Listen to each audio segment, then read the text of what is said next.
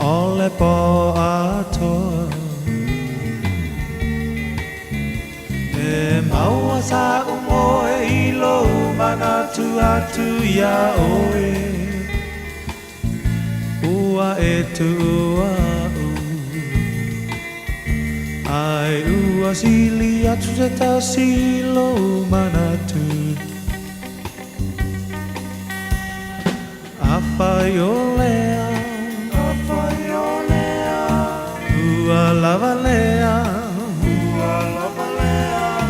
Apai ua e musu Sau se pai mai se upu Ne te ua pei ole tasi upu Moa moa lulu Niu niu pulu Asili ona faa pupu Nei e tongi le moa Ai upulo na apa Ne pei ole tasi muangangana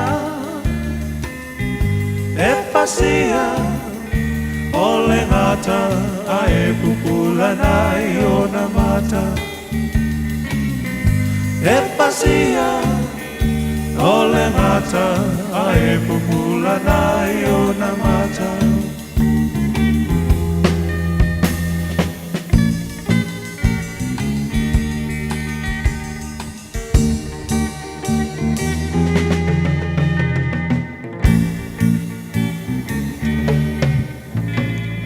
Ote mana tuaina Sa upu ole apai atua e pa misa misa Ai se ale pongai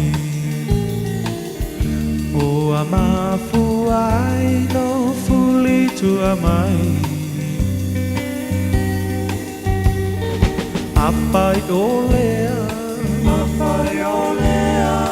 Ua lava lea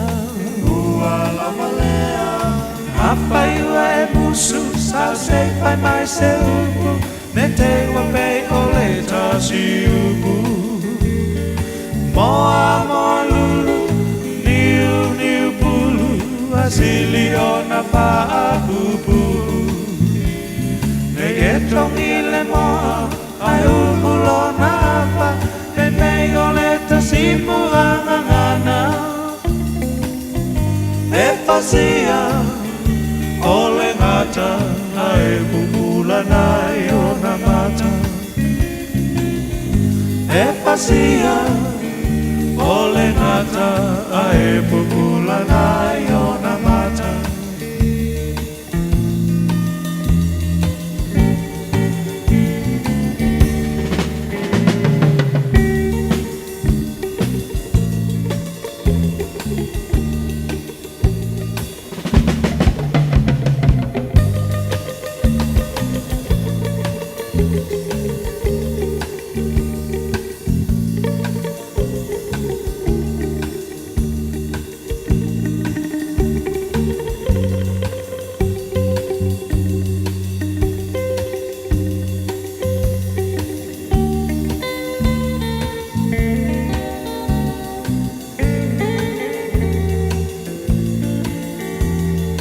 Apai ua e musu Sau se pai mai se upu Ne te ua pei ole tasi upu Moa moa lulu Niu niu pulu Asili ona paa pupu Nei e tongi le moa Ai upulo na apa Ne pei ole tasi muangangana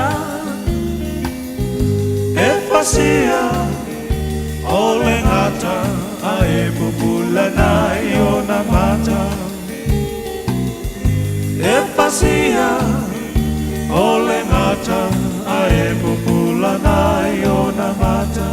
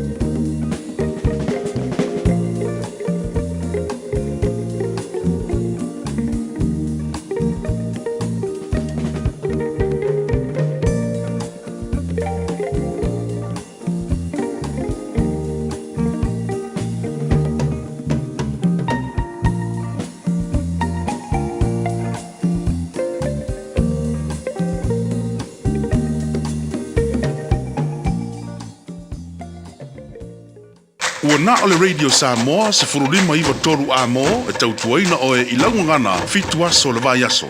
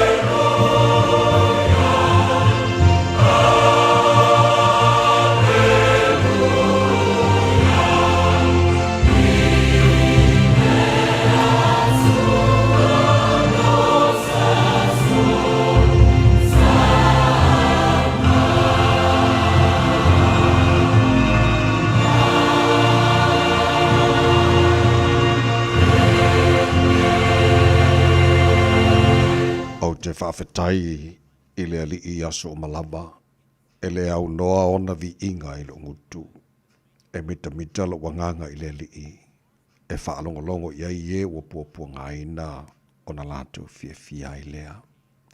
I au tau whaanene e atu i le ali i whaatasi mau, ma i a tātou vivi whaatasi i lona suafa. Wa mātou alo isu le tai au sengi, se i o mātou vivi i ma whaanene i a te oe. Alanga ina lo manu malo, ma pese o vi inga lo mātou atua. Wa ole nei foi wa mātou maua au whamurianga, i le nei tai au fau. Mātou le whale malaloto fia i o lotoa, mātou weifoi o luma lo mātou atua, mātou whape atu e pa ia. Pa ia lava oe le atua siri ese, o le atua matautia, ma malu, ma le mamana, o le atua oe pule hawao i mea malava, e le ai lava masetu sama oe. O lo walofa lo wha maoni ma lo wanga le leilo mātu atua, e tu mau lava e o ringa ta anga o mea malava. O le atua oe mali ai manao, e me le lei malava. O la wafia lava o le alefa ma le omeka o le amatanga ma ringa ta anga o le mua ma le muli. O le atua e soifua ma le vavau e o lava e le wha vavau. O le atua oe la e le vi ingo le malu o le atua oe pulpulu. Le matango fie. Whaaftai tere lava tamai lau mea lofa. O le ola faua mātu maua hale nei fo i tae hao. Whaaftai wa e whaapopol nea sa fau le fai te wino aso le soifua le tunu mara mātu wala. O mātu au lia i fo le nea so lua o se fulfaya i aso ke topa. Fo launga le nei fo i te sanga. Ya o le mātou malanga o le nei aso fau e le mailo fo i mātou pole hane me tupu le si tu lao no manai. Ai a mātou mau tinoa lo tātou whalau whaatasi, ma e iei le waa o lo mātou whalau ai. O na mātou tali tonu fo i leo le au na masao le whalau ngare nei aso tau te mailo mātou e tua whamale mone le malanga o whai nei. Au le tia whaiva, whai ngai mana tino le nei aso fau e a mai. Te maalo whangia nei a mātou whanau whamale mone. Maru tia la tau le paoro lo walofa. Pe atu inatu i awa onga sa ili el poto. Whamli e whaiva o lo whai ngai malim tamata e whai a onga. O lo ngafa maleawa o ina nei mātou whanau. Maru ele tu imanu mo panga mara tāpo inga nei mātou mātua tua sin sino la tunu i imanu mātou manawana nei yaso. Ma o pero lātou si fua lauri leili tino si sili le nganga ala lo whatasi mai. E mana tua pia sa moa le tunu pele le loto le mātou le talo. Ia le manuia oe lo mātou tua iona tai tai. te tai ma le tonu, te tai ma le awa ia te oe lo mātua tua ina ia manuia Samoa mo a tai ao.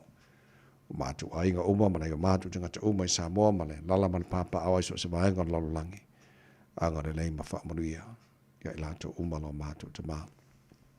Wha manuia whorinea tunu New Zealand lo mātua nofo ma mawai. O le nā te talo mo atu no uma nei lalolangi. Ia nisio ainga la tunu. Ala wha mai nei tai au wha noanga o le malanga le wha atua o ia le maliu po le oti ua motu si ai mawhtanga ma whana manai ainga wo mai masani. Mātu talo lo file mu malonga wha mai se wha ma whanai nei lanto i taimi o wha noanga. O mea umala whana mātu whaia nesa whaulo mātu o tua.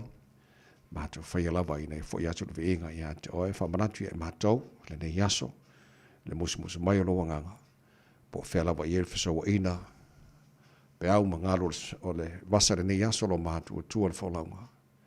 E file mō mato ala au pe au i ate oe lo mātu o tua. Ta mawha mlea mai. Tua rere sa mōre nei aso a toa.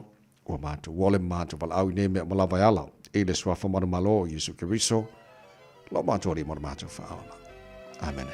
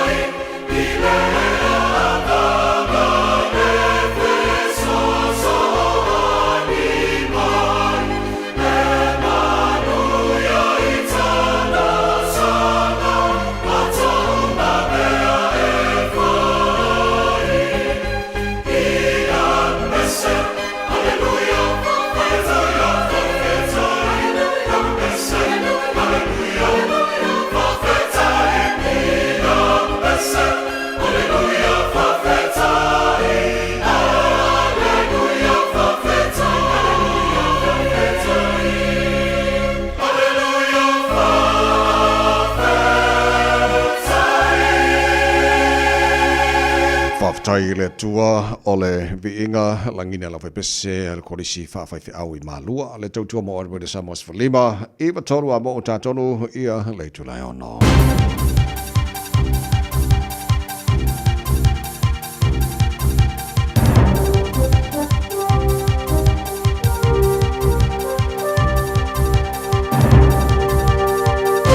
In this update, all 20 living Israeli hostages have been freed and reunited with family. The initial US-brokered peace deal saw Hamas release all hostages in exchange for 250 Palestinian prisoners and 1,700 detainees, who have now also been released. Israel's Prime Minister Benjamin Netanyahu has showered Trump with praise as he spoke to him in front of Israel's parliament.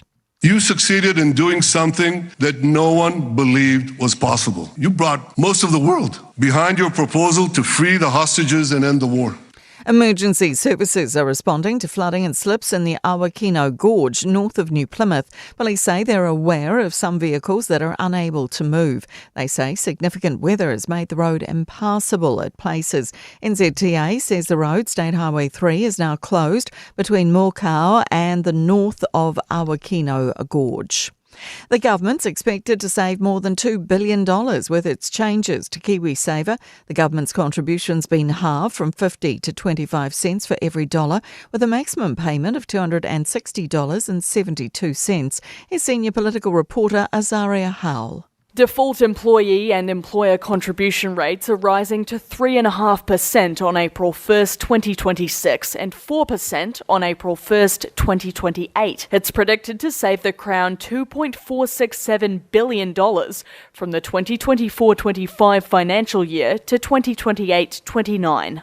Consumer NZ's predicting hundreds of thousands of New Zealand computers will be impacted today with support for Windows 10 expiring. It estimates around 30% of New Zealand computers still use Windows 10. Microsoft's telling customers to update their devices for Windows 11 or pay to extend the support for another year. That's news. In sport, playmaker Kieran Foran supports a push for Kiwis to feature in League State of Origin. Any player who represents another Tier 1 nation, New Zealand and England, cannot indulge in mate against mate, state against state, but representatives from Tier 2 nations such as Samoa and Tonga can take part. Foran says that lenience should extend. Simi Maxwell has set a precedent as the first New Zealander to claim a mountain bike World Series title via the women's cross-country. Coach Sam Thompson says the result makes her an inspiration. Australian Test cricket captain Pat Cummins concedes he's unlikely to play next month's Ashes opener against England. The 32-year-old is recovering from a back stress fracture, having last bowled competitively in July. That's sport. I'm Jodie Gill. Ua na ole Radio Samoa se furulima iwa toru a mo e tautuaina o e ilaungangana fitua so le vai aso. Wawalte nei tai out fo na avele vi inga mana whaafatai le tuolo na lofa o tātou maua de nei tai out fo ma o whaafiloi mo whaata lofa tuai le avatele lava mana whaaloalo sa mo le tenu pele le pa ihama le malolo whaafonga malo le sui fua maruia. Whaamalofo le tenu ia le folau o le as tātou tale whai na o le tātou whaafatai le tua o tātou maua fo de nei aso.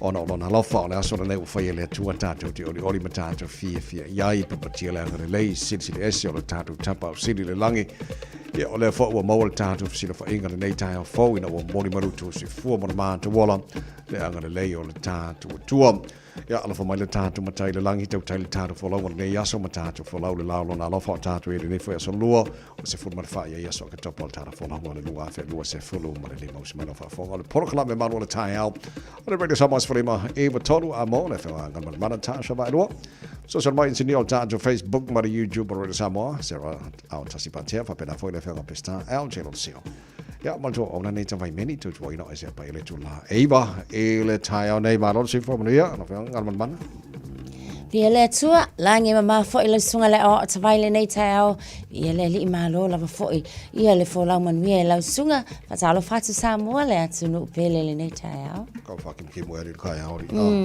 so fo ia ngale aso ruana ko ia ni ale le fa o te ele tu la ono mai la fa fo la mai mo ole lo tau mo le aso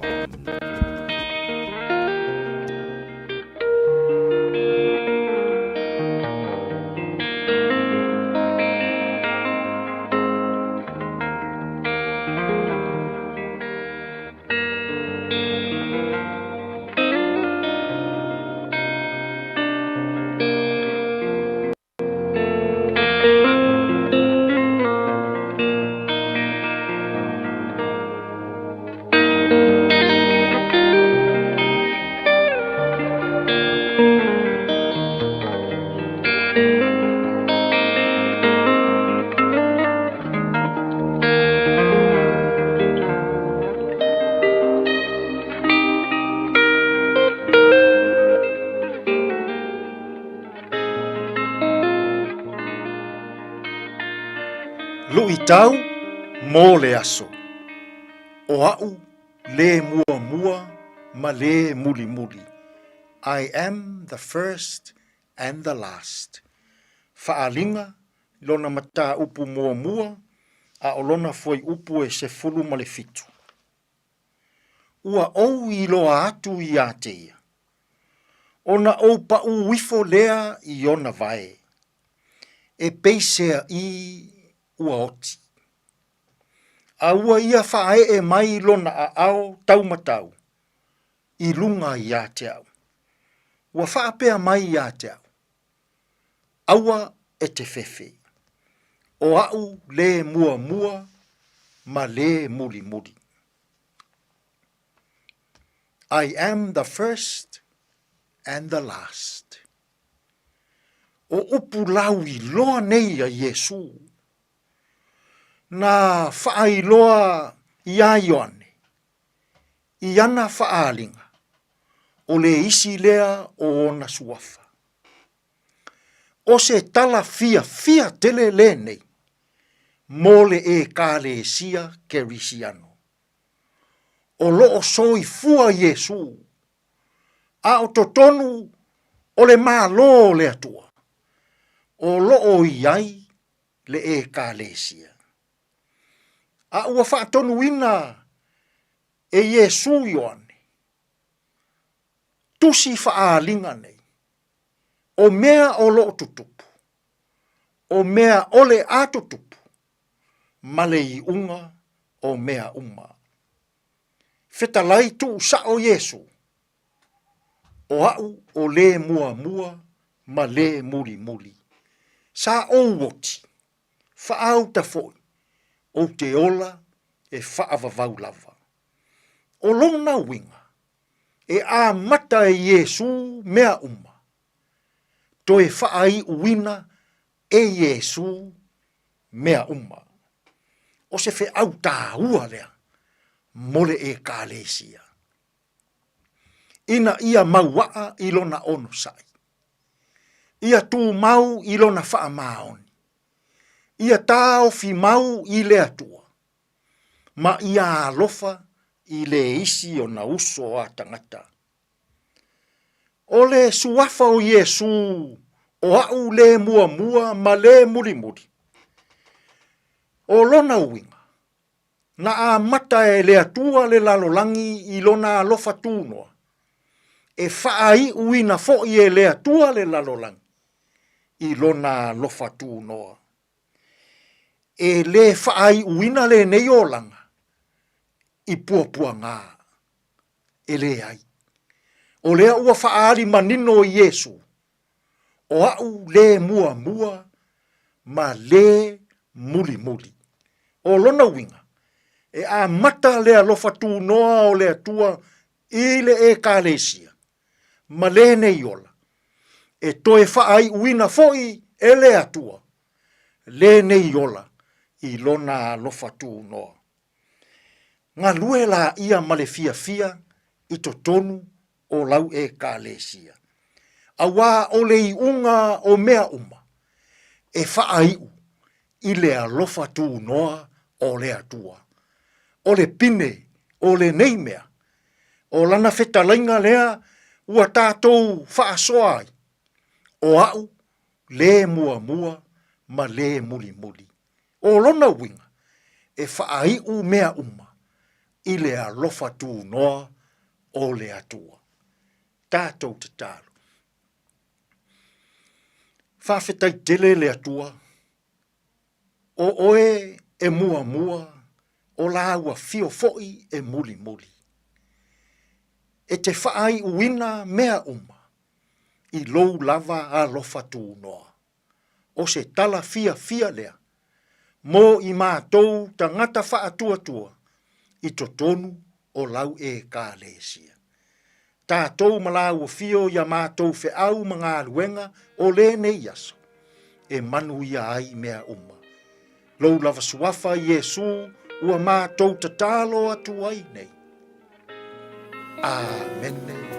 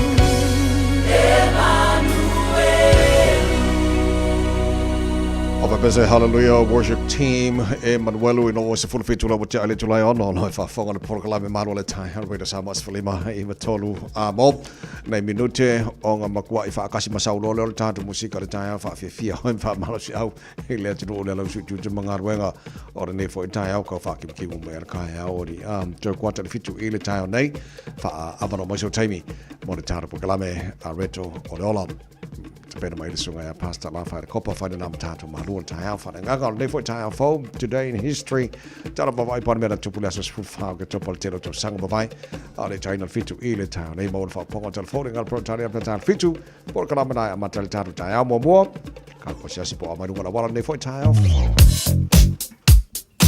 Morning am vale lunga tato wala le nei taimi o le tai au mai ta watu ia ui lava fo ina to ulu na iwanga ia o lea lava o lo o tūlanga le lei mai tato wala o lo o so longa le lei se vanga na fo tato State Highway 1 le tūle nai matu pauna o le wala le mai ta watu o faisi vave fo I le taimi le nei o na faisi bisio nai vaenga e mai se lava lai lunga o le Twin Coast Discovery Highway lava ia anga ia tūle le vaenga le na pasia Constellation Drive solo tu se ia o tina Rosedale le vaenga na Rosedale vaenga le na o le na o lanu mumu o lona winga o le na o pisi o ni se vaenga lanu sama lona winga o le na o lo o feo lolo o le si tulanga o lo o mai tau tua ia ele o iai se fa lave le nei taimi o le tae au ave ta avale tau tua na fa mole o le na lava foi faisi fa le tono le tau ia drive to the conditions ma ia manu ia tele lava ma saunga le mu pe foi fa inga malanga il amtanga le nei tai au full vale minute te ai le tu lai ono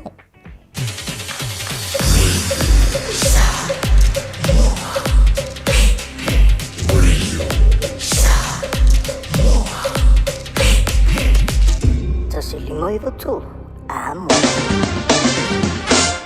Pai ngā mata talo tawara nei fo I tai fo tama ki makaura o au kilani no whanga leo whaasara launga ale Radio Samoa. Sifo fito le manu lure nei vanga o tai au winga o tau lea sona whaasara pa uti munga ma mawhati munga I le nei fo yaso a toa o le whamaila o mai tau whaasolo I na mowatu le mamafa o nati munga le whiawhi ma le po ana nei. Ia malangi le lea tuai le tau o savile whaasolo nangi marosi mai matu si sifo whaasolo nangi mai sauti si sifo I niso taimi o le au auli. Sifuru iwa. Ala marunga nai o ele mahalu o le ea mo tātou. I le nei aso timu sifuru lua I lona ma walalo. Kai au pe auria o ka whiwhi. O ke baba ia kua lefa mana mai tau le aso suru mātango whirela se karasia ia ai moi. Sifuru fitu marunga o le mahalu lufa ma wina mo tātou. Pea kau marunga e kai auri pea. Pai kai on tuatu whasaro na awa o langi le leila stoffi. Langi le leila sforeile. Whasaro fo ina langi le leila sto na ipa o timu le aso sa langi le leila so fua. O le yaso lumana iatu. Wa o taltala ia te oe wha maunga na mai tau tu na mai le nei fo I tai au ma le aso a tai au pe au lia ma aso umo le nei fo I va yaso ma na mtanga na va yaso pa aso fo I tara pa klame nei tai au la mfain tara pa vai tulanga I le tau tiro I si vaenga o sina pa pena fo le tau Samoa ma ni se vaenga o le ke lope na wa lua se furu le wate ane le tula e ono niso fatunga tuai le tia maa mai le lato li pene lima to tasi le vanu Tala ina whakiwhianga Radio Samoa nei fo I tai au fau le tunu angai juta mga luenga o le tai au fau ka paua le bangu le vai kako o le ala por kaya ai kako la sia le bangu nga ai wa kako mo fu fa mo ngia ngora sunua la to mo ni fa mo nei aso te se le mo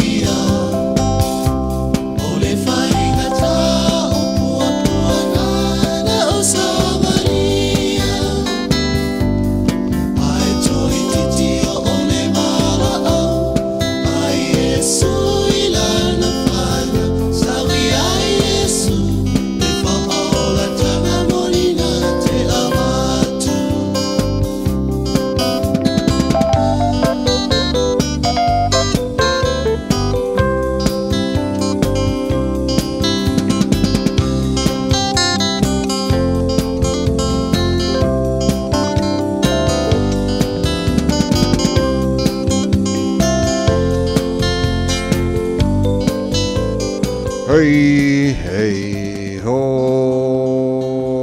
Luas full farm la follow what challenge July on all to already Samos for lima but tolu a mo kuayang apia mai dungo ka Facebook mari YouTube ngia kon pololo am.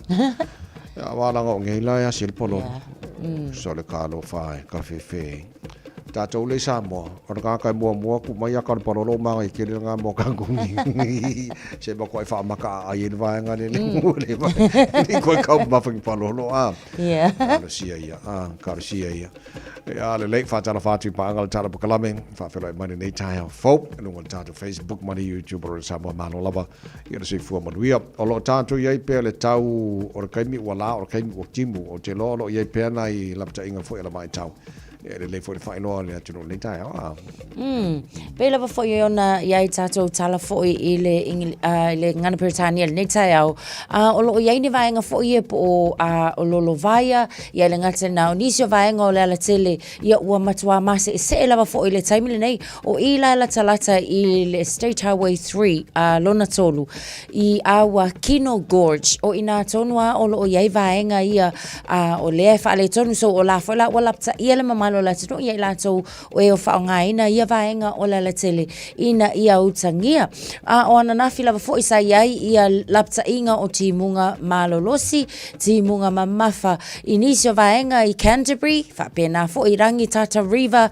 le ngata le na ia o Arthur's Pass fo I se ia o mayala ana na file lima le vefi o neila o lea olo o iai fo inisio lapta inga o lea ua ile orange rain warning fo ilea na mata mai ana nafi se ia o lava fo ile nei aso o ile vaenga lea o Bay of Plenty po Eastern Ranges o lea lo iai ia lapta inga o timunga mamafa Waitomo Taumaranui Taupo Taihape Northwest of Waioro ia o lo o iai fo ila to ilapta inga lava mo le aso atole nei timunga mamafa mai ana nafi se ia o ile aso lava ia o Taranaki North o Taranaki maunga nisina vaenga o lea lo o fa mafa mai le taimile nei ia lapata inga Tararua Range lo whapena foi ona lapata ia I timunga mamafa lava foi ia ai maise lava foi o le telo le vaenga I le Northland e pe o le vaenga tonu le na o leo lo wha mamafa mai ai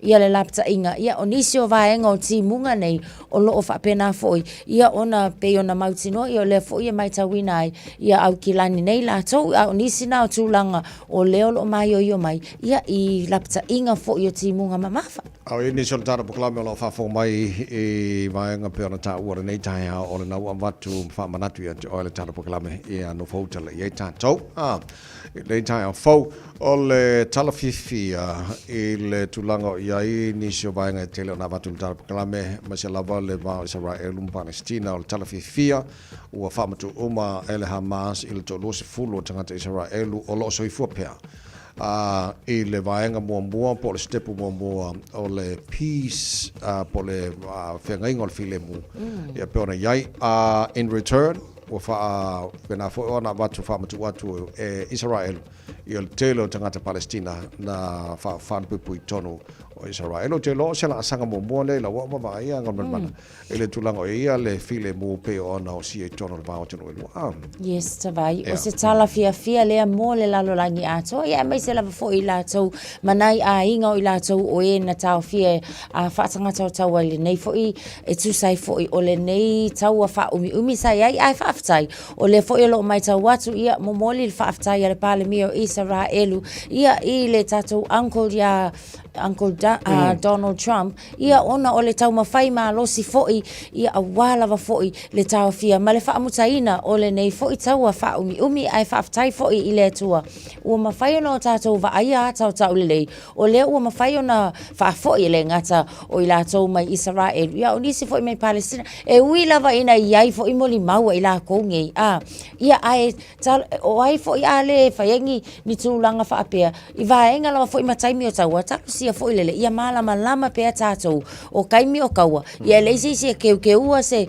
io onga o tūlanga ua iai le whainga tā foi tu salava po amoli mau tatou whaafetai ile atua o lea ua atangia ua whaatino foi ia le ngā luenga foi e pe ona nau ia le lalangi ato ina ia tau fia ma ia le file mu o te loa le vaenga le mo whaafetai le palmia o Israelu Benjamin Netanyahu i le presidente o Amerika Donald Trump ona ole awala na fai ona o sia ile fenga inga fai ona fai wa ele ise sintel tonu e mafai ona tupule me fa pe ia pa de loa tolpu lo fo ile presidente o Amerika tonu o la vai o tele o te tai o malo ile ngata malo arapi malo fo lo lang sai e tonu te milen tonu ia Donald Trump e tono la wele ele o fo ele lo ia i vai ngo sara eluma ma o sia ele fenga inga le aslo no inga ko ke le o nga venga fo Uncle Trump nga fai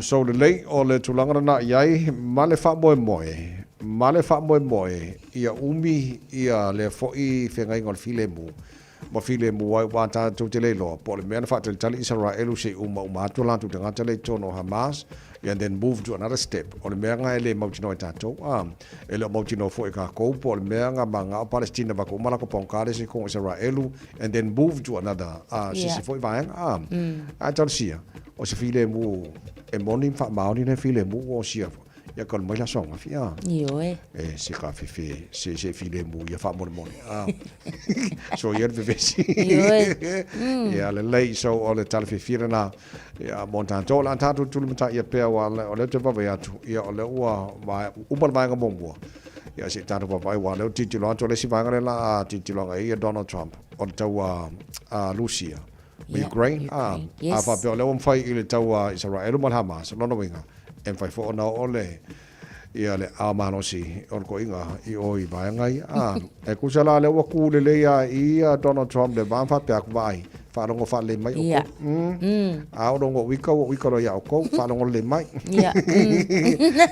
kama makua marka manos e ale le o tulanga na ia e nei vai nga len fa lo mai le parmio New Zealand na fia ngan ban ia mal minsta wa ongo te lo se vai fo la bolo sit fia wa o fa ya ongo tulanga o fo nga yo o ongo le te ya tulanga le tele le ona amatara fo nei tau sanga o tam fai mai fainga malo ina ia sitia le tulanga le fai tau tusia nai tamaiti ia ai mai se fo ile tu tau matematika ile tu la le na fa ailoana na fi o se tulanga le tele ona ol polo keti le na amata mai fo nei tau sanga mai tau ina ila ile tu lava le yo le fai tau tusi o makua ike le si tanga o le tulanga le fo ile sitia mai le kwata mua ia le la wo o le kwata tolu le la wo amata fo le kwata fa a le su enga ia I fa ai unga mai le kwata mua a ngai le kwata tolu ma ngai le te leo le si tanga mo ai a fuala le fai tawa fai pe amale 5% o tamaiti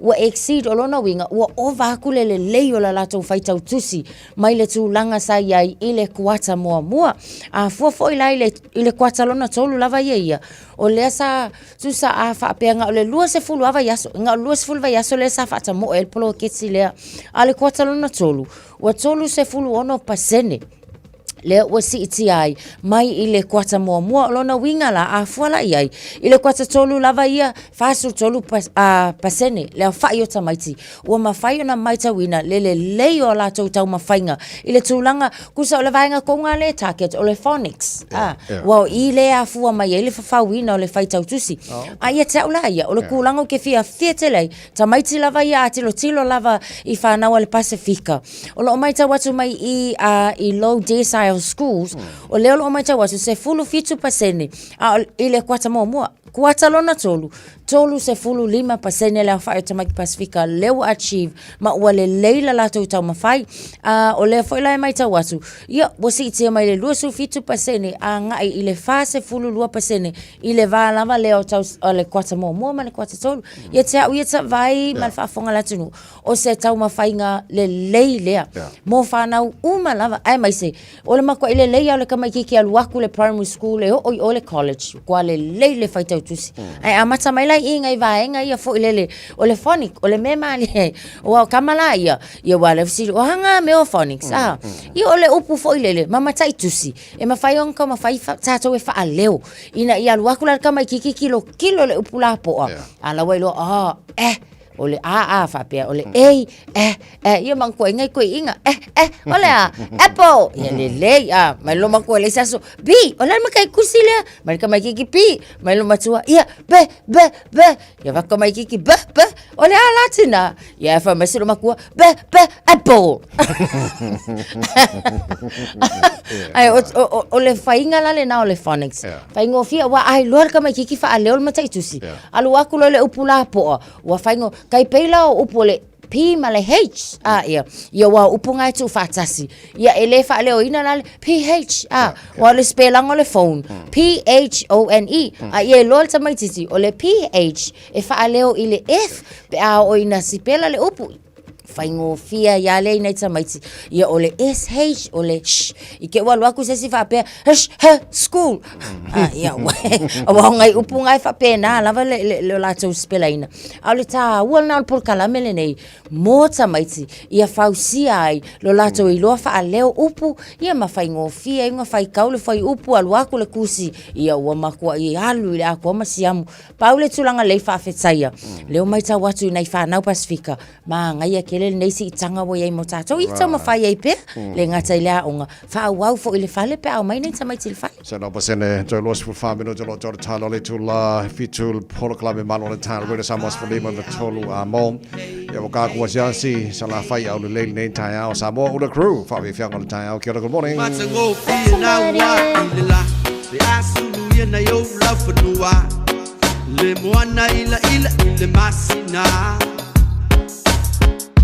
oh mata ango be dina tawita velanu wa ipe yo susana be o sei a eta oto watu manga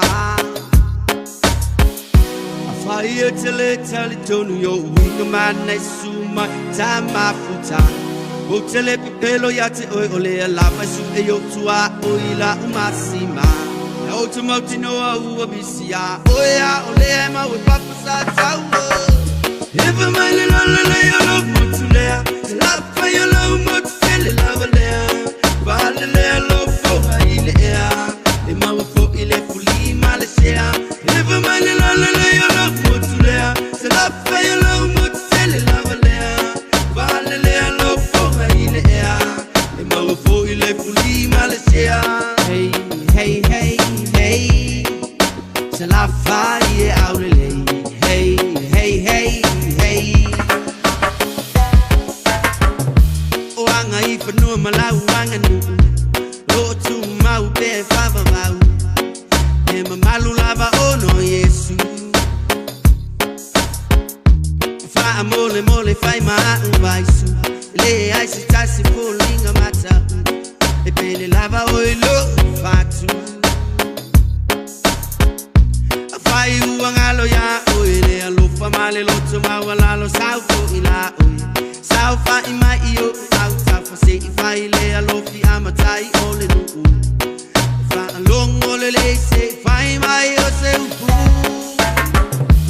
eva mai le alo mutulea la fa yo lo mutele la valea vale le alo fo ile ya le mau fo ile fuli malesea eva mai le alo mutulea se la fa yo lo mutele la valea vale le alo fo ile ya le mau fo ile fuli malesea hey hey hey hey se la fa ye aurele hey hey hey hey oh se ngofo mai I lalo malola mai le kipi ai awe ke ka alo o ka mai ki o mo kele mena ku mu fa alo malo mo lalo ai afa ya esasi nginga la ka ko fai ku fafu ai mai o pule o uma vai ko fia ia le fu e mar ko o laula ngai ko si ai nga mo mala fongo o malu mo pa ia e fa me melo ia le loko ka ko pala me fa so sa ko la fai mer ko o nga fu fa sale le anga la ko pule nga wa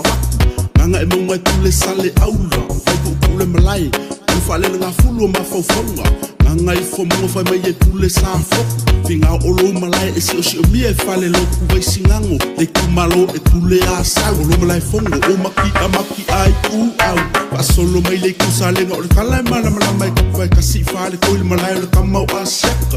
Palau di sifu, ma palau le fale fai pule palauli. I lo malai fongo i veilo a. Se ua ako kingo le kama ma au le lei. Sala fai e o oenga mo e pa io le kala le lei. Me mika i le loko e fai ma sei. Wa sa fala le lei. Le mok fai me ma fai lau sala fai e au le lei. If a man in all the lay, I love what's there. The love for your love, but feel the love there. But the lay, love for the air. The mama for the fully Malaysia. If a man in all the lay, I love what's there. The love for your love, but feel the love there. But the lay, love for the air. The mama for the fully Malaysia. Hey, hey, hey, hey. The love fire out the lay. Hey, hey, hey.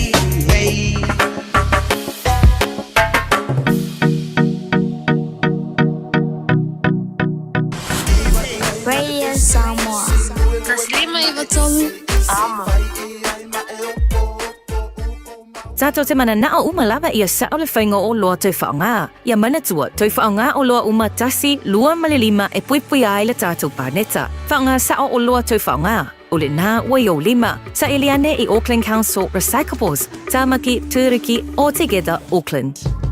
Beta Drive Doctors, i le taulanga whaatau i mangele, whaapea manrua. O le vainga o so ngase pe amana o mia. E whaatino e fo i matupui pui o le whanau witi, o tupui pui le COVID sfuluiva, mo i lātou e sfuluan tausanga malunga atu. Whaapea matupui pui o le flu. Pala au telefoni, 255-25-valu. Mo so wano e whaatino ai nei au nanga. O fisa fo mai i mangele i taftafane o le McDonald. A manrewa i taftafane o le Faletusi po le Public Library. Beta Drive Doctors Clinics. O e si la fia me e whaatino e mawhaiona e umia i so fale motu le lumanai. A whai fo i so fale motu, o e si la fia me whaiona whaatino ni si o fuafuanga e whaonga aire equity o lo fale. A wane e misiere por kalame o le malu i fale. Ia fiafi o sururu ta itasi le se fulu e te aile whaa. O le a e si la fia ai au wala e mawhaiona e umia se fale motu le lumanai, ma au wala e whaonga aile equity o lo fale motu, e whaata waise isi o fale, le por kalame o le malu i fale. Ia fiafi o sururu wa yaso ta itasi se fulu e te aile whaa. Tau mara wena sa mas walima he ima tola moto se fulu malaiva mino tola tola tala ole tula fitu hello ta mauna tu na tuloa leo le tana pakalame a reto o le ola o le nei foi tai o fau manato manuia mai oe le tai o fau po o mong yang palolo a oe le mong yang palolo ni kai o fau sa mo am se ka ko wo fo New Zealand asi po ka fu palolo New Zealand ya ka ko le oe asi a ya wa ka fa pe fa mai ko ingo mo ma ko sa mo a so le kering el palolo le wo kimu mai a o kimu mai New Zealand le o ka ko asi palolo ya au si fo me kimu New Zealand ke le palolo sa o Northland o vai nga lo titilo atu to titja va so lo e lava cases o le misela te lo le se vai nga le to fun fa natura tino le tai e lua nisi cases le na foi na toe ma ua mai foi ile amatanga o le nei vai aso i Northland lava ia mai isi foi cases mo sai ai ia o se fulu a so fa atasi la o se fulu lua la le fa o cases le wa ia atoa e ai lava foi le case le na ma ua mai i Queenstown o le fa ingo cases i Northland o le lei foi la ona o le sa ma fa ona isolate lava i la to a o cases la ia o cases lava mai to tono le tupu anga e tasi o lona winga o na paule tala le lei mo tato le community e le se tulango popo le foi le fa apea o se case o sala lau to tono le community o la lava na le lei le va ainga foi i la to na afia ia ma isolate foi no fuanga ia wa pe ia le tonga fitting o tama le o COVID ia lo sunga le o ia ai sa wana ma tala pe tato ai lava foi ni va ainga ese foi o mama ina ita maiti ia man tulang pena au lava le tua ia o le fo ma ia va ai ina ia tong fitia lato ma nei telefon na tu nei foi tai o fo to se for fitu mino tolo ta le ole tula fitu mai a fa fanga mal 5 stars e nei foi tai o fo so Malaysia ta tu le poti mai lunga ole awala ona tu ina tu no le ole ta tu ma lo tai o fa nganga a reto o le ole nei foi tai o ta pele mai so ya master la fa le copa ma lo fa ten fa te small ta no club nei tai o ma to manuia mai oi fia mai ia Te ke almost kako parolo ni so. Alla fa mali banga sa mo. Iya, nga. Karsia.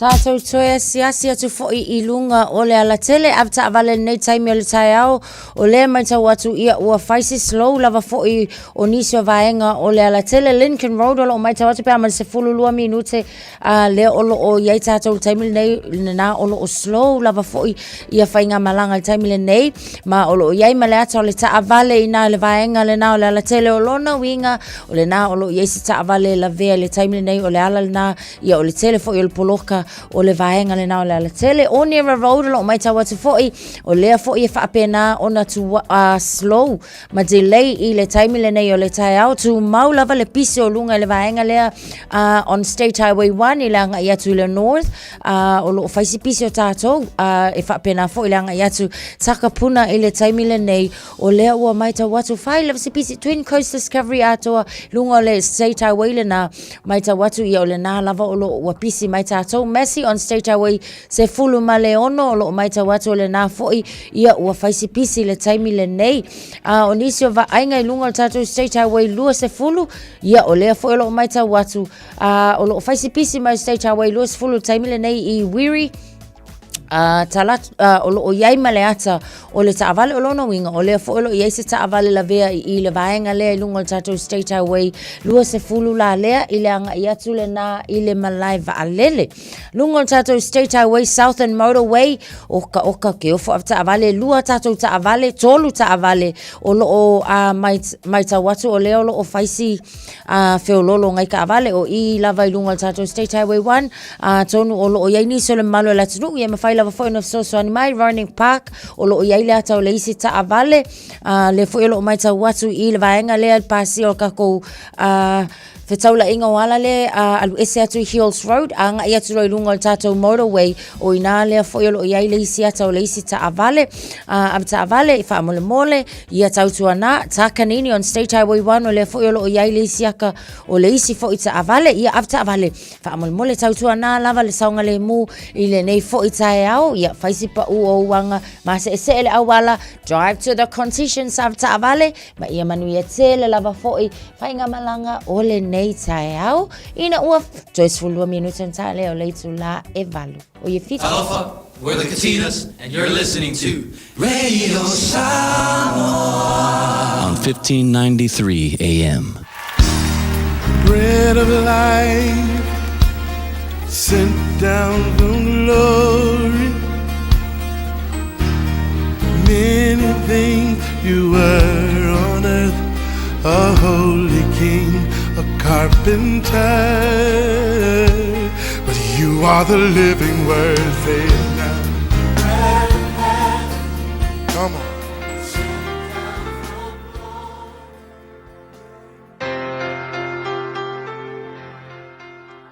O te fia foi whawhiloa I tātua tunu, a tātua wanga I atu fo I le nei vai aso, tā hua, o le whamanatuina, o le maliu, pua ngālo tātua li I whaola o Yesu, ea o ni whiau fo I, ea whatatau I le tā hua tele, o le maliu o lo tātua li I, mo I tātou tanga sala.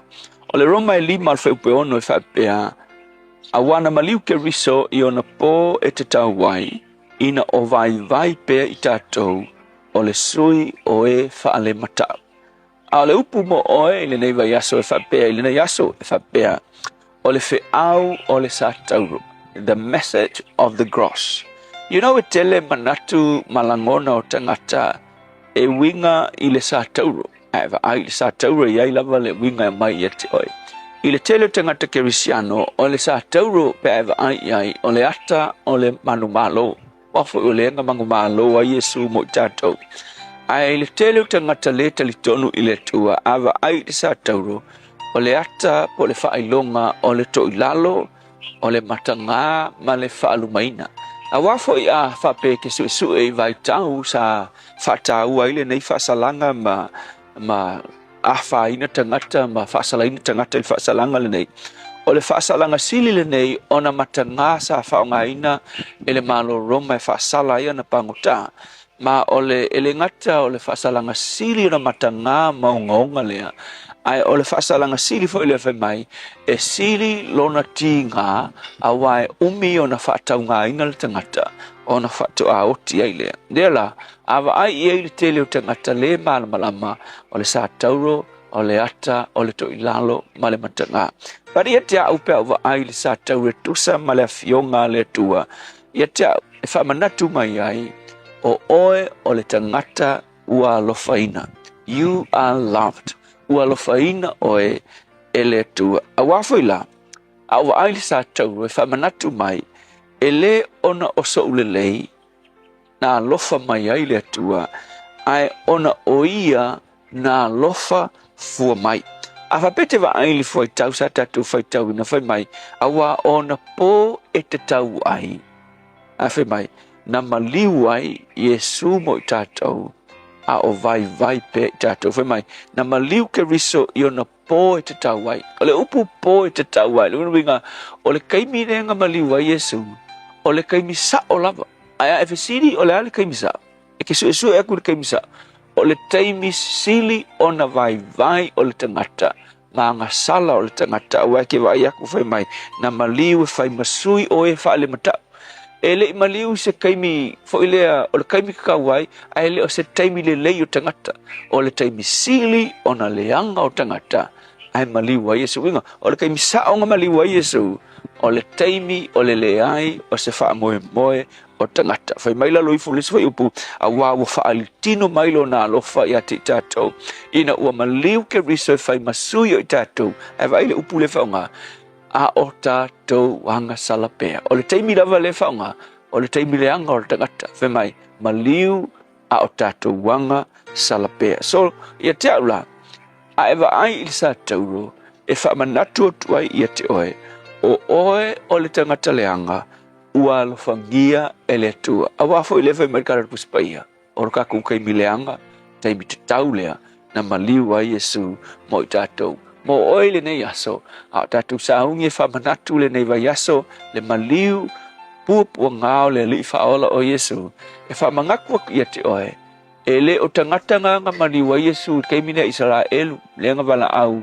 sa tau pe roma fo ngala kutu ia Yesu I fao po kaiafa po Pilato ake lo ake fa pe fo na maliu Yesu mo au le tangata ngasala na leanga na matua mamawa umaletua wa e fa akusa oil keimin ngai ke ola anga le maliu Yesu o oe fo le tangata leanga makua mamau ese maletua a olea wa lofa mai oia mana la veai ia te oe le tangata angasala le tua fa fitai lava na e maliu ona wa lofangia o le tangata angasala fa fitai le taulanga na saudia mo mato ia vi ia lo suafa Yesu amen.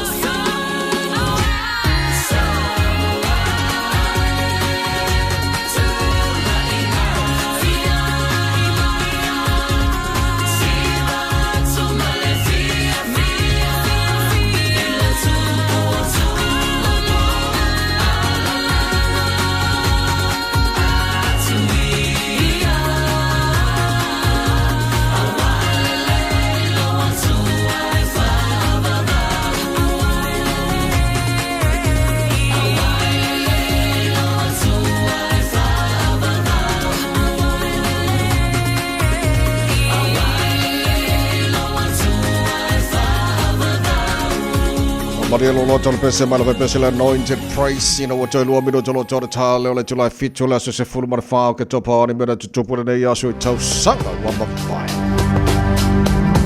Tātou tangtanga e whai latu nuu I le tau mawhainga o le file mu te tono le lalolangi le tau sanga te siva o no sfulu ia o le asona o luwai ta ua ai e le Palestine o Amerika sa ia I le vai taimi le na John F. Kennedy ia le vaenga le o le Peace Corps po le whatuina o le Peace Corps I te tono o le University o Michigan le tau sanga te siva o no whala ia na whaalau ilo ai foi ia le whaamanuaina o Martin Luther King Jr.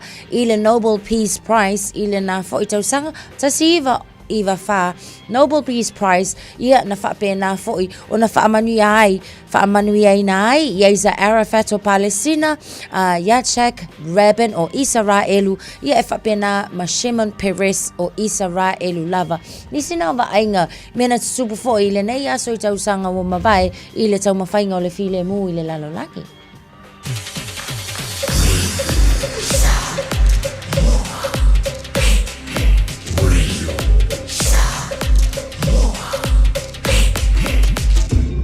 Noivo tu, amo.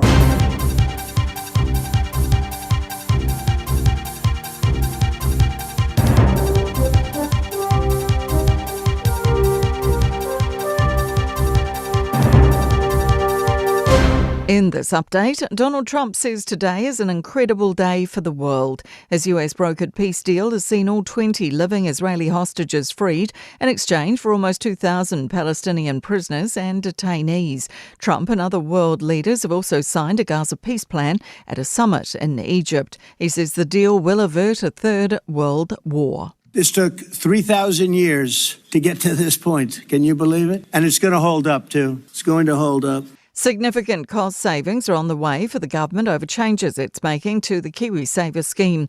Forecasts suggest the government will save $2.467 billion over a 4-year period. Here's senior political reporter Azaria Howell. The government's halved its maximum payment and per dollar contribution and removed it for a certain income threshold, as employee and employer contribution rates are set to gradually rise. A spokesman for Finance Minister Nicola Willis says higher savings are expected for KiwiSaver investors due to the increases in employer and employee contributions. The Prime Minister says details of an inquiry into the hunt for Tom Phillips will be revealed in the coming weeks. Last month, the fugitive was killed in a shootout with police after nearly 4 years on the run. Police are currently investigating if anyone helped him, but Chris Luxon says a fuller inquiry is needed. What I've been interested in getting advice on is what's the best form of inquiry to undertake, who would lead it, and ultimately what are the terms of reference. So those are the 3 things that we're just working through now. 2 more closures of State Highway 1 on the Brynderwyns next month. It will close from November 12 to 16 and then again from the 20th to the 23rd for resurfacing works. The latest One News variant poll makes grim reading for the Prime Minister. It shows 52% of voters disapprove of Christopher Luxon, while 41% disapprove of Chris Hipkins. That's news. In sport, coach Scott Robertson has justified the emphasis on midfielders and loose forwards in the 36-strong All Black squad for the Grand Slam Tour. 6 players cover the 2 midfields and 7 options feature for the 3 loose forward positions. Robertson says versatility is key. South Africa have beaten Bangladesh by 3 wickets with 3 balls to spare, chasing 233 at the Women's Cricket World Cup. Mark Williams proven he's still handy with his cue, beating Sean Murphy 10-3 in the Xi'an Grand Prix snooker final to become the oldest winner of a ranking event at 50 years and 206 days. The 3-time world champion eclipsed the record previously held by fellow Welshman Ray Reardon. That's sport. I'm Jodie Gill. Ua na ole Radio Samoa se furulima iwa toru a mo e tautuaina o e ilaungangana fitua so le vai aso. Faisi pisi o nisi o vaenga o lunga o atato wala te tele o lo mai tau atu le taimi le nei o lo faisi o yeinei a wala nai poloka I ngai after Simon Street on the Southern Motorway o na o se whaalavelave tau ta avale sa iei foi I le tai au o lo mai tau atu whailava foi si pisi mai I le vale a ngai atu nei Manukau a ngai atu Green Lane on Great South Road o lo faisi pisi I le taimi le nei on the Northern Motorway o te Moteha Valley off-ramp and Silverdale on the northbound. O le nā fo ilo maita watu makua pisi lava mamafa le traffic. Whapena fo ilo maita watu Dairy Flat Highway. Faisi pisi i le taimi le nei. Leisio vaenga lo maita watu on the northbound lava fo i Stafford Road off-ramp o leo lo pisi mai i le taimi le nei. Whapena ona mai te watu lo i Taavale lunga le Pakiranga Highway. Whamole mole av Taavale ia tonu foi o se Taavale o lo o whale tonu ia po se Taavale la vea foi i le nei taimi o le tae au. Whai lava si tele o vaenga o tato wala te tele o lo mai te watu taimi le nei o le nā lava foi lo o tu mau le pisi. Nisi o vaenga sa feo lolo o le ua pisi 20 State Highway lua se fulu a. Mole anga i mai i mangele anga i ane le malava ale lo mai kau kulkaimi le nei matua whai lava fo isi pisi i le nei taimi o le tae au.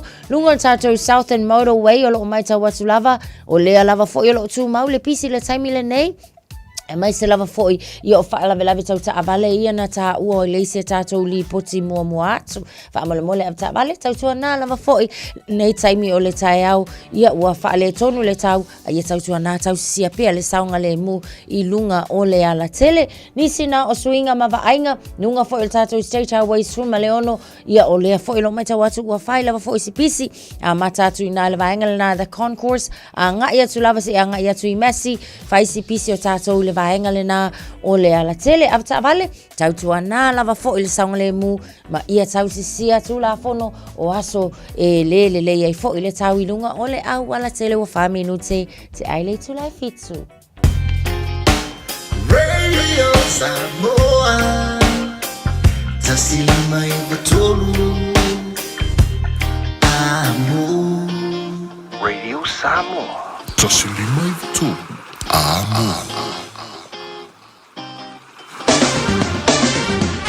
Malo se whamaria nei teimi o le tae ole vai ngā lata mai nei i le tala o le tau. Wawai atu Samoa lua se furu le mawhana whana nei teimi o le tae au. Ai wausu umana tunu e asil palolo. O leo te wawai atu o lai langi le mai le tau le nei mai o le tae au.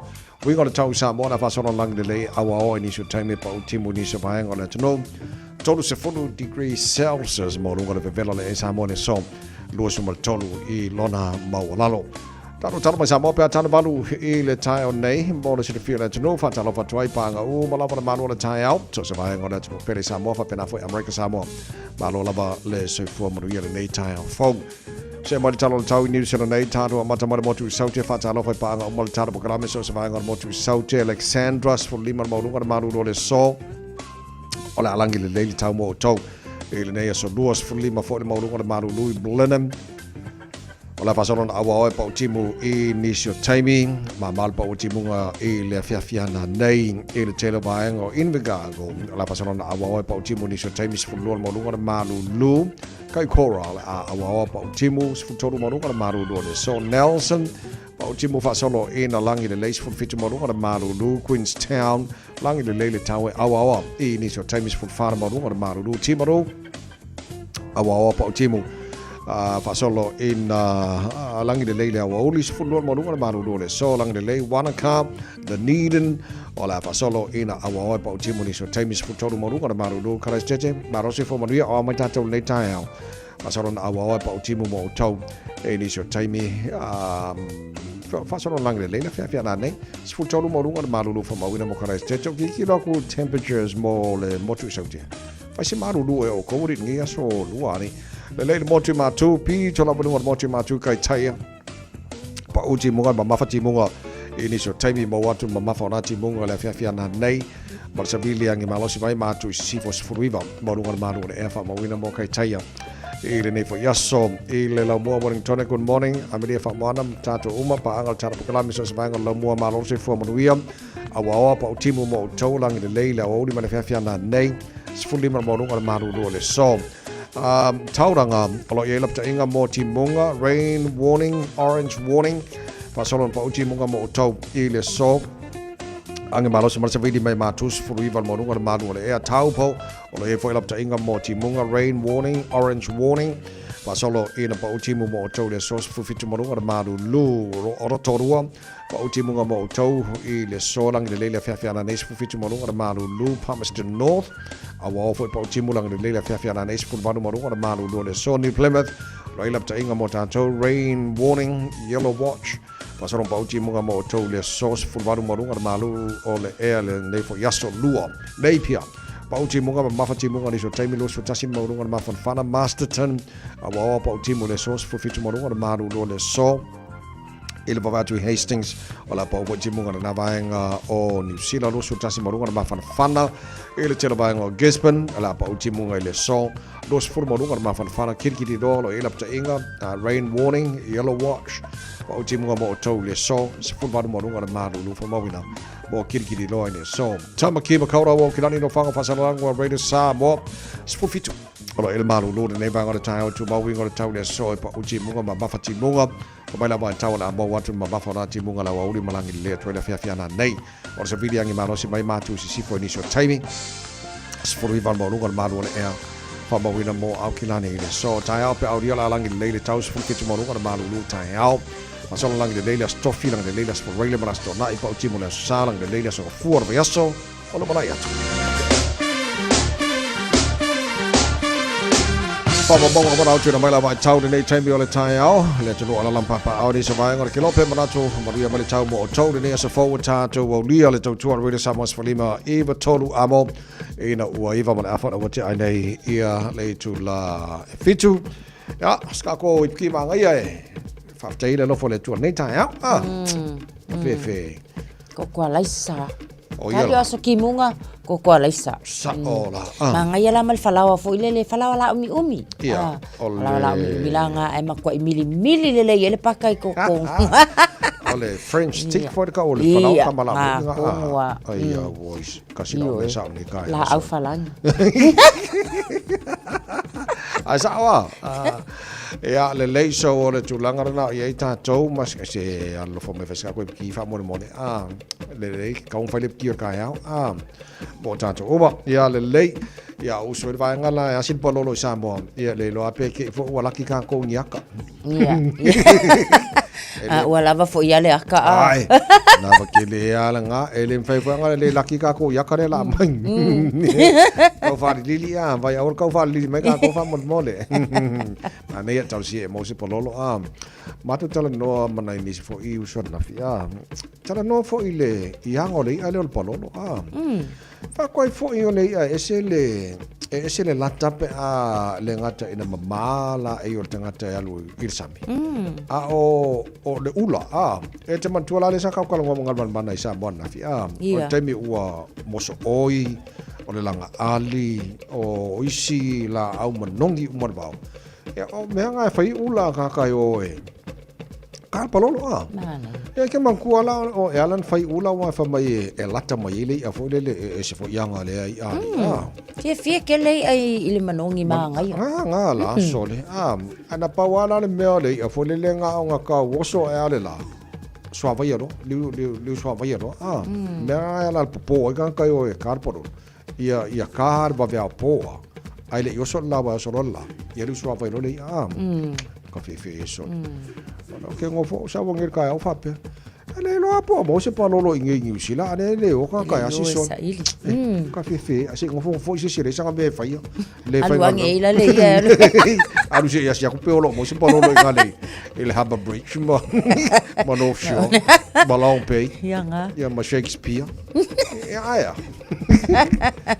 le lo apo ana ye fo winga le ngai ta vai yo wa fo la ye lo no winga so se sala ya lo ka pa lolo ya ma kwa fa amangong ya le menga kal mangong yes ya wala man bang funga le ko ele ka walang ka ele mama ho ya mele walo ingel kusal lu so va ya le la man lu so va ya be ale ivo ale mane ole winga matu tano fo ma kalkalango se fo le tulang fo ya afuala i la au no fa le tu ola to ya pela mo so o yo langa adi o isila au manongi mo fo de o tangata mai o sami ia laka mai le a fo de ya wa ke fiu spray au fang fa mangongi le kai kai laka mai le ya oi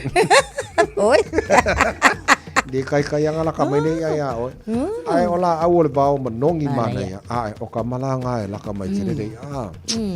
Ia ta ilu la poko ye se la au le langa ali. Awa yo ke le iva ai le langa ali. Io ina olo ta fa alonga ele ngwa ase vanga ngala le moso oi. Ia ka manga ma ko ngai fa la si. Kele moso oi. Manga ya sem kwa. O se aka foi la se langa ali au le aka le palolo o se aka se langa ali. Asa wa. O le si me mana i te mata ina tele. Ia man tua foi le fai tau le anai ma tua foi Samoa. O le hata mai. E fai tau taimi. Le saka kwa ngoi foi ngal mana Samoa na fia. E ku se fai kau i le ato le masina. E fai kau nga i le funga mo moso oi. Me uma. E fai kau ngol palolo Ia.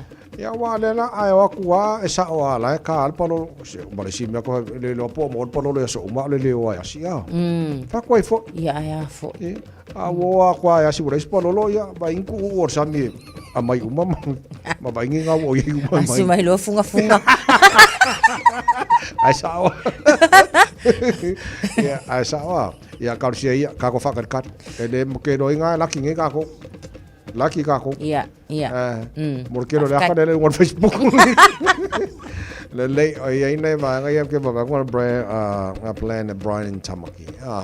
O tire lopo la le po se si fo I solo le ka fo. Ya pe ya le pe fa o se fa la vai le la fo.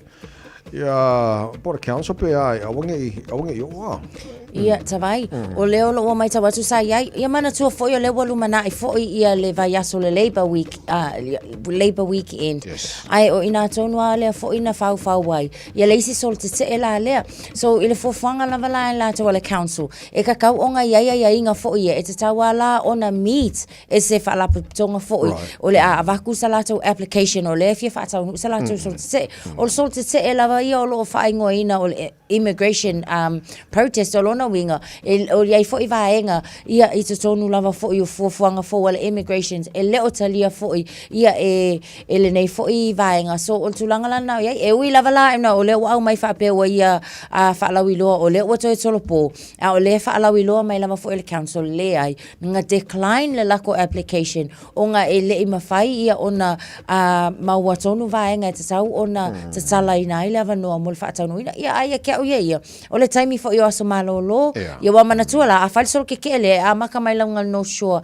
ia masawa I lava fo ile tato a wala lau papa ia o vaenga ia o le fo yo lo tau mo fai fo ile le council lato e te tau lava fo ia ona hava no pe mo ta faunga nei tangata ile nei fo ia so malolo a o le o mautino ia o le ale fa tau no ina na sol tisi okay le na no fa tail ta ba kala menga mana nei pa ngai na bala mai nei taiao ia ma longo mai fa la vele I Hill Road so o le titulo to le fa mani mai lo baka kotahi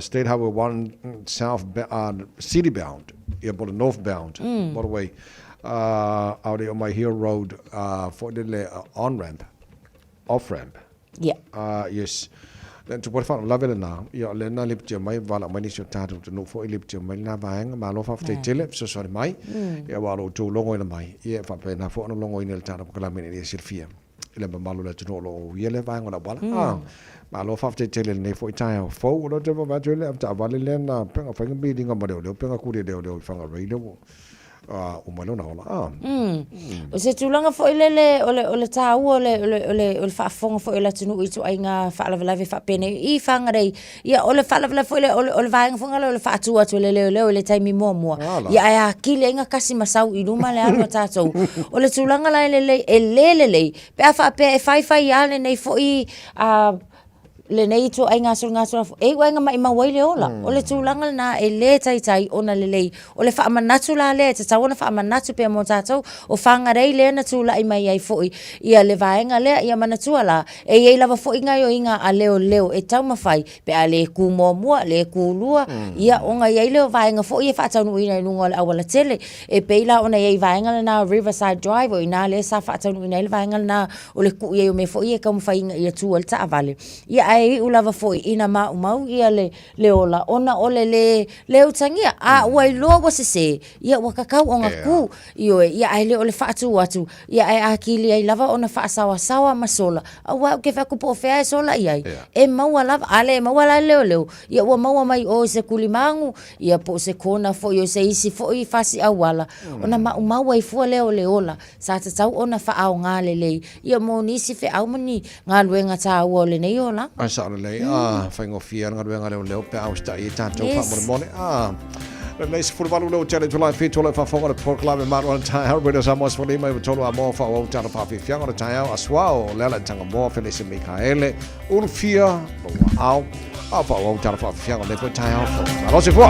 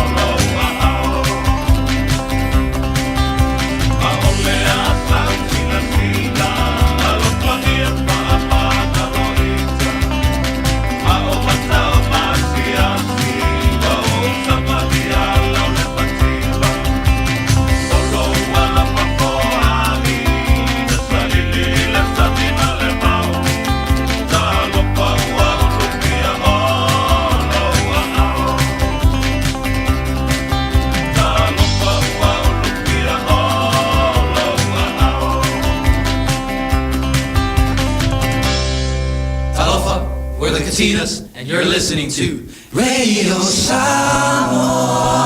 On 1593 AM. Just think a minute. It could change everything.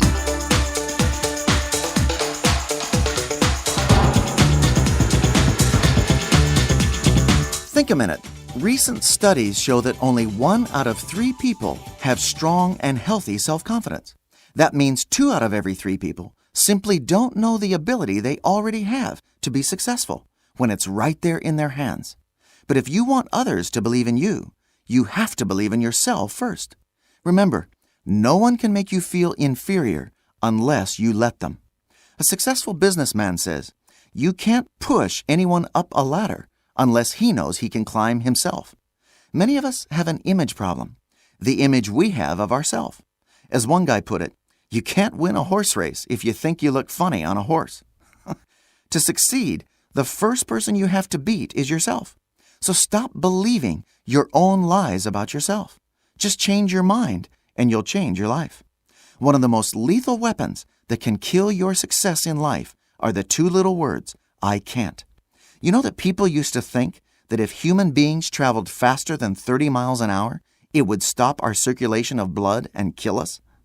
Thank goodness a few people didn't believe that silly thinking, or we wouldn't be riding in cars, buses, or flying on airplanes today. You'll never know until you try. Roger Bannister was the first human being to run a mile in less than 4 minutes. But before he did it, most people in the world didn't think it was even possible. Yet only weeks after Bannister did it, suddenly runners all over the world began running a mile in less than 4 minutes. If we believe something can be done, we'll usually do it. You know, too many of us spend our lives looking around instead of looking up to the one who made us and knows our potential. So why don't you look up to Jesus Christ today? Ask him to take full charge of your life, personally and professionally. You'll be surprised how much more you can do. Just think a minute. If you'd like a free CD of our top 40 programs, write to us on the internet at www.thinkaminute.com and catch us tomorrow at the same time when we stop and think a minute.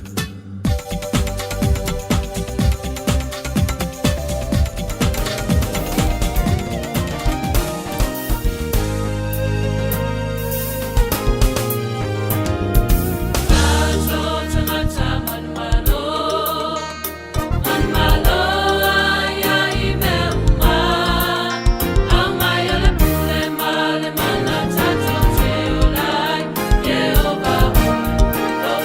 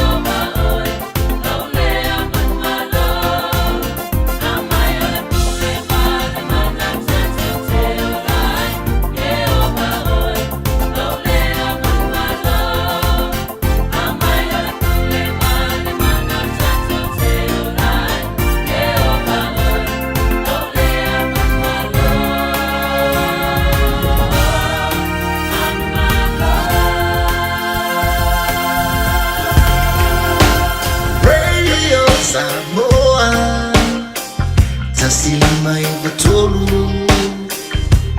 Amo Radio Samoa Tasilima Ivatolu Amo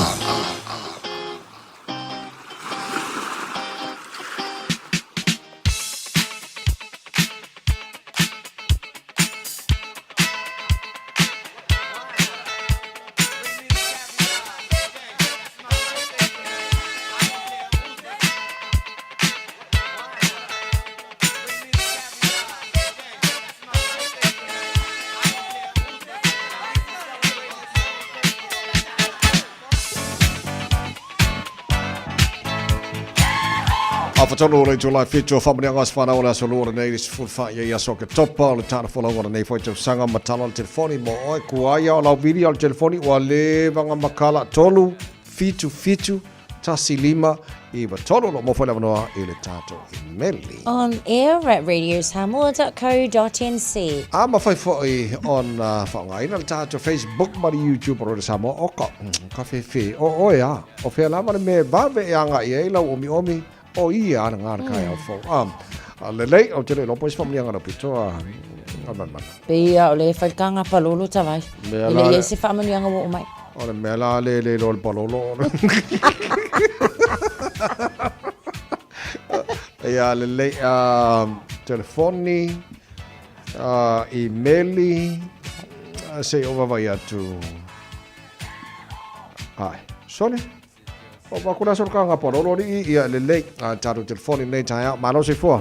Ia sai fo mani le tula o ta vai malo to ata ni taia fa tai mo lo wa no.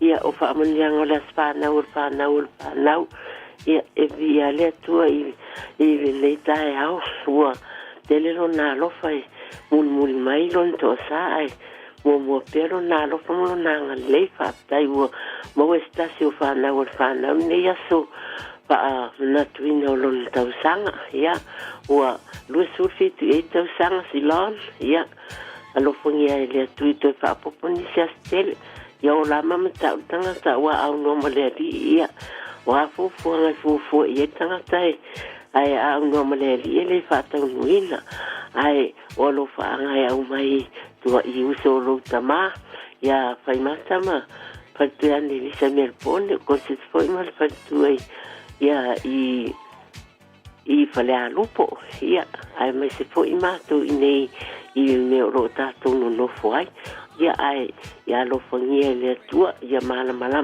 pe ala i savali ai ia tonu le ala i savali ai lon ia o lo fana e batu nei le tina lo tama ia lo tele mo oi mania le aso ia pa petaita vai mo lo wa vanoa Maniel lua ngā benga nei aso. Tai la tina mani fo nei tai fo. Che lopen na pa wena al tata fo mlianga nei tai. Ja. Le lei. Ja, o ka ko nga ko sia ki kasia pe si fa mlianga I pa wa ku ya ka won ngi ka fo. Le oi lo ko sa le to sa ya le lei ma lo se fo. Lo se fo lo lo se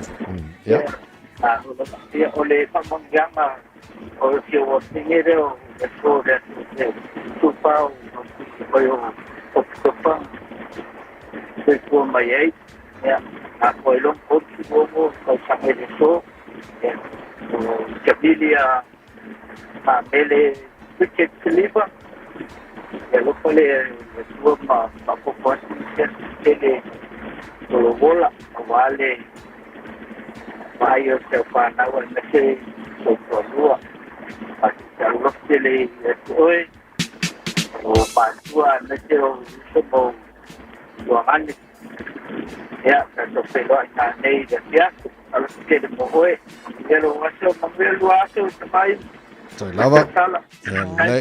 Maria for nei tai ha fo. Ja, o te lo tata fo ni nga na nei tai ha fo. Le fe ka maki wedding ko nge. Bueno, o fe o e mo ya po o ya no sa ro gama. O pese le fa Maria try pura ka fa venga venga Samoa. O tata mo kala me maro tai ha. Fa o nei no was fa now. Pese ale mo. Pese ale mo. Maria tele las cheers. Toi los fulono valo.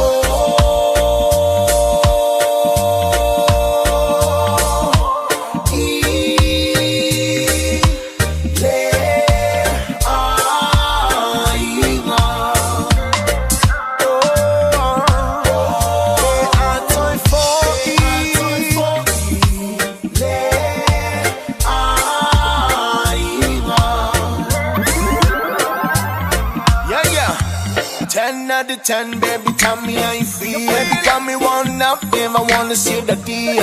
Oh, your phone rings, baby, one of a meal. Still, I wanna find you, never wanna take the wheel. She the one, she the witch, she the queen, she the reason why I wanna fall in love like this.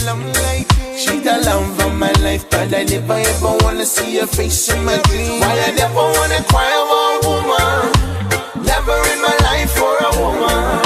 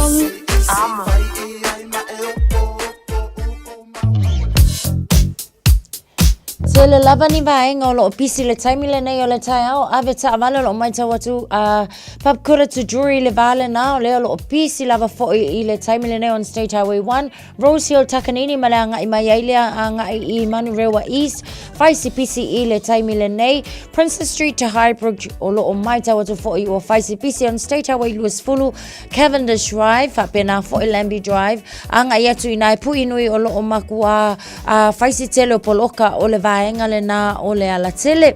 Lunga tatu State Highway 1 fo I o lo maita watu kako vaenga na Mount Wellington o lo o matua pisi le taimi le nei. Faso solo atu ai lea I Penrose o lo o maita watu Faisi pisi.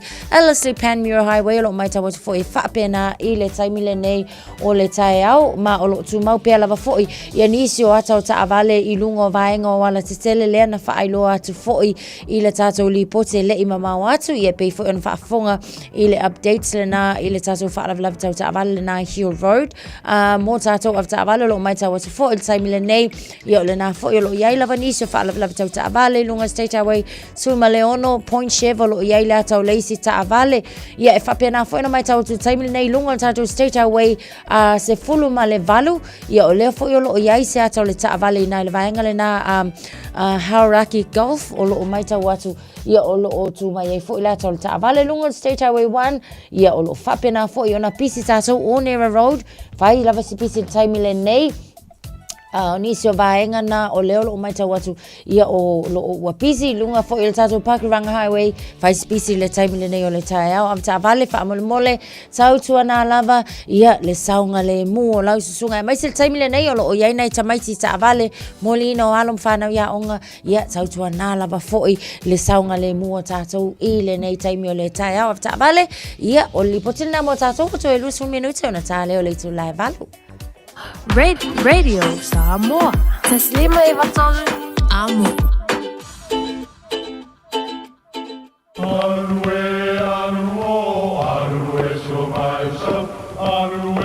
O Samoa o le atunu ua mai au na tofi. O le la au ua mai au ngā tātulanga. E le to e tau au whangaina. O le vai fo I ua malili ua mai au na saiki. A o lau polo kalame o le vau filifili. Ua na o se toi wha amanatu. Ua na o se toi whangu ia wanga nuu Samoa. Mau upu ta oto, mau upu tu.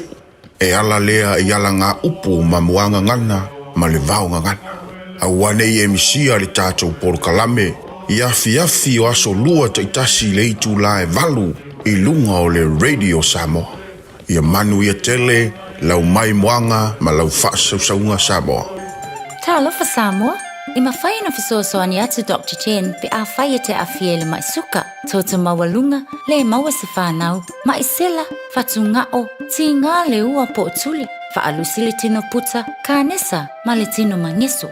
Maua fo I le kulini fulunifo mō nifo ti ngā, ma toi whaafilesi ai lau mānawa. Tele nisi o loa e whasoasoani I lo soifua maloloina.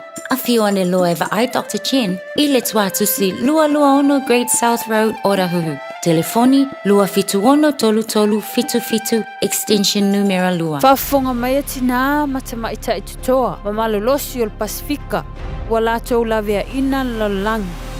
Whaftai moa o tau ngaluenga lelei uma, wa whaia mo a inga, matangata lautele. Ae petai, tu salava pe tutoa ma malolosi tina matamaita. E la tau te mo mia lava, una whaia la tau siaki whafoma. A whai ua whaasfulu lima I le ono sfulu iwa tausanga le matua o lo soifua. Whaatonu nei loa so ua wanoa siaki fua ai o susu, mo le siaki ina, pe ua afia I le kānesa o susu. I le pressed, screen, Aotearoa. Wala awane I le numera. O se lau, lua fitu o, lua o. Awa, o le whaia o le siaki mawhaata o susu I le aso. E lawe ina ai o tou moa tai au. When you shake a radio Samoa, lua mai, washi mai, Radio Samoa, tasili mai batolo.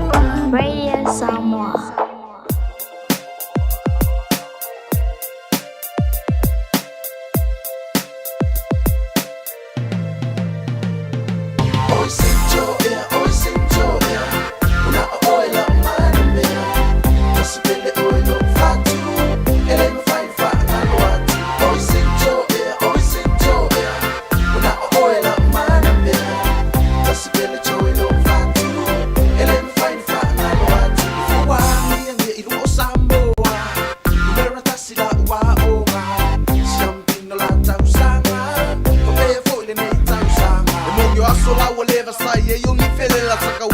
le vao fili vai si le va kama I muri vai sa fo mai ai si mai no ko pa ko fa ele kama fai ko e mo ki polonga sa o mo sa lo ko ia firma oli ma fo yo mo onga mo fo yo musika ka alonga me au sa o mo ai fo mai e su lo fa ola oi sincho e una oi la mane si pele oi lo fatu ele me fai fa na lo oi sincho e una oi la mane si pele oi lo fatu ele me fai fa na lo e te ata mai o to wa ono ma pa pena fo yo sima ai te lo na ya fai na le wa o tu ai le me ma wa eu vou fight for this swing o mai pulu ni ma la si fi ala fo ko akele fika a e lo le ko fai mai fini la mangai kamale a kule au fa fi ko pa ai o ga ko poko e fai se la fo a makala nga kolo fai u le mi moko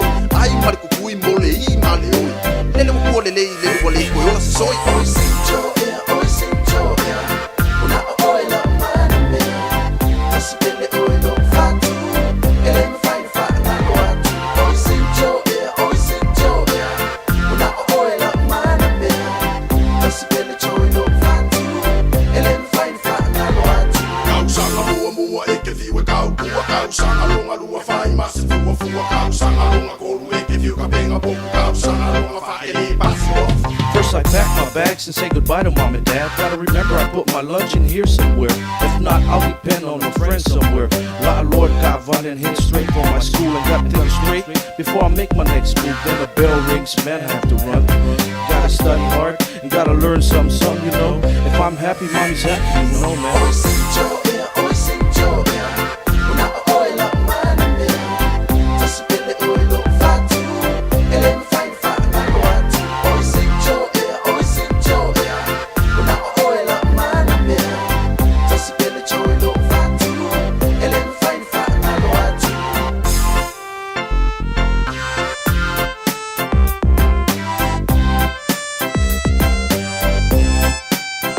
Longo musika inge ya le mame a sole ko mi la upili le ai so pole ko anga onga ya ten ma fula sa ke al bi ya pas ma yosa I will not to so ya James Ostina ba ai le malanga se ya ya fika tone panga manu ya o ai la sibili ma ba ai au le sasa oi e ma in oi sincho una oi la mane si pele oi lo fatu ele me fai fa na lo oi sincho una oi la mane si pele oi lo fatu ele me fai fa na lo oi sincho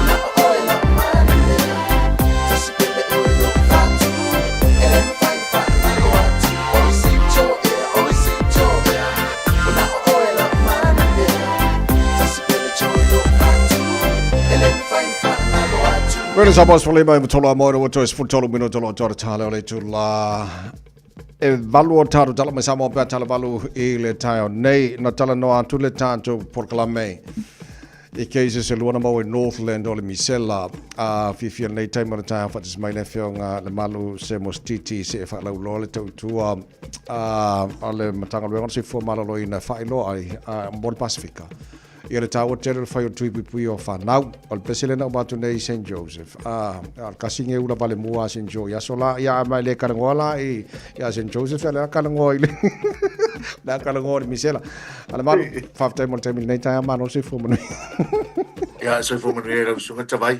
ta lo fat fo fa fa ngasio ta tu tu le vai ngal tai au ya ma ro se fu ma le langi ma se ar kana le sa fa lo ngai tawai sa me ore nga ke ngasi ya dia ke vai wa le mo wale so fu la le la sunga le wa kai la ia wa la ko kalanga ko se si la uri ola ko kalanga lo fainge o le pese nga ka mai o pese ko nga ka usanga la uri o e fo yo o ti mana ma se man wa ke ke mia e ma ku kuri no mai lo la ku ma ku foi de ka ku fa ko ko ni we le ngai ma ku la ku pe we ko fa e ro uri Ia pi ora winga sa de usika ia keminga. Okay. O ia nga kamale ya. Kamale. De ka ofiseria ka wata. Ma. Okay nilai uso olen ma tala no nail time mga man tulang o easy cases in all misela len mo my Northland. Ele le ta tala no o ta ua walang o te lo le fe au ta mo moni le nei ta ya o ta ua o tui pui ne o MMR. Mfena sa no le tulang le. Tai te vai mo le ni ava no ta ua. E mo mo ala vona le ale mo tu le pausi le fia onai. O le mātou ngaluenga, o mātou le Pacific Public Health, e to tonu la o le National Public Health Services. To vola le National Public Health Services, o le meke lefu i le awhi e so se langi maoli, o le mātou vaenga la lea, o le Director ua nei tō sanga talo na whawein, o le Pacific Public Health, e keita le lea mō tātou tangata Pasifika. Lea la mau te ngā lue whata se ma providers, pe i vai, ma isi vaenga ia. Awe, sa tā ua le vaenga ta vai o le o se furu tolu ni cases tōtu la toa. I lunga le ngā tōlunga i Northland. E se furu lua, pe o i le te lea i le afo i te whama.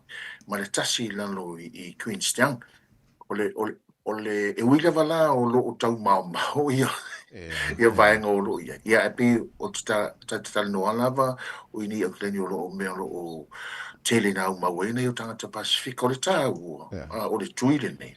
O le paule o le ava noa tātou te e pui mai e tātou mai le whama. E tā ua lava e ali imata mai ta i fōma i ngā tawhau le o tau si soifua. O New Zealand. O lo ia le ava noa telefo le ono tupo i se outbreak fo le misi. Ona o le toa tele o tangata e afio ma mai tutonu, malanga mai tutonu New Zealand.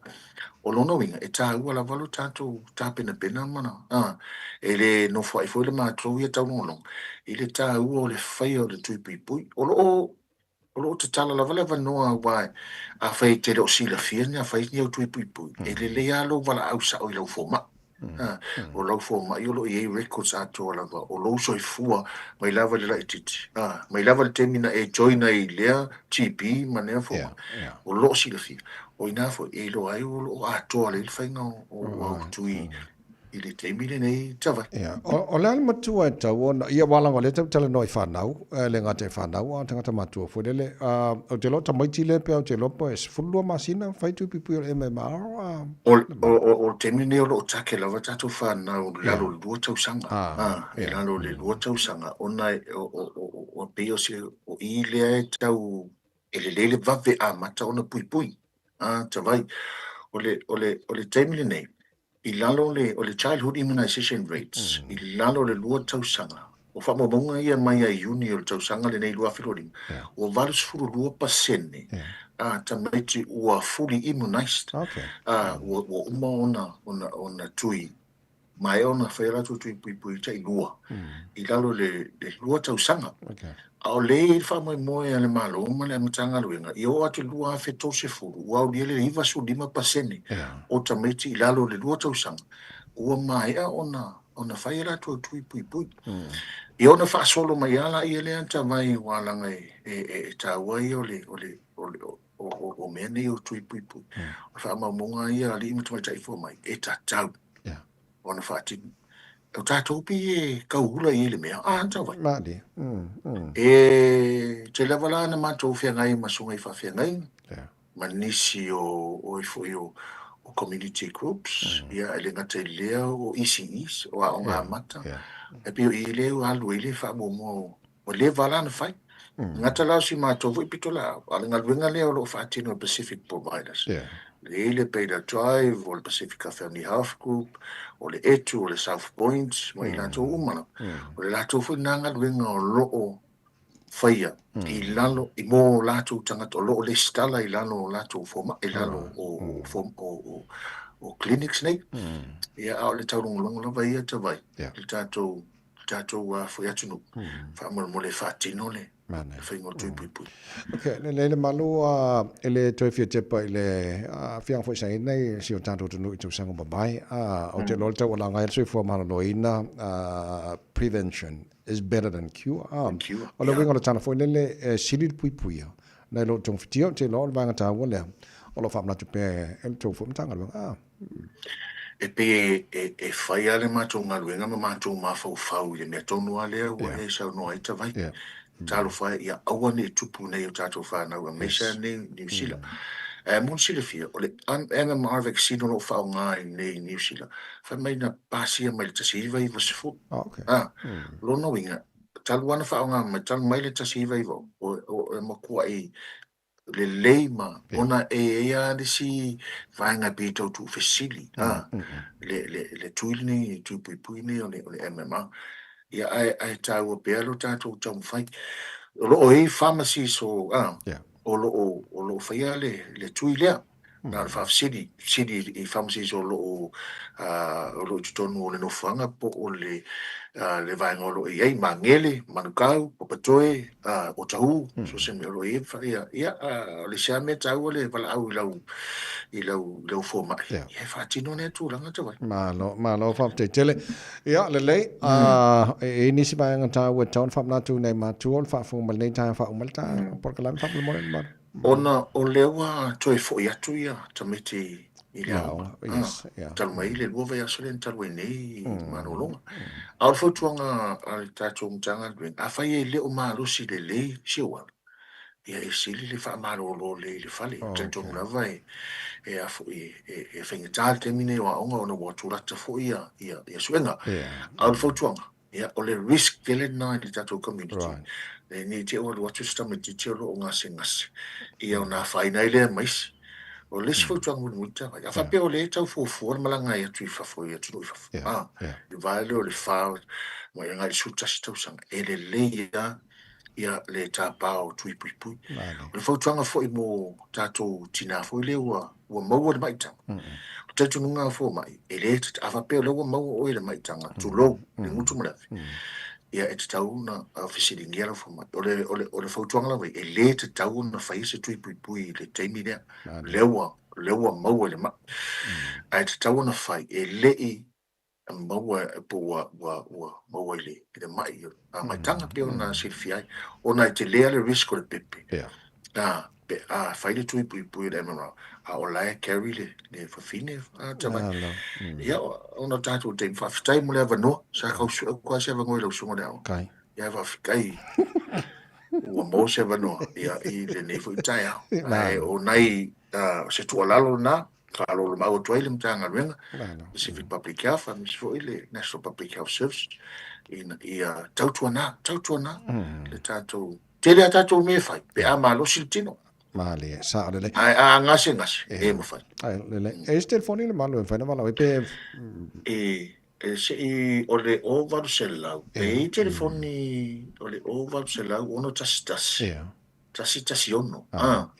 O le telefoni na free foi le te vala o e mo tulanga o le miso. Le healthline na o le over celular. Ono tastas. Station. Ia pe vini lo fo mai ta vai. Malo. Uso malo fa tai mole por kalamel nei tai fo.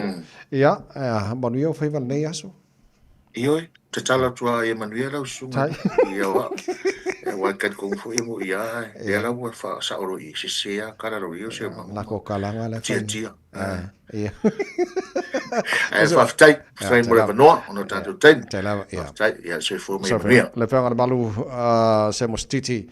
Ia o te onanga foi le Pacific Public Health I nei vanga ta we mo tatou te lo matango fia te le vanga nei tai ao ngaman mana ia fa ma tatou foi mo nei matua mana foi fa mana tu ale fionga foi ale malu nei tai ao I matua ia la tau ia o mai ia wai pe o le isi la vai tu le fa I te singa tala ba foi nei fa ia onga ia o le avato nei tamaiti ele o malu losi avato lai mai ia ona solo ai foi le mapipisi ele mai ile na ina isi fa mai te ala ngatele na o le alo yo fa ya onga ma avele mai la ko ai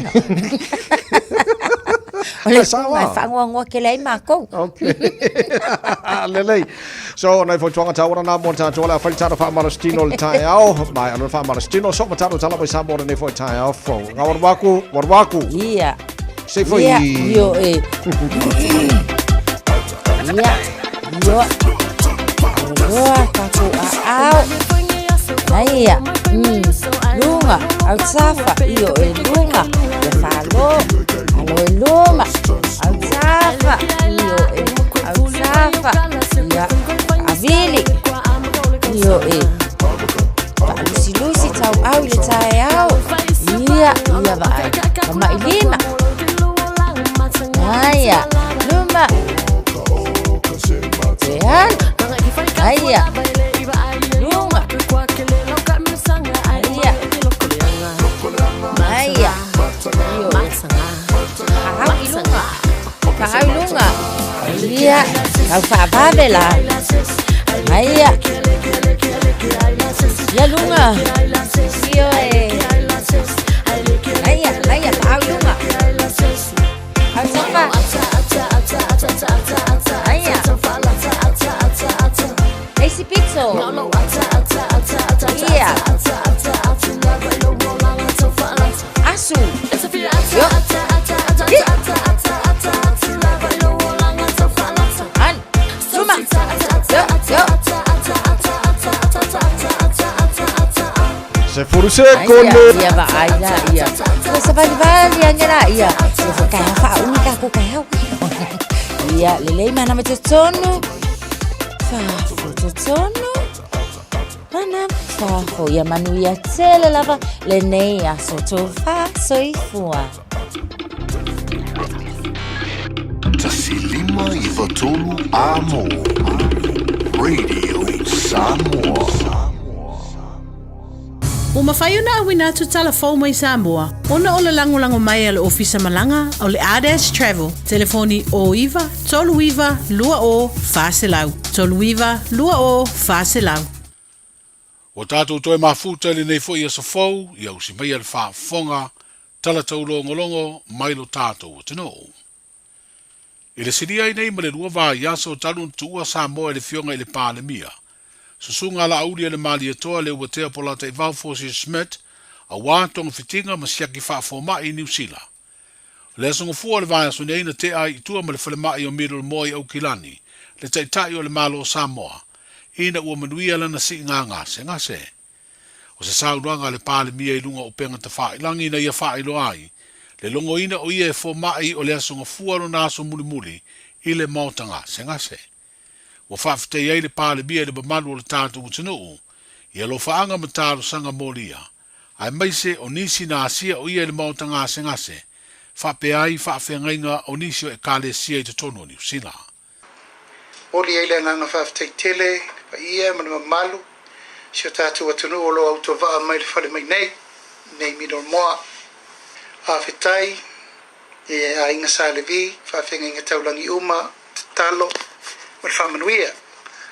Whawhitai fōi le tausamaanga e lai whamanatunga i asa uma, e le o misi lava le aue mai o le tātou e kālesia, e sunga ya pasta sepi ya malekale sia atoa sunga fa fenga ingo lo anga i mai pe mo mori mela fa mantunga ya sa o mai fo na nafi ya mo le tol fa tele le paia mal malu maulungo si tato tunu lo amana ya mai fa manuanga ya atoa fo i masi singa fa tele lo to wang le singa ma ya fa te fo ya inga polo manga falta poi mai so tu malo ya levo to sisir mai ia le tua mana mia foi il tino ia le malo lolle a walfa va vino tato ngaluenga e fa malo atu lon sai tato atu no la le mi sile nei fa ftai a pe forta po inga mawul tato fenga malo ia mal tato atu no ato malo ngari rue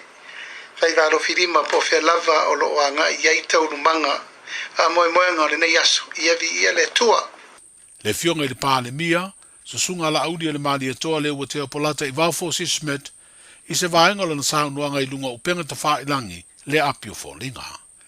O le asos fruivo le masina nei e peona sa whailo ai, E le fionga le sui pale mia, le fionga ato e lupe mau I au tele paumuri nuku o ne semo. I se whenua inga matu sitala ua wha moe moe.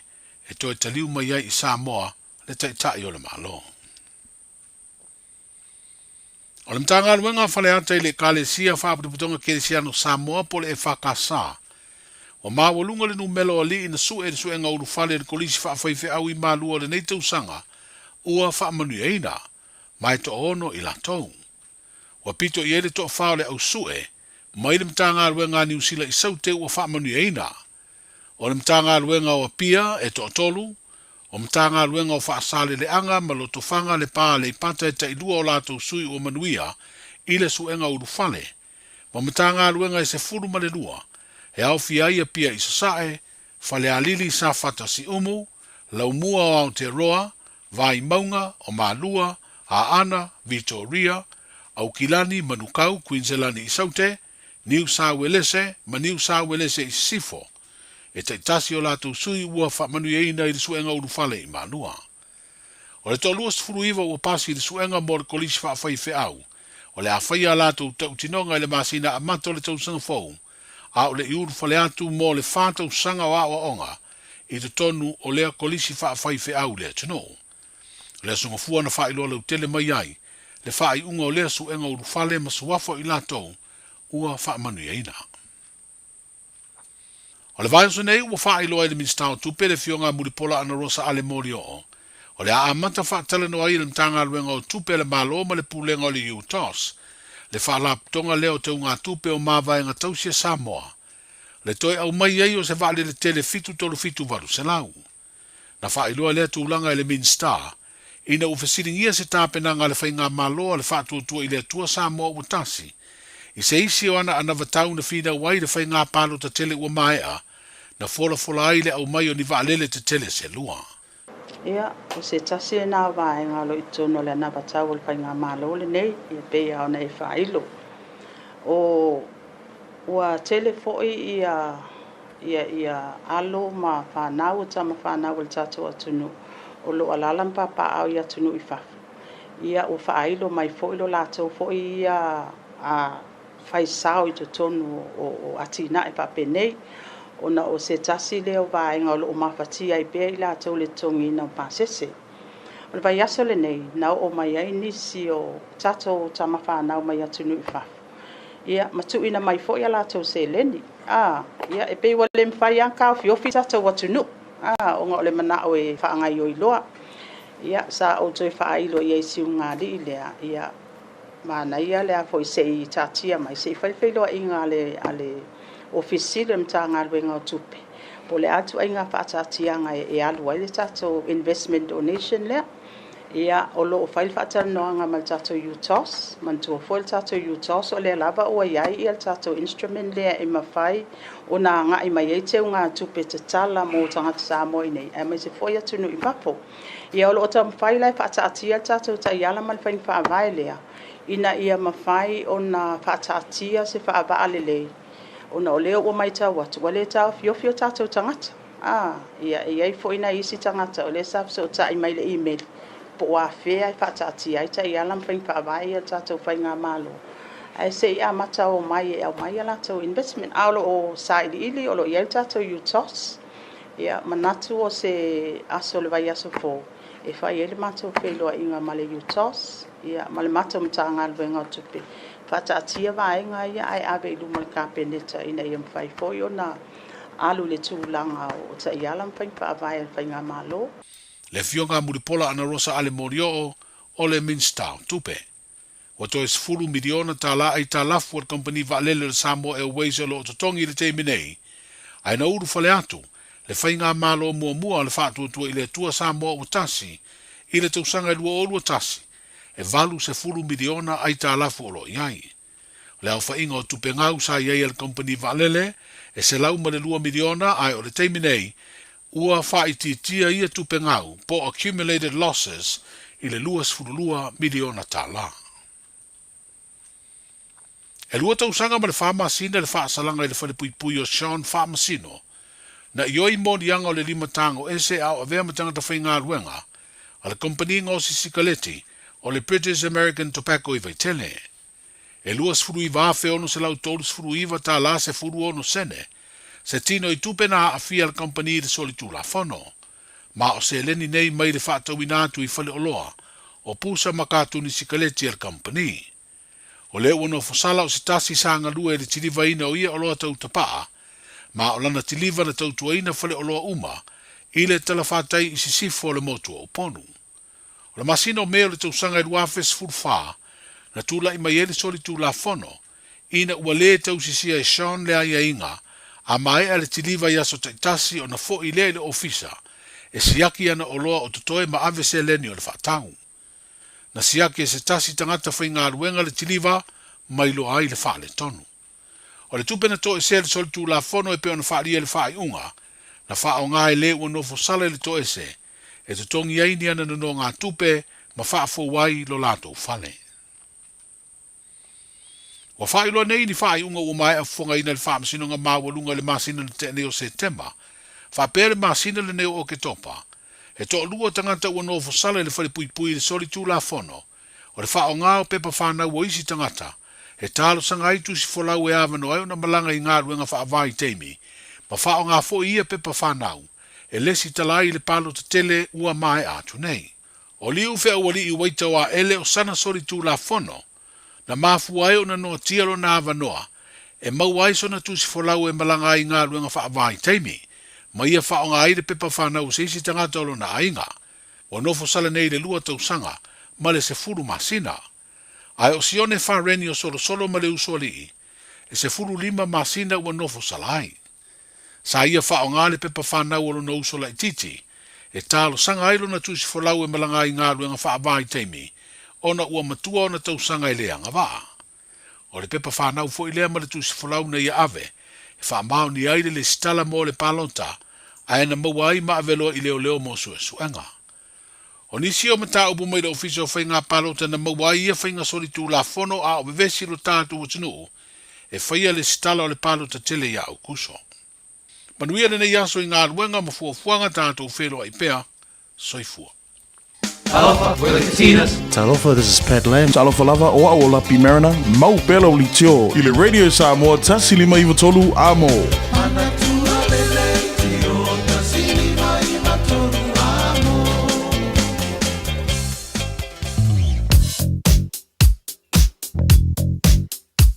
O li poti mai lunga o le ala tele, ua awina atu on o le langolango mai ale ofisa malanga ale A-Dash Travel. Telefoni o iwa, tolu iwa, lua o, whaselau. O iwa, tolu iwa, lua o, whaselau. Le poti la tamailuga o le awala i le nei teimi o le tai au whalavelawelea sa li potia mua atu.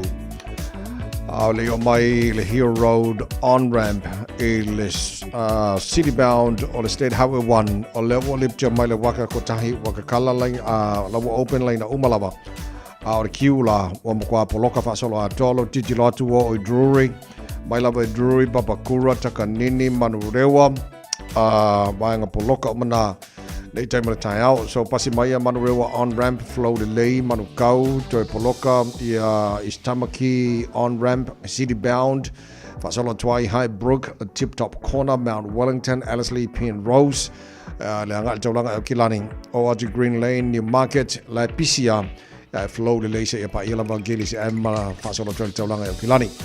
Buying a Poloka Lapana, Neighboring on the Tayao, State Highway was a Fulu, Tatolo Malanga, my Sifo, Anga Isautenei. Pasi Mile Tunnel around Mayoro Road on ramp, Poloka Nevanga Tayao, Dominion Road on ramp, Fapenafo Heroes Barra, Pasi Maidunga Walla Papa Flow Delay, Malavalele, okay, Massey Road on ramp, PCR Life Flow Delay, Pasi Mai Puni Road on ramp, Poloka, Pasolo Atotato, Olavala Linko, Los Fuluanga, the southbound State Highway 1, Natolo Malanga, my Sifo Oka. Maka Kiel Poloka Nevanga Tayao, my level Lincoln Mars Full Value, Anga Fulono, Anga Westgate, Royal Road, Lincoln Road, Tiara 2, Rose Bank, Point of Leo, Western Springs, Poloka Fasolo Atom, in the Nevanga Tayao, Fifis Poloka Malanga Main offshore. So Tato of Tavale Fabul Mole, to our money time level on side, or Makwai Poloka Fasolo Atoa, Iabanga Uma Ole Awala, Ya Masei Alofane. fa timu nei tai au ma sa jam langa ilunga la wala ona ba mul jo lista vale tulanga bana pa ona masa se la wala so tulanga na lo ilunga la wala e ne foi taimi ole tai au fo fo sa ngolanga mo sa mo le Pacifica a fio ne lo ne la ole R-Dash Traveler ile tasi balu lima Great South Road i Marirua po ole fitu lua o Shaughnessy Street i Papakura bo pase se pa u wala au lo le R-Dash Traveler ile o lua fa valu o po ole o iva tolu iva lua o fa o the R-Dash Traveler.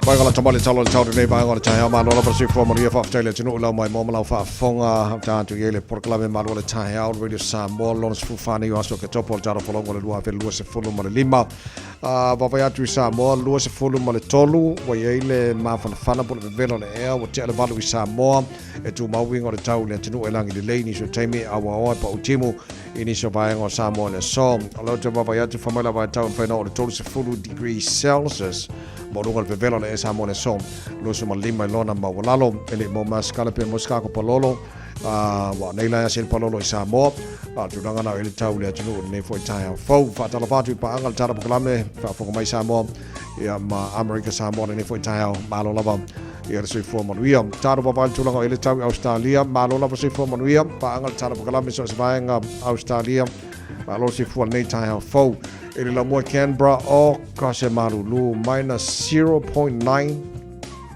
ola ele malulu ele nei vaenga o tai awal pole ala alangi le leil tau mo tau fa solo tuen mafana luas fulua mo lunga mafana lua i lona mawalalo malulu tele Hobart fu fitu mo lunga malulu ma tele na awa o tau le nei fo yaso fairly sivaenga pona manga malulu le titilo tuai o telo sivaenga Adelaide luas futasi mo lunga mafana fa mawina mo nei yaso awa o pa utimo ni so timing luas futasi fo mo lunga mafana le mo melpone lai malulu le tai valu ile nei vanga o tai o melpone ya la fason na awa tau mafana tu o jo luas futasi lona mawulunga o isi vaenga iai i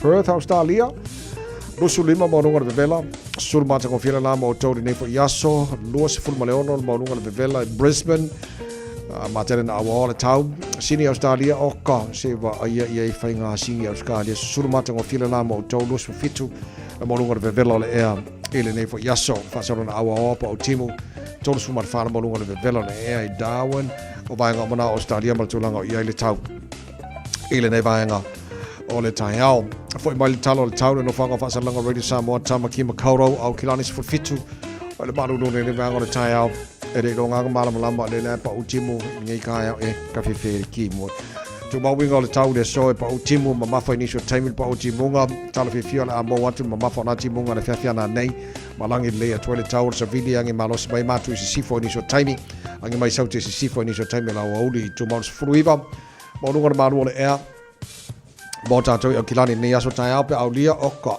se va ai o sulu mai la marulu la titi tai aus for fitu lona mau lunga tai au na sul mata ko file la pa so fo lang le leila tofi mala for raile mala sto nai pa uchimu la salang le leila so fua ora pa so dum na ia tu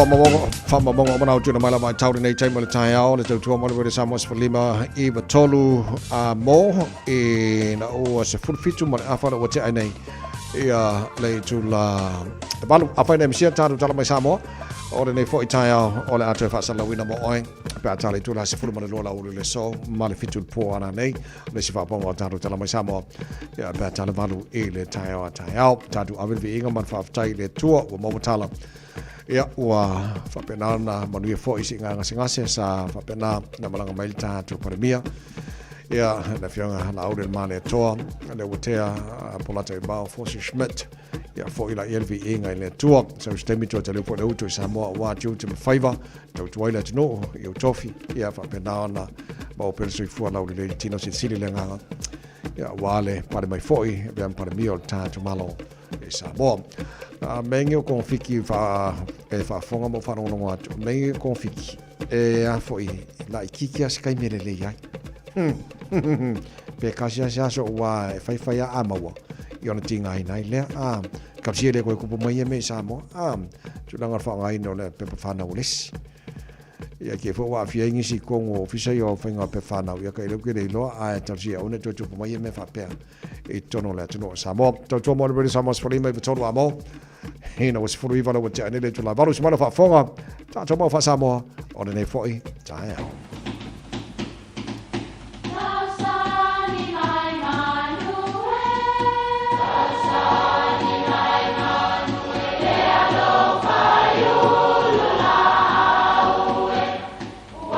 E o fanga manu i ululu o la au awa e fafanga i funga o la au. A o le tangata e fafanga i upu matala.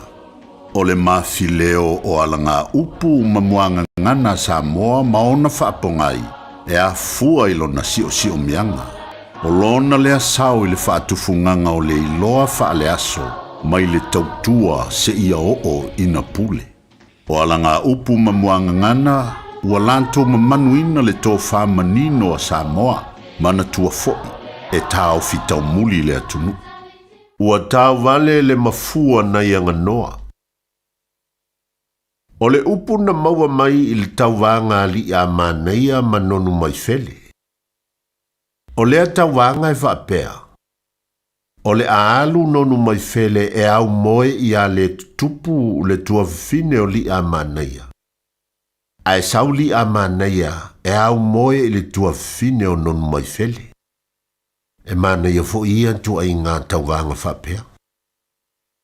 Peitai na manuia le tau mawhai ngā nonu mai fele. Ai tau vale le mafua na ianga noa i a li a maneia. O na whaapea lea o li a maneia i a nonu mai fele. Se amu ia oe ua e fia o itanei ua tau vale le mafua na ianga noa.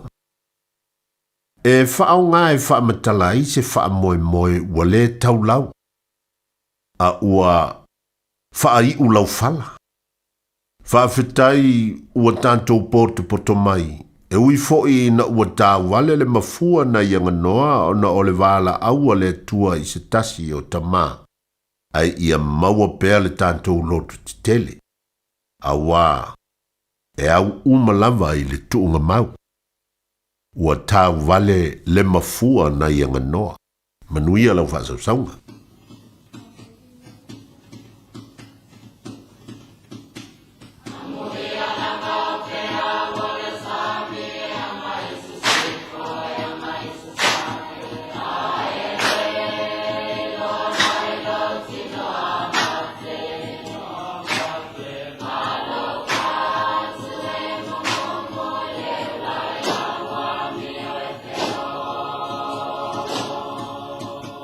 Amen.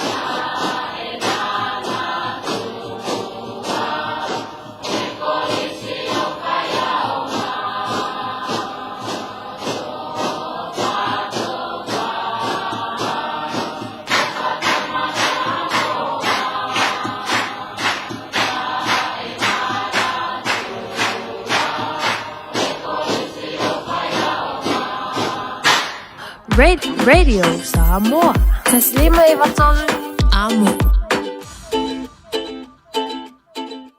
Papito mawa e le fruit shed. Pusa piso po Pasifika. Se lau lima fata la iwa. Pusa tayo apalaiti. Five ta la iwa. Pusa pipi. Ono valu ta la iwa. Pusa eleni Ocean Best. Cholo wano ta la iwa. Susu mai i le fruit shed i te tonu o le shopping centre a Maangeli. Tele male ano ayo whapitoa mo le nei vai tau. Pa ai te wo misi le wavanoa. Ele umi le nei whapitoa. Asi mai loa i le shopping centre a Maangeli. I le fruit shed.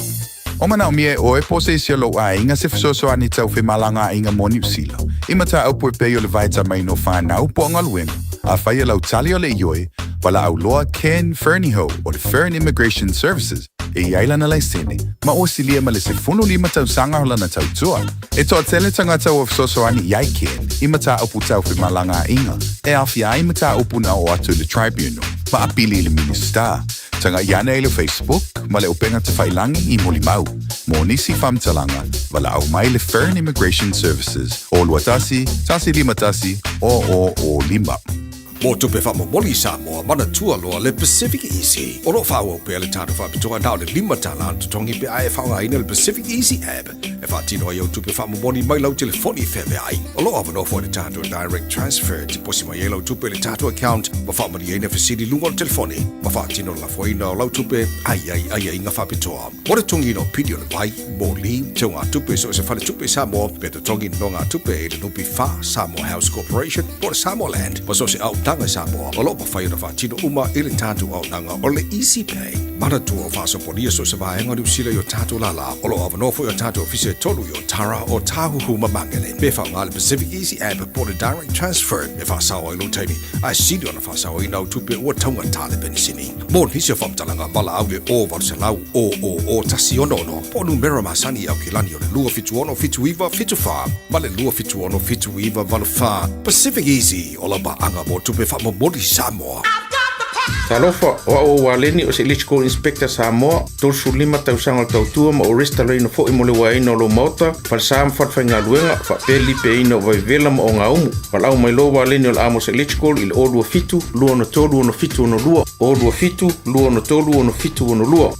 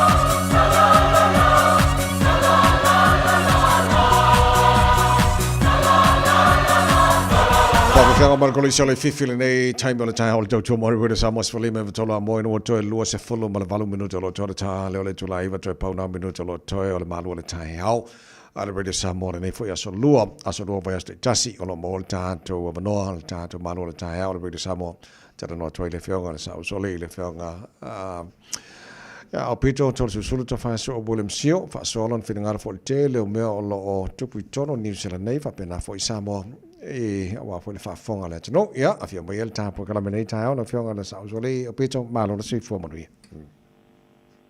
se fo manui te vai ya fa pe fo eno fo lo fa fo la sunga mal do ofisa mal ya taina ne fo le fa komponga mai al tato watunu ni le pa ia la ofenga luenga le atua mai se fo itu mai el tato no ya wo fo mai masani ya alo level fo lau dai molne ava no ya malo se fo manuia malo fa tai ka fa kim kimu mai ka ha odi al me manga ya safari ka ha o kimu ia ngir ka ya o so fa fo se mai ai paule me o kala ngonga wa ma fanga ai de aso yes sa ka lucia la ole o ke a kule ia le ile malulu la ko ia tol melengo ka ba ia ku e si fa finge de ma siang kama mai saflen o le nga mule fale ile ba veao o maliu wai la ai mu fa mai o le hita wala kalaka ke le moenga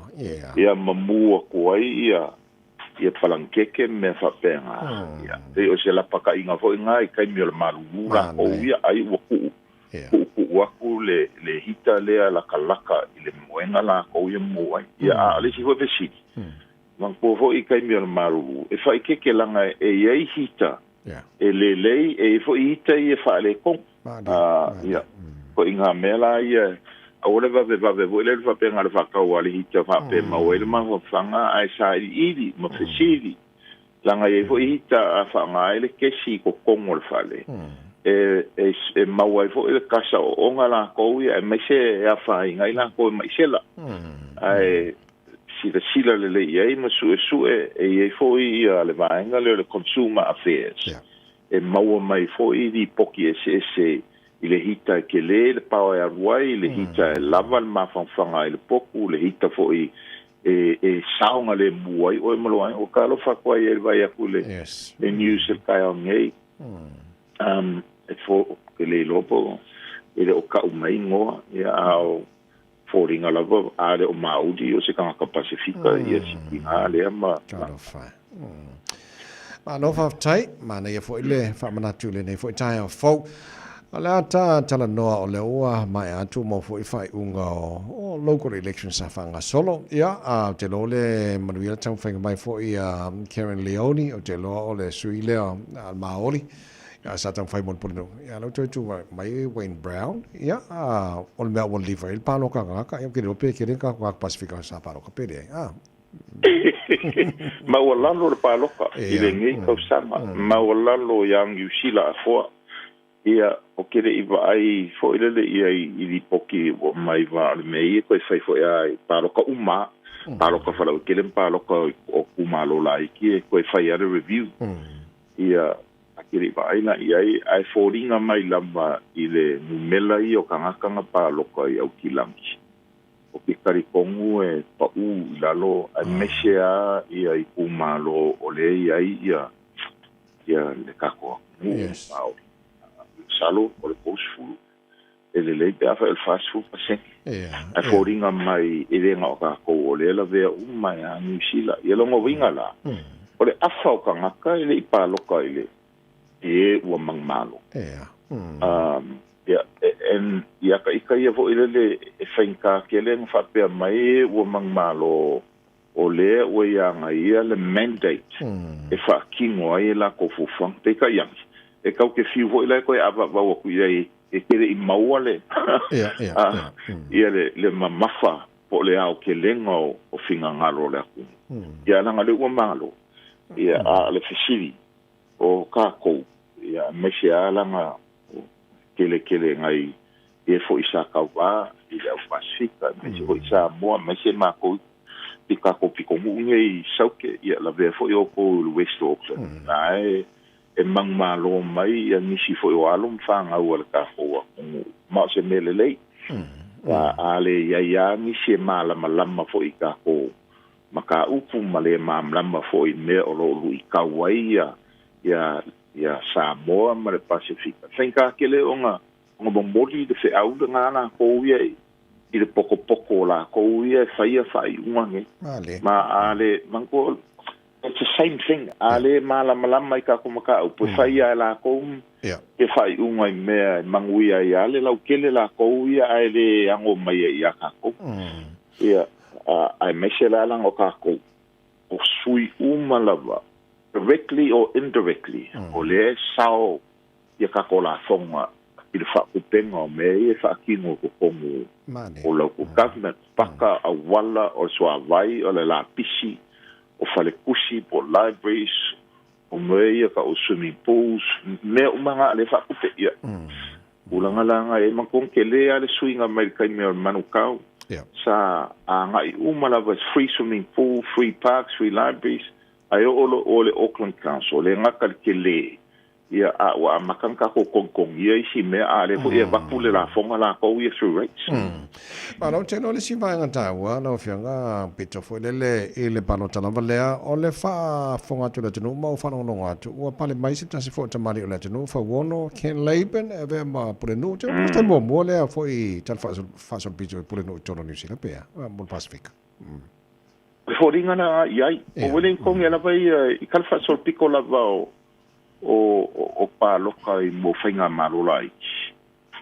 O Wellingkong e ale sa mo mua o I poriruanga mo mua I le whawhinge la lokonga masi ki ngale ia tala cleverly both countless ia so o mai le inge I au kilangi. E lo peksi fies ko inga le o tanu wasa sa ia inga vai kaimi sa moa yang kau la moa I first councillors muri I manukau ia ka ia mako o ia sia fo na o ia pe o fai ko ale kelo me ia langa I kala fa so piko o pori dua mau kila ia ale la o mai ile kai po le pule mo po le meia o ke kari konga ia le afionga le ia fa wono ken leipen le kanga Pacifica mo ale o ia langa o sai kai mi fo isa a wai fo ile ikongo ne o fo o lower hat ya kama lo le o la wongo si la fia e la ko e langa po kala me ka ole sports awards the Hutt Valley Sports Awards o ia ka ia ele ngaka o pule mu ma councillors o palemia e o ia vo ele ia I ngala ko ia mai so congratulations ma lo ia la wono o se ka ki e fai mo fie o nga usia ka ko mu ia pele lo hate ko fie nga ka Pacifica but he's well known si la fie le e papa langi mai si ia over malevan wafe ia la pa lo ka le ka o maua o le manga ia la bango langa lenga fa ma vai le mai le nga ia I le la o maua le bango le vai fai pa asin fai ta but well done ia kai o ke kali komu o le kokelo la o pulanga le la va vai o ke na le o le ave malu I kau maua le la ngonga ia ma fa ia kulanga ia la kai ka foi mai kau se kai mo foi dia ke le si kia o councillors Pacifica ia New Zealand sa wai polirua Dunedin o Ngel Songe o Ngel Songe o le kamaika I Niue la esa mangmalo ai I o ia Waitaki o kamaika ile o Hana pe o Hana lai makai mataanga Hana ma dia mangkua o le aile Waitaki le mere ei o maru palangi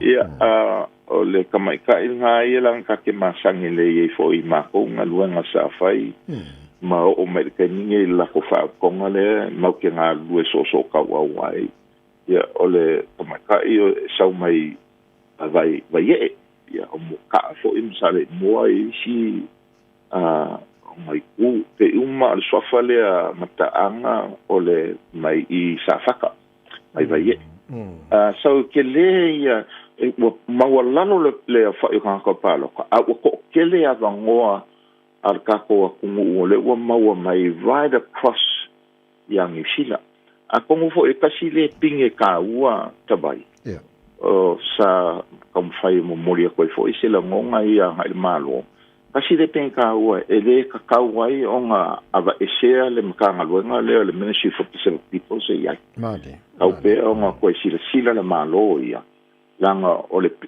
pinge le ilo ai ole e kupu el ka ko New Zealand ele ngaka lea ole wa influential ka ko right across young New Zealand ko a kom faila le malo e ava esile makanga wengale e lo mainga ole o ko ka uar ka ko la ko va inga mala ko sila and yet ole kupu el ka ko ngei male mele o yai ka ko at the highest political level o inga ka unga la ko sila le e la ngol fisinga ole a fisile ka ko ka ua ka ko le fainga malo le ka ua le ka ko sao ya New-Zealand ka ua le mele ia le kupu poa e ka ko mela va le kupu poa e mela le Pacifica means that we have a contribution to make in the economic life of New Zealand malo fafte tele Sa mai so fina ngalo o lau te mata watu le vang fa fire te party Māori wa matana tatal no mene o dictatorship.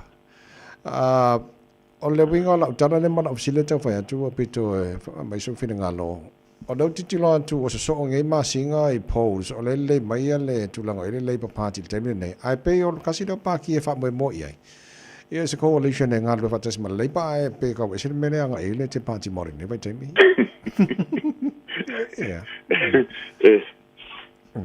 Ole mei o manga ia paus anga ile singa ngalo hoele ku uia ma fodinga mai ole fie le ku ile leipa ilo le national ia a o ka ko ilo mo fo ile le system ia ka ko ele ma fai on govern by themselves ile pakile leipa por national e mo mianga pa ile fai o coalition ia le kura le kuanga vale ia le leipa o le Green Party ma le Māori Party o la e fodinga mai a fai ngese pa loka bo mangmalo a le meranga ka ke mangwai vo le mo ka lo fa ku ia a kongole o ka fo lo mai ile sila fo ia le u ia nga yo I mai ka mai o perceptions ma le leipa ia le la fa le kongu mai de ku le si vai ngol la ku ia va le vevesirade o vevesenge le nga maka mai ale avese ole o le fingere o Mariana o le fingere nga ese sa we am fai mabuti ai fa mai si finge o ke ia wa ese ngai ia o so kulo lang kamale sa fainga luenga el paki ma le kamale o erule sa de nga ka sa fainga luenga ko kongo el paremenge mo le paki a o ia fo isa ia longa coffee ko komol pa ki posis vice president ia a o ia lenka I ka ia so ke ele to tu te tiriti le nga fai ya kulepa ya yungi I parlemenge lenka o fa pe o se so ke tu sidi lenko ele ida o le la o ve ia le finge le fai pule el parti Māori o lankama ia maka ka ia el parti sa mangakula Rapea mai vai aso lenke nei o le a faile reset ia ale ko manamba mai ngir ka wa lu ia o le ngaka wa fa le ngaku kamale el paki au ko fa le moment paki kamale mo u fa sala lau I se kusi fa le nga foi ko fongu o le paki la vai ia o ngei mea I le vesia ko kongo political parties e ko ia fa inga ia paki me voi nga a kupu mengi vevesi ko kongo le ma ko foi kai e ka un fai a fo ko kongo lo ko fales e uangi ava ku ya re voi ko vai e ai si kai mi wore mo fain contain ko kongo lo ko fale ya vevesi ya e masa mai lo fa ko le anga lo paki ya ole me ala nga ia la kai lo ele ma ele sili aku le malosi o kanga ko pasilo le malosi le paki. So ka lo fala ia u fa foringa mai ke ia u mongi le mele fa mai fo ia ka mer mai si o le one term government le mele ia. Ia elanga ale le mai ia vaenga o le kuanga vale. Ia le Labour Greens male Māori Party. Whainka kile o ngala ko mangango. Ai mesela le kai mingi. Langa o le sa whaaleanga mai la val malo ia le vaenga le Māori Party. Ia wā kiri e nga koe e le koe kiro mai ia whain. So le si lai tu e wha umalita pakala nei tai au a wha pia o wale tele o si no fua le leipa le na man malo le te Party Māori. I para tele umane. No winga la a wha pia ma whai le leipa ono toi man malo mai. Ia lo winga le good news na mo le Labour Party ia. Wala su si le. I think so. O le ko inga mea ngai o kupu mai i kulang wha pia va o Māori foish. E se fo I winga le I mea la vange e lango la vai la ho a kumu. E mese I il paki lea. Ma kua paki nge inga wha vai mai fo I kaimi o le au mako kua I a tariana tūdia ma siko inga le mai I le West Auckland. Ia, kaimi I le mau popo. Ia ai ngā kua kuro le au kupuranga le a ngau mai. Ia whare. But absolutely. O le avangoa le a le Labour Party la kou I e koe mangmalo umai I a fō ngei. Ai mese la pe a koe ki kilo klava mauli le pāki o le whapea mai. Le pāki a ka kou. And so o mea ngai on kupu mai o koe lusi uma. Ai mankuara le pāki Māori Party. E le a se la kongo fōai I nisi ngo fōa lau e tele. Le whakwa umakfo inga malo a kula ko suile ingei au ki lami. Ama ki makaurau. Iskengene o riki. Kwa umaku le langa. Kwa vai aso lenke ngei kwa umaku langa saungoanga whakau pou. E whai aku le hata e kapungi mai ele whonga whekala. So, you know, it'll be good for the Labour Party. But yaka ika foi. Maure la ko kinga inga mai maur fōringa na iai. Pea le mawhai o ngala ko fō waver maka apura. La veo pito malo fa tele molta po kala nei tai au ia mari ele nei aso. Well ko se ro fa tai le tavai. Ia se foi le fionga le sa soli le fionga pito to so to fa so William Seal. Molta po kala nei fo ia so lo. E no to se fo pito to lo talo le tu la Eva. Ko kala be malo talo le sa mas fa le mai to Le mafua ano le malingi sa olo I mata Lau peni na lau ti falau una fala Le mama mai Le ange mai o le fisana Di au le sabi kenga pai o na uto ta umaya Mafua ana wasuia yalo faya ita Samoa se papala nini we poste saina Afai ele ai Ayo se angasana ita Aweles kau sala ea Paua mafua isea Ona ole mai mai, ole alofa, ole tetele o si oma. Mamai mai lono tono aso wa te gaua. Nene iua pa ai ufa apo e mana. Ala fale atua ia umilo soi fua. Se aso veo la malena mi mama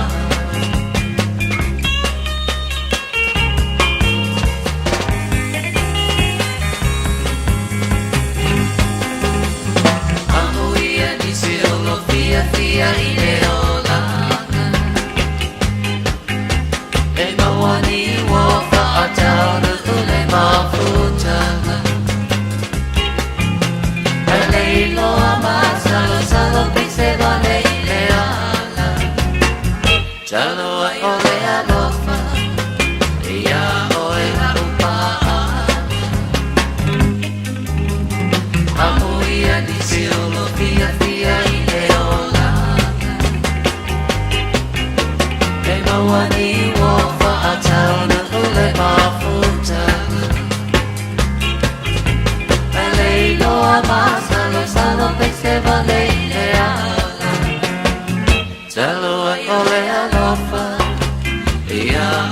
la upaani Pe moni e aita Tua ele ke amai A pai ua mo koni lea Sau se tau tala mai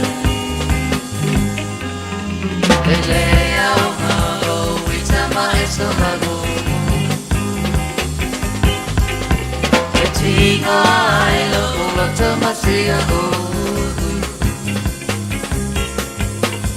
A pai lava ua umasau se pai mai Awa o le whainga o tamale I o le whetalai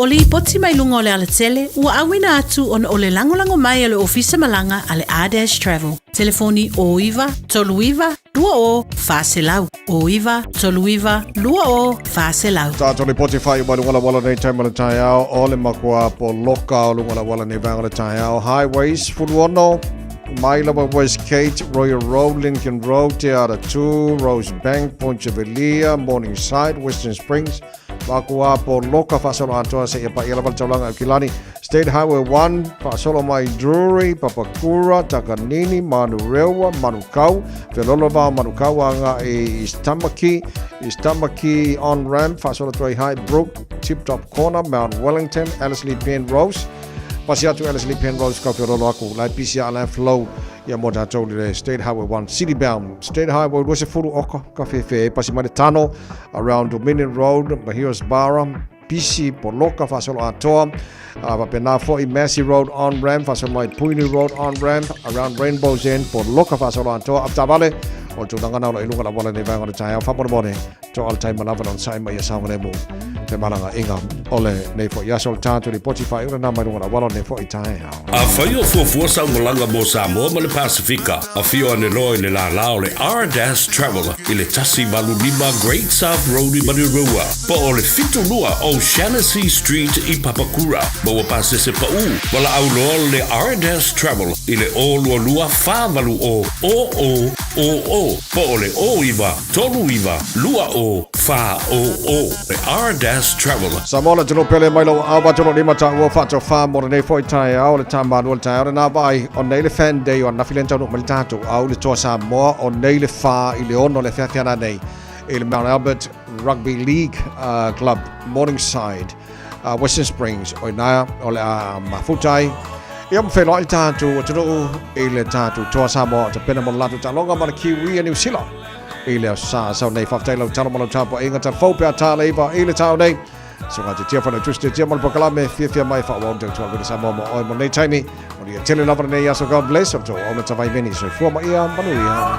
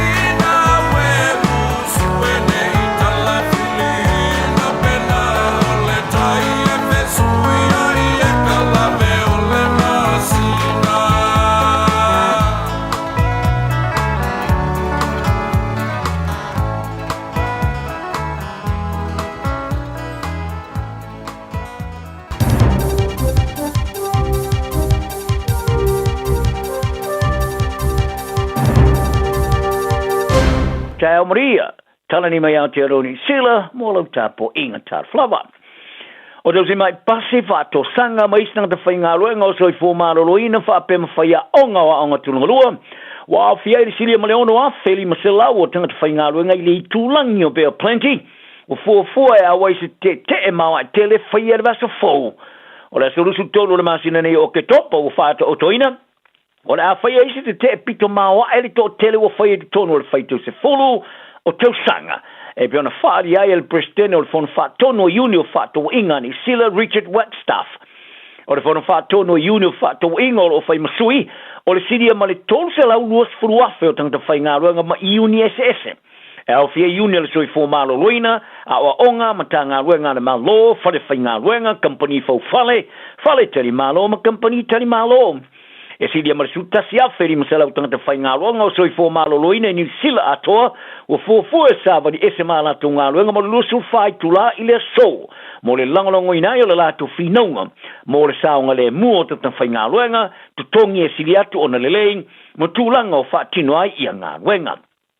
Ai o le temene ua tua ia le li pāremia Christopher Luxon, ia iuni i le uli ina leo le whaatupla i o te te e tata whai ngā ruanga e whaia, i le wha mua leo whainga wha porukiki nei lo me ave i le lato wha mua.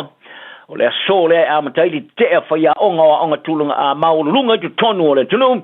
Ina o le mawase au tasi tala noanga mo Somalienga ta wha e rutongi mo whaia onga. O whaia onga maulunga o le a wai at fo i li te e pito mawae, le e whaia le vaso fo. E au whiari siri Marcela Wafe o tangta whainga ruanga e matanga ruanga o onga marisoi fo maloloina.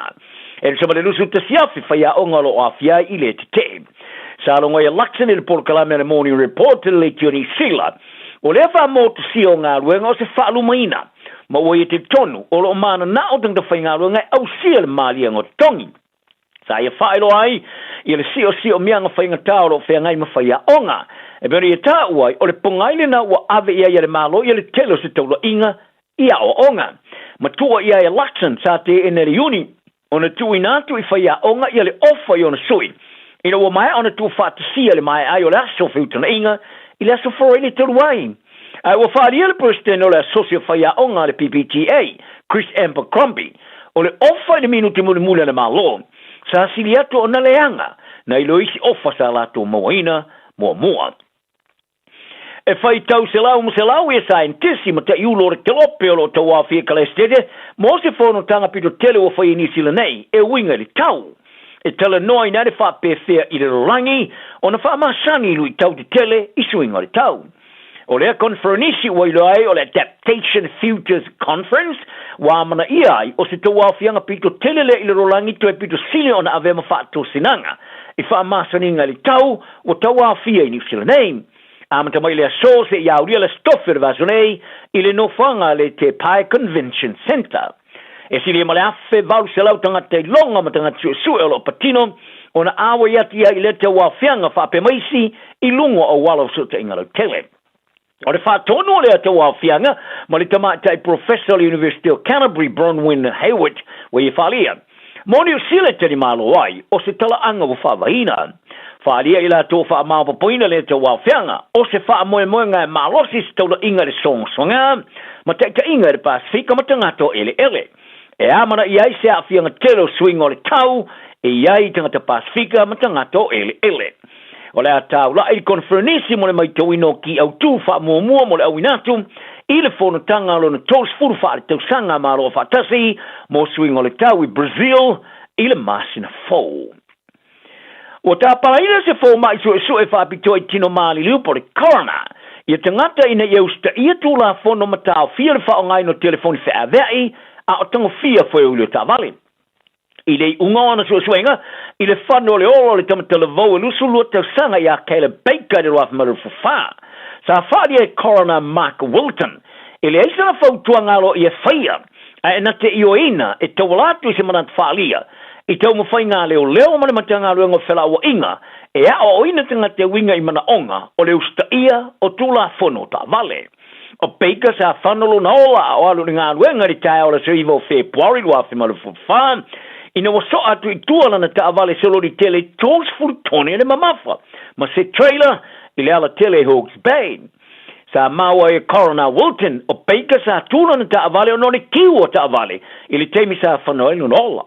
O le tamata ia Sarah Schmidt e lusu lima tausanga sa ia aveina le lori teleng sa fasio tiai peika.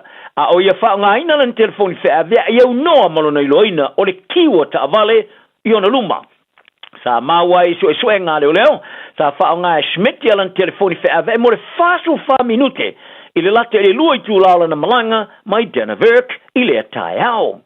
Sa ia tau tino ina le moni o na morianga o le avita avale ma tau tia sa ma foisi mariu mani minua ma wha salai le whare pui pui mo le lua tau sanga ma le wha masina ia o kitopa o le tau sanga tuluai. Ai o le temerei ua ma whatia la ingo Baker ina wala tuluaina o le ma fine avita avale sa whanau ilu nola ua whaatanga i tua i lalo le palola a na o le iwa masina sa tuli o lona wha salanga. Ia taro tā longa, sa paro teina o le pu o le tausanga, sa ia whaia. Ai o le teina fau o whiriwhiria i laura ka piliki a le Kiwi Ferns a Ivana Lauititi. O ia la pateia o le apu e matau tia o na o se tofo i le tua ingo ta alo e anga vai ai. Se sili le teina ta alo le kalapuliki a le West Tigers Australia ia Emily Bass. Le sa ta avili ma matua i sasa le lalo le papatua. Ina ua maua le leia le pu e Lauititi o le kalapuliki a le Warriors. Ma palote inai o le po o le tau sanga nei a le NRL. E bona i loa ilo na ingoa wala au o le tamata i fasio tangata ngungu po le Silent Assassin o no le anga malu o le na winga i tua malamalai a i lunga o le malai o le ta alo lau i tito le matua i fe ailava o le awa le fitu sa moea o na matala i ai pe a fitau i la sa o le vazone i le la ta alonga mo o le ta amarasanga mori po le Pasifika. E ulava o lona tupuanga sa moa e mawhai ona ta alo ai mo le fitu sa moa o le asasa o le ata alo mai ai le isi tua malai mo lona ulai ta alonga mo mo le Kiwi Ferns. Sa ia whaari ai o lona whai unga po sa mo po New Zealand ta alo ai sa whainga ta tele. Ai o le amatanga o lana ta leni ta alo sa amata mai New Zealand. Sa tiri tiro i lava le ofula ni luli mat pai pai sa moe miti ai. O le tamate te levo o le afafino le ingoa longolonga mo mua le kapilikia ali lau i titi. Le sa whai ngoai o le Michael Jordan o le lakapiliki. Mai le whaaloalo le tau tala ma le winganga malu mata ino le taalo i lunga o le malaya ma le tau lau mata atata. E whainga ta tele o na tu SSA le afafine ma le tama e peitai. Wa whaaria e mana. Wa tili tila lava ia e whaavai sona lava tala anga na e lo le tau ave o le ngoa o lo na tama. Sa fato i lalo rau kirkite Japani e Samoa le la taalonga i la sononafi o man i le taamarasanga qualify.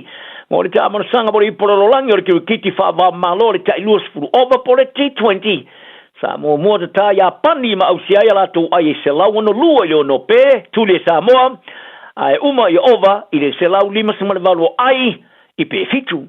O Sean Solia o Samoa sa ai silia le facilitacion ai sa tainan. O le isi talonga Samoa ta aloai ma le United Arab Emirates mo le taamarasanga i loi au e qualify mo le taamarasanga ripu o le rangi. O le tamatalo huka ya George Bell na o le paua i leo le tamafou wa fia i le au le All Blacks wa whiriwhiri e nei sui tulanga i a Brody McAllister mo le malanga tamilo i tui mātua le hemisphere wha ungo le tausanga. A le temenei o le pau ya te vita mafi leo. E nā le paua i leo le tamata alo e le ita alo e le ta alonga whaavao malo wa fia i le malanga tamilo. E tōs furuono le au o whiriwhiria e le whaia onga Scott Robertson mo ta alonga whaitauria mai alani Scotland, Engelani mo Wales. O le au lale All Blacks o whiriwhiria lei nei luma Cody Taylor, Samisoni Taukeao, George Bell, Ethan de Groot, Tamaiti Williams, George Barr, Fletcher Newell, Basilio Kossi, Kevita Mafileo, Scott Barrett, o kapteni, Sa'u Patrick Tuipulotu, Fabian Holland, Josh Lord, Sampeni Finau, Simon Parker, Adi Savell, o kapteni, Duplessis Griffey, Wallace Atiti, Peter Lakai, Maluk Jacobson. Lady Tour, Cortez Ratama, Cameron Roykart, Finlay Christie, Bowden Barrett, Damien McKenzie, Anton Leonard Brown, Jordy Barrett, Joshua Captain Foy, Quinn Tupaya, Billy Proctor, Lister Faina Nguku, Rieko Ioane, Caleb Clark, Severies, Leroy Carter, Will Jordan, Maruben Love, Otamairo Avanoa Manoa, Taro Lomet, Tupovai, Noah Hotham, Emoni Naroa, Ollie Norris, Ofa Tuamafasi, Asafo Omua, ma Stephen Perfetta. O le atatala lea malanga ta milo le Blacks le ta longa mo Ireland ma le Soldier Field Chicago America le ta longa o le atu fa lu yai le talonga mata ina mo sa ye le lua sulono le sa fai ina i All Blacks ya lani mo stay mo le talaanga o au la kapi e lua atunu e lua. Wa tama wina le kala politi al Canterbury Bulldogs le saina le lato kapteni mo le telo tau sanga rumanai mai. O le lato kapteni mo le sui fo le to Samoa Stephen Crichton.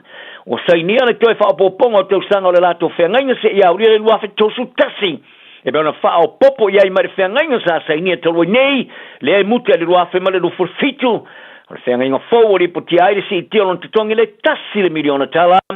I le tau sanga. Tala nao le yaso maria le tapo inga. So i foi ia.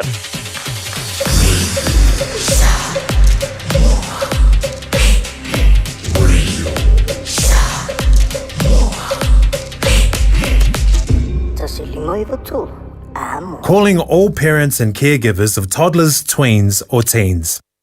Are your tamariki fully immunised against measles? It's a serious and highly contagious disease. So, now's the time to check that they've had the 2 vaccine doses they need for full protection. If they've missed one, or both, it's not too late to catch up. Book their free vaccination today. For more information, visit info.health.nz/measles.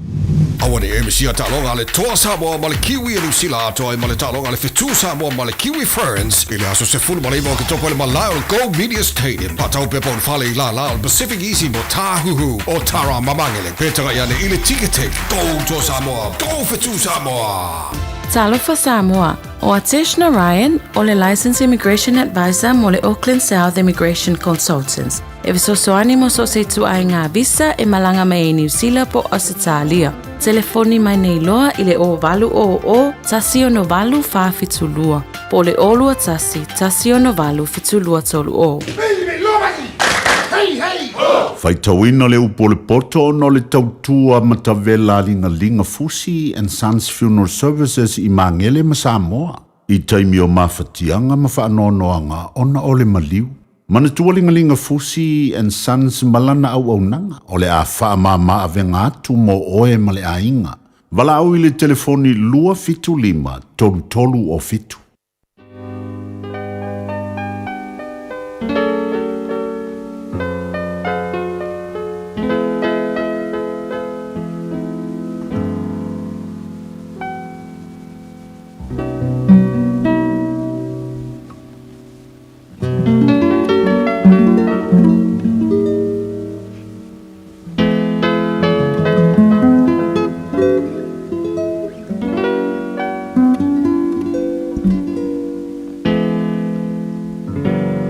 Waitawina lau pole poto le nei tae au.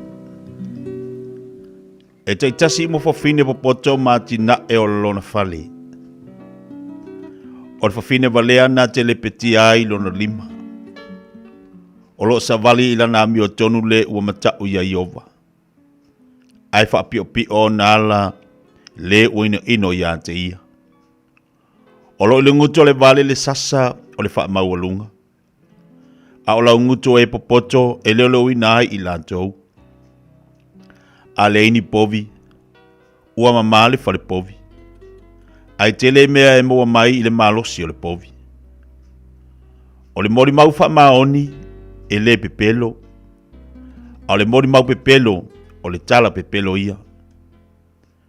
E sa ili le poto e le tangata tauwemu. Ai le maua. Ai fai ngofie le poto i le walangona. Aluia ai luma o le tangata valea. Pea e le iloa ia te ia lau ngutu o le poto. O le poto o le tangata mafaufau. O le whautauta lea i lo nala.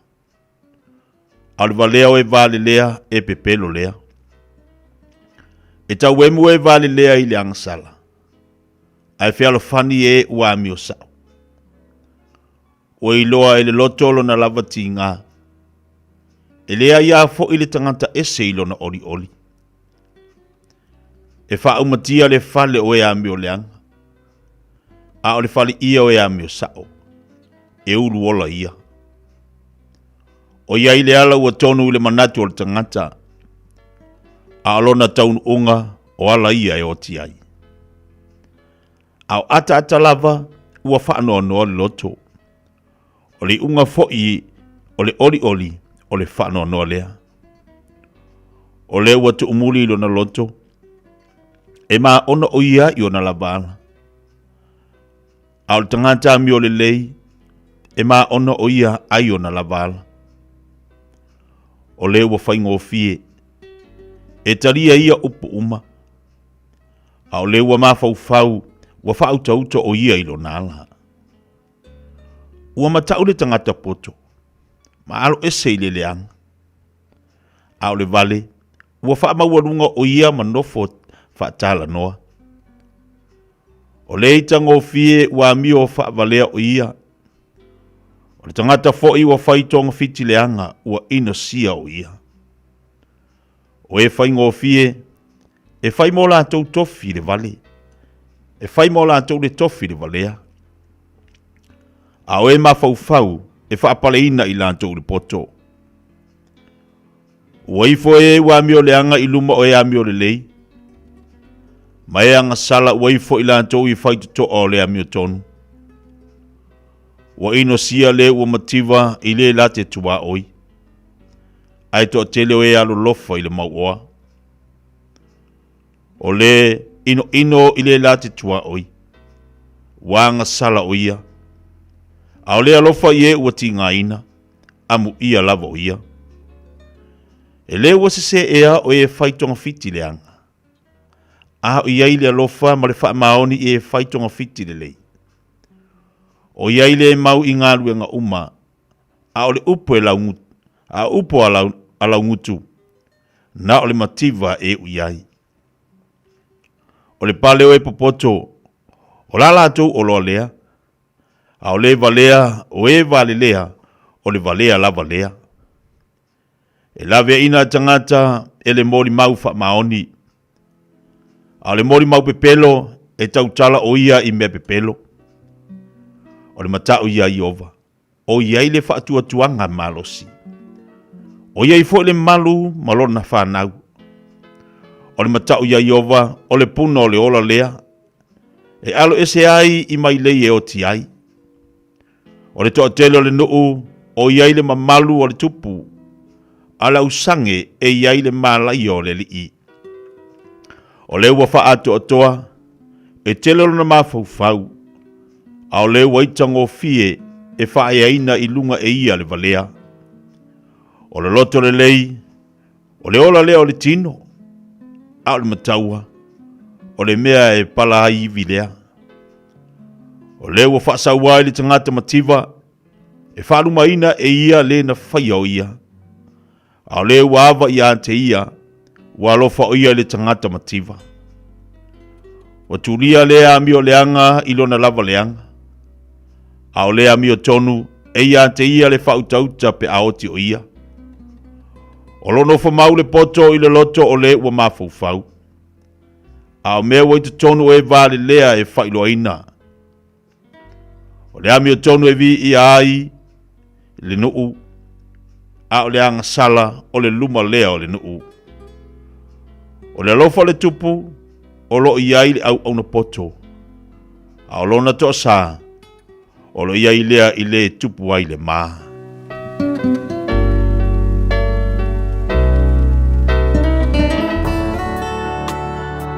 Ua awina atu le upu o le poto i le nei aso o no le langolango mai a linga Fusi and Sons Funeral Services. Ua mawhai o na tu whātasia o au nanga tāla whea ngai i ni tautau ngō fia tele. E fsosoni atu ai, a o whea ngai oe ma le popole ma le whememea. E mori whātasia atu ai ma wha mai senga, ma wha mawhana whananga mai a linga Fusi and Sons mo a inga uma o Samoa ua whea le maliu ma le oti. Malau mai loa ia lingalinga Philip Fusi lingalinga, to ia whaapō lingalinga, to ngia si ulavea, pe susu mai i le luas fulvalu Canning Crescent i Mangele.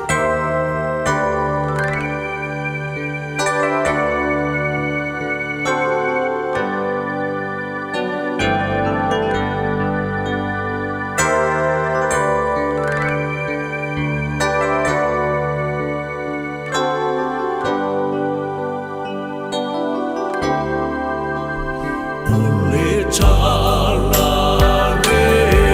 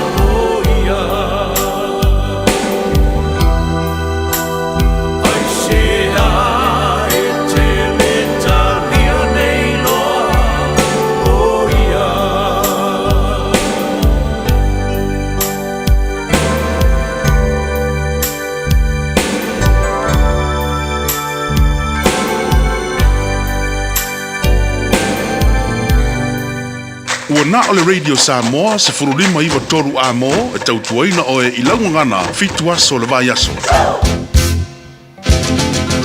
Ersa wadayani kida kau, ersa wadayani kida kau, koira keda nangon, koira keda nangon, ersa wade, ersa wade, ersa wadayani kida kau. Sangai di tuna mat sangai. Leo se bali tai bale wati nei tai au luas fumar family telo tene le tu laiva. Terminal tatu wati le Samoa le wi nei tai au. Ua mai atu fo le tatu po kala mi amata ma le faita wino le polpoto le nei tai au fo. Faita wina le tu sel fata otolom tabu sumar fa. Ole lo tau le mal fa mar au to muanga fo ile po kala mi fifia mai mo tatu le nei tai au. Wa tai ile ile mo le malosi mo le ola. Le ngata fo ile o le mo le taimi te fa fonga yai. Faita wino le upolpoto mo tatu le aso mo le aso.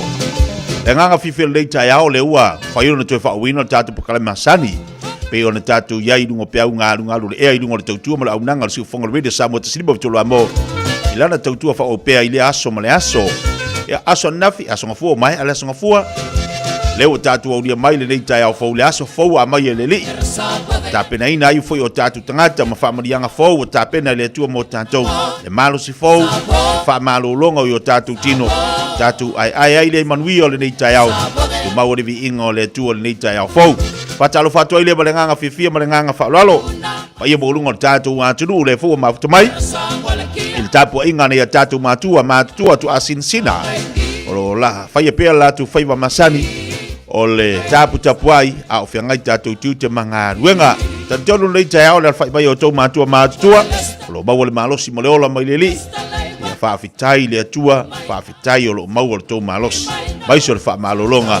Au fianga iai ia tatu atu tu manga ruenga o to fai vaia o to tu ia ia la to tapo inga leo lo manu iai le tatu atu e mai se nei falo ia onga ia le se bai le fatalo fa masana tatu la finga ruenga tofi le tu la salvi o lo pa pena foi o nga lu so se fata fai taulanga fatalo fatu po kala nei tai au sunga fa finga malo lo manu malo to falitua wa fatalo fatu fo nei tai au alo lava se fo lau le malo fo lang ma leo tatu patia fatasi de lo fo le tu nei tai au lo tatu watunu i pa ang uma lava fifia mai mal tu le Samoa ya leo tatu wal fai mai fa ngore le nei as fo ila le vi inga le li al fatalo fo fifia mai fatalo fa lau tele atu ya tu pena fo on fenga tu manga ruenga ya matatu le fo fato a matan tau ta pena bo nga ruenga le nei tai au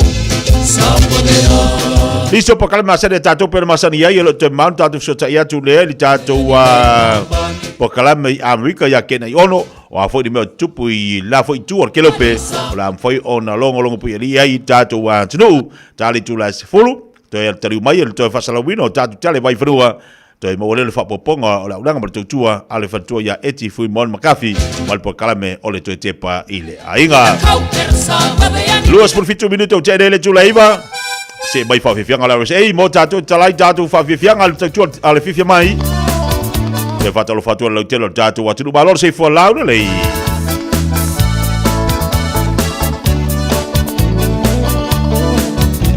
si atamale lale tawala mai ase e usu atu fa yo se suwa vai aulo ta oto ma e tilo iai e wa ese episodo Aina e alua tu lea e se ainga Olo o fai se lotu ai fai esa tau saminga Wa e mole manaba na o si toia ina Le lale ua mate lai Ina Foi mai seu falinga Ma seu filinga E moni e alava ita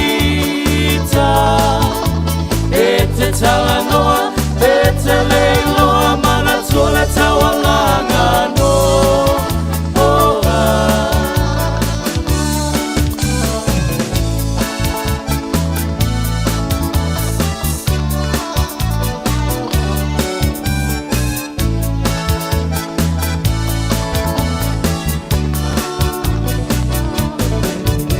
Tau pele li olo manao Bete ta'atu bete fia o aku Wa e fama walunga le poto wa e mawa le maso whaau tau Ta ua awea oe mawhirio le whai te au O whai mawhaia o ngā wami o ngā le tatau Wapule o le au moe Malofia ka upoe Ai ino sia ai lava o Ai mai sa whaalinga Masa pili pilinga E moni e a lava ita E te tala noa E te leiloa Mana tola tawalanga no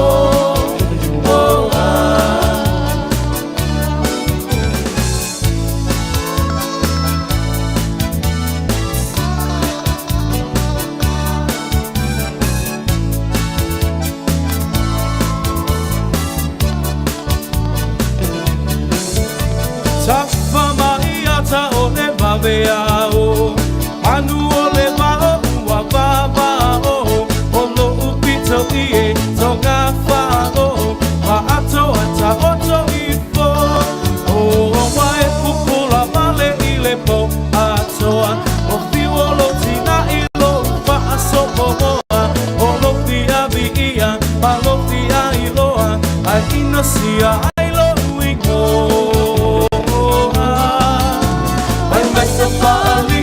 Masa feelinga Pe moni e a lava ita Pe te tala noa Pe te leiloa Mana tole tawalanga no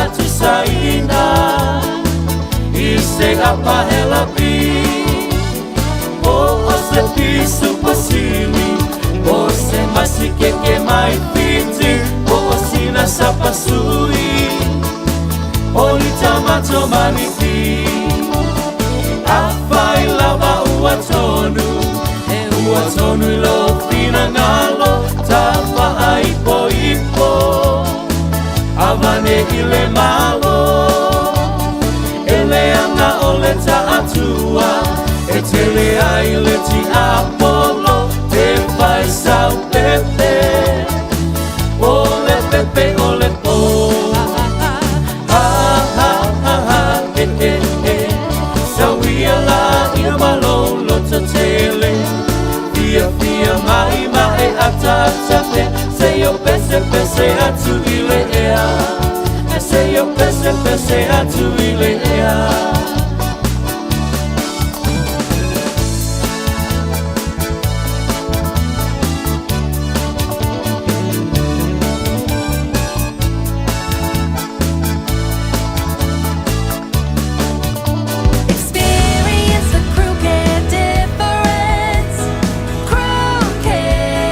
Looking for an opportunity to build your own business? Start your own cleaning business with Crew Care. You'll be joining one of New Zealand's fastest growing commercial cleaning companies with 12 weeks professional training, flexible working hours and a guaranteed income after 2 years. Find out more today. Experience the Crew Care difference.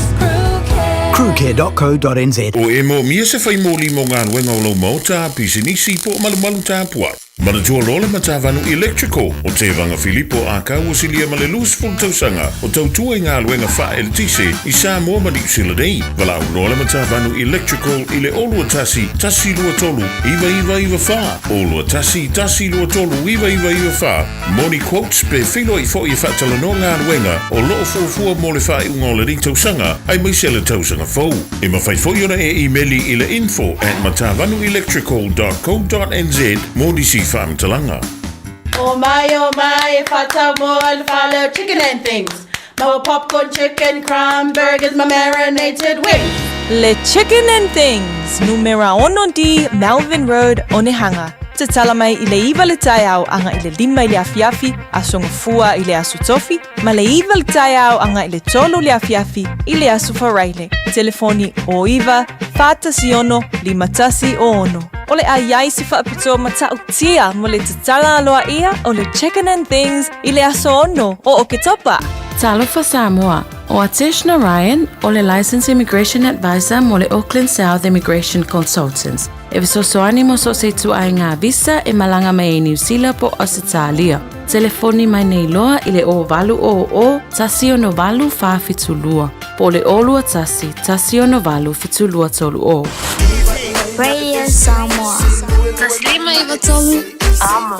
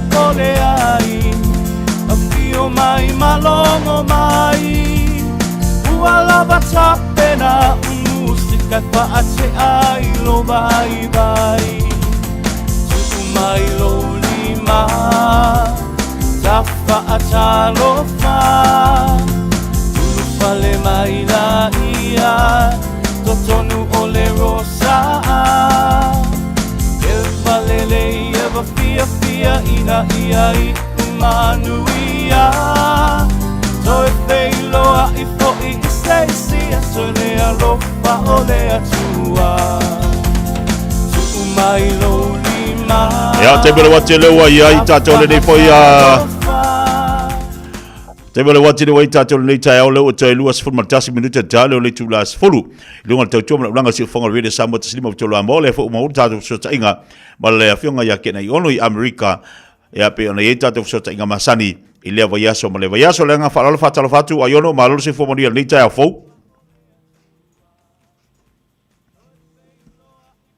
ia tanto mai sen tanto o finga buena ai fa malo to i le radio Samoa i ne foi tua ia so pektea ia e fa ta fa to mai le tinu ave pende inga le tua i lang pantanga mai se foi ia senga o au fa penga fa tu lo to foi i le tai au tamam na ma tua lo fa na wiki e fa ta lo o tato po calamity sa o tu nei mai United States o America ile nei ko itaiao ia o itaiao nei o mawai ko isina vano tau e pa no ina se tasi o alo le kinu una o ko I fa ngatama po ta longa te tele lo lang ile makina le nei po nai vai aso te o le sunga le Alex Miley Rose o Alex Miley Rose sa mo palang yo no tamal Samoa o no kinao le kinu mo to su to neon te sanga le matua mana kana wi ila so su fitu o November te sanga te siva I batasi I le state o Michigan o state o Michigan tu se pulu tesima le 1 miliona le paita wa fa e tanata eno no foi sa sui Alex Miley Samoa I tato tunu ile olimpeka I sanga lua fe sudono lua fe was fulu male lua fe was fa I talonga o le tongi mamao ile maasala kalava po le discus le sa yesu ia po Samoa ile lua fe su tolu male lua fe su lima ile World Championships ia o nga posila langi o le World Athletic Championship I Tokyo Japani le il sanga nei le man malo ai le alo Samoa Alex Rose I le ipu apa mea I le tongi tu sa maleone su wono tesi maliva ono mita le mabao o se Samoa mo le I le tal fa sol pito le atunu ma se tangata mai la tu pansvika wo o I le matantia o mo se pine le talonga o World Athletic Championships o le World Athletic Championship e fa alua e lua te sanga mafai ma o te sanga le na fai nei hele la mua o Japani I Tokyo ya ai ole tanonga la pele ngana pa Britannia but lo to madona tinu I wanted to say talofa to you Alex Miley Rose talofa lava and thank you for joining us on Radio Samoa this morning or maybe in the afternoon in your part of the world talofa lava Alex Talofa lava Ken thank you so much for the time it's an honor and privilege. Thank you for joining us. It's an honor and a privilege on our side too. And we congratulations and on behalf of our radio audience and Radio Samoa wanted to say thank you very much for your service and for your alofa and your tautua to the country. And before I go on, some of our audience have asked me, can you ask Alex about his background and his family, and especially his Samoan side of the family? Yeah, absolutely. Well, thank you very much for the congratulations. And as far as the Samoan side of my family, my father, Ross Rose, was born and raised in Vauvai Village in Tafatafa Beach, Falialili. And he grew up there his whole life in Samoa. And when he was 20 years old, he moved to the United States to be a member of a church band. So he was a singer and a guitar player, and he wound up, he wound up doing odd jobs and becoming a tree trimmer in the United States. And somehow he found his way north to Michigan, where he met my mother, and the rest is history. Now I'm one of the only Pacific Islanders in the cold northern Michigan. I know For some of never been to Michigan, can you explain to some of our audience never been there? It is cold. The rivers over there or the lakes are wow, it's something else. Absolutely, yeah. So the winter can get very, very cold. It snows very frequently. Probably every other day you'll get some type of snow, and sometimes the snow gets so tall it's nearly up to your waist. So we have to get these snowplow machines to make sure you can still walk around outside in the wintertime. But truthfully, in the spring and summer, it's very beautiful in Michigan, and the Great Lakes are definitely gorgeous and beautiful, and one of the great landmarks of the Midwest in the United States. Yeah. Alex, I just wanted to know about your journey representing Samoa. Can you tell us how it started off and how many? I know you've had several golds in the Oceania and the Pacific Games. Absolutely. So I believe it was 2011 or 2012. I realized that because of my father being born in Samoa, I could choose to represent them instead of the United States. And I had a conversation with my dad, and I said, how cool would it be to one day, earn a medal for Samoa and really give back to the culture and to the people who brought you here. It's something that's so important to me and to my father. It was a decision I made early on in my career, and it felt right from the very beginning. It's always been my greatest privilege and honor to represent the Samoan flag. And, my ultimate goal has always been to win an Olympic medal for Samoa. But, winning a world championship medal is one more step on that pedestal to try to make it that far. We were all watching. Take us at that moment when you realized that you have won a medal in this prestigious competition. Oh, I was in complete shock. I was just so thankful to all of the support that's helped me over the past decade of training professionally. So thankful to God because I'm truly blessed. And it was almost beyond words, that feeling, because you try so long for so many years and finally it works out. And just wearing that Samoan flag and taking my victory lap of winning the first medal was incredible. The meet organizers didn't have a Samoan flag because no one had ever won a medal from Samoa. So my sister in the stands, she was the only one in Tokyo with the flag, and she handed it to me. And that was a moment I'll never forget. Thank you so much. I know you got some money also in that championship, and some of us, some people in Samoa are working on maybe send some money to you later on. Probably some of those are listening. But I wanted to thank you so much.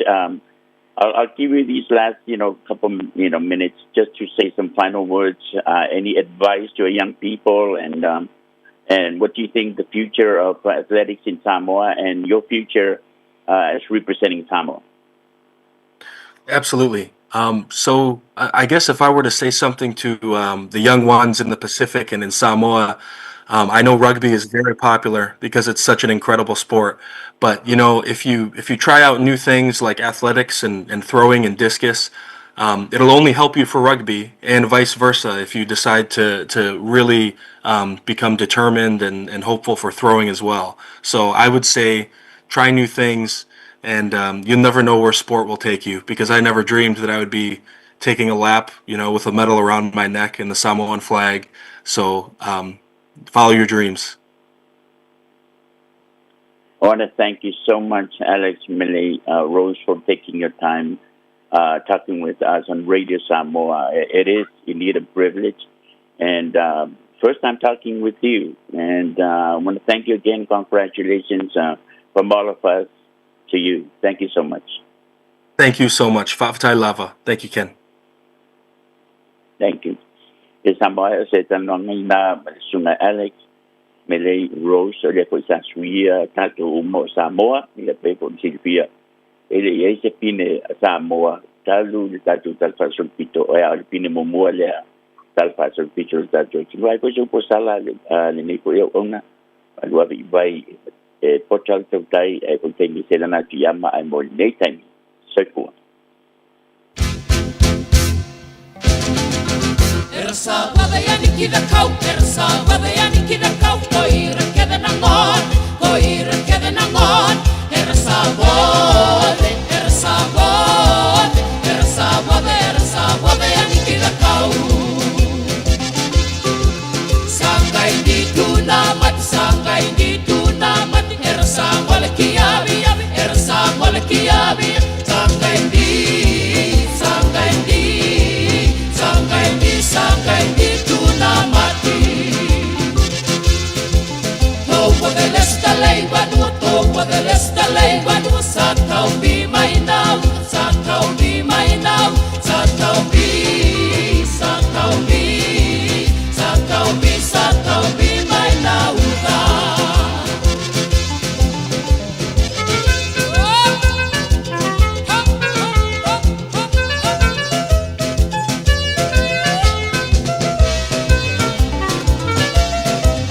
Ya, ole tatu fatata noanga pe ona yele tatu pokal masani marsunga ya ke nei ono ma wala bano le na fa so mai foi ya sitasi nei o alo le tunu pe ona yai ya tam finga foi o talonga ya le wa fa te mo le bano lunga pokal marsunga ai ono e fatata no foi sitasi nei o alo tam fa no tatu wa tunu ya ol Samoa ole Samoa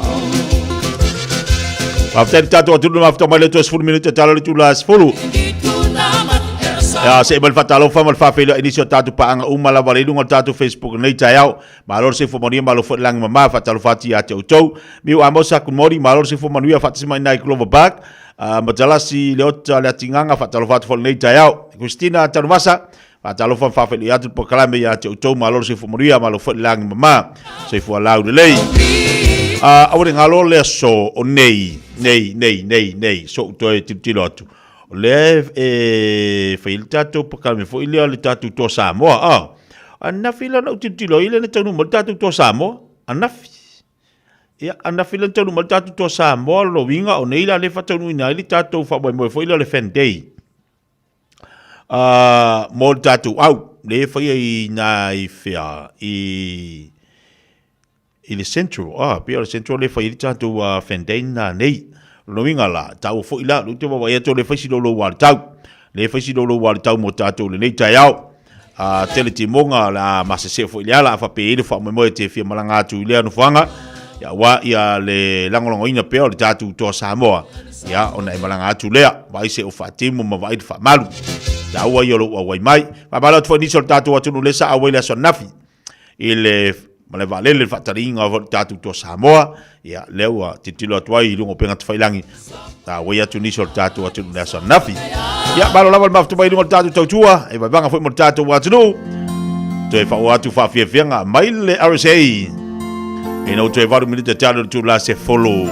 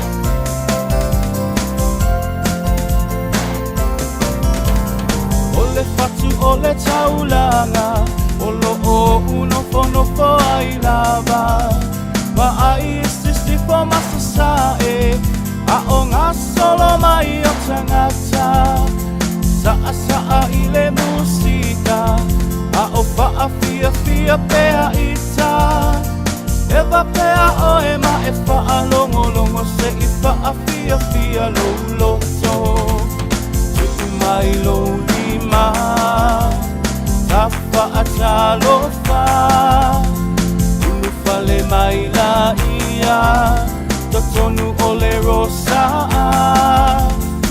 Eva lele eva fia fia ina ia I umanuia Toi feiloa I fo'i I seisia Soi lea lofa o lea tua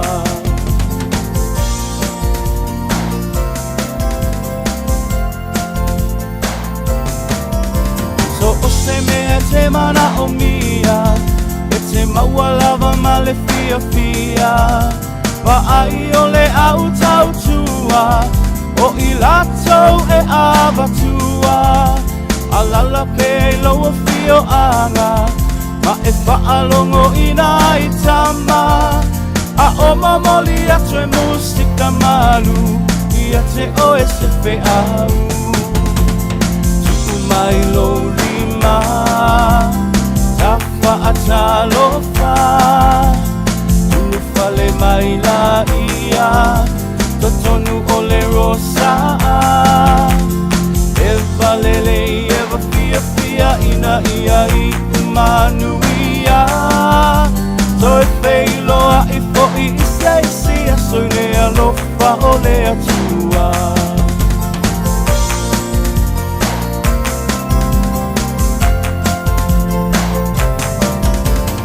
Awhai a e tukuama O le fuama whaatofa Ia tu mau pea lea lofa O lea tua I lo taba Umea ume te popole ai A fio mai malongo mai Ua lava tapena Musika whaate ai lo vai vai Tuku mai lo lima Ta whaatalo wha Whale mai la ia Totonu o le rosa Eva lele eva fia fia ina ia I umanuia Toi feiloa I fo'i I seisia Toi lea lofa o lea tua Tuku mai lo lima Ta whaatalo wha Whale mai la ia Totonu o le rosa Eva lele eva fia fia ina ia I umanuia Toi feiloa I fo'i I seisia Soi lea lofa o lea tua Toi feiloa I fo'i I seisia Soi lea lofa o lea tua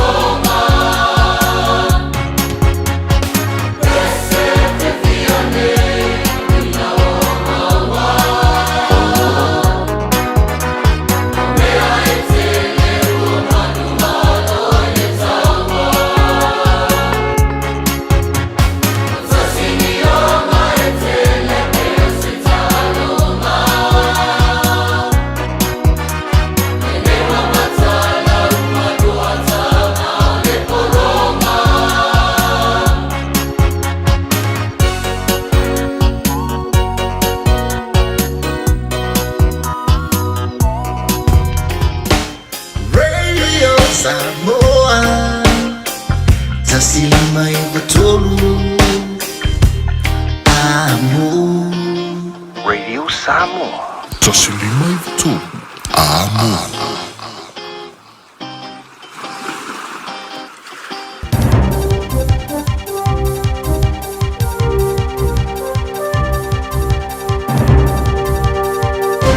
Tau Maria, talani mai au te aroni sila, mōlau tāpo inga tār flawa. O tau si mai pasi whāto sanga mai snang te whainga ruenga o soi fōmāro loina whāpe ma whaia onga wa onga tulungalua. Wa whiai le silia maleono a wheli masela o tanga te whainga ruenga i le i tūlangi o bea plenty. O fua e awai se te e mawa te le whaia le vasa fōu. O le solusu tolu le masina nei o ke topa o whāta o toina. O le a whaia isi te pito mawa e le tō tele o whaia te tono le whaito se fulu o tau sanga. E pe ona whaari ai el presidente o le whona whātono iuni o whāto inga ni Sila Richard Wagstaff. O le whona whātono iuni o whāto inga o whai masui, o le siria ma le tolu se lau luas furu afe o tangata whai ngā ruanga ma iuni SS.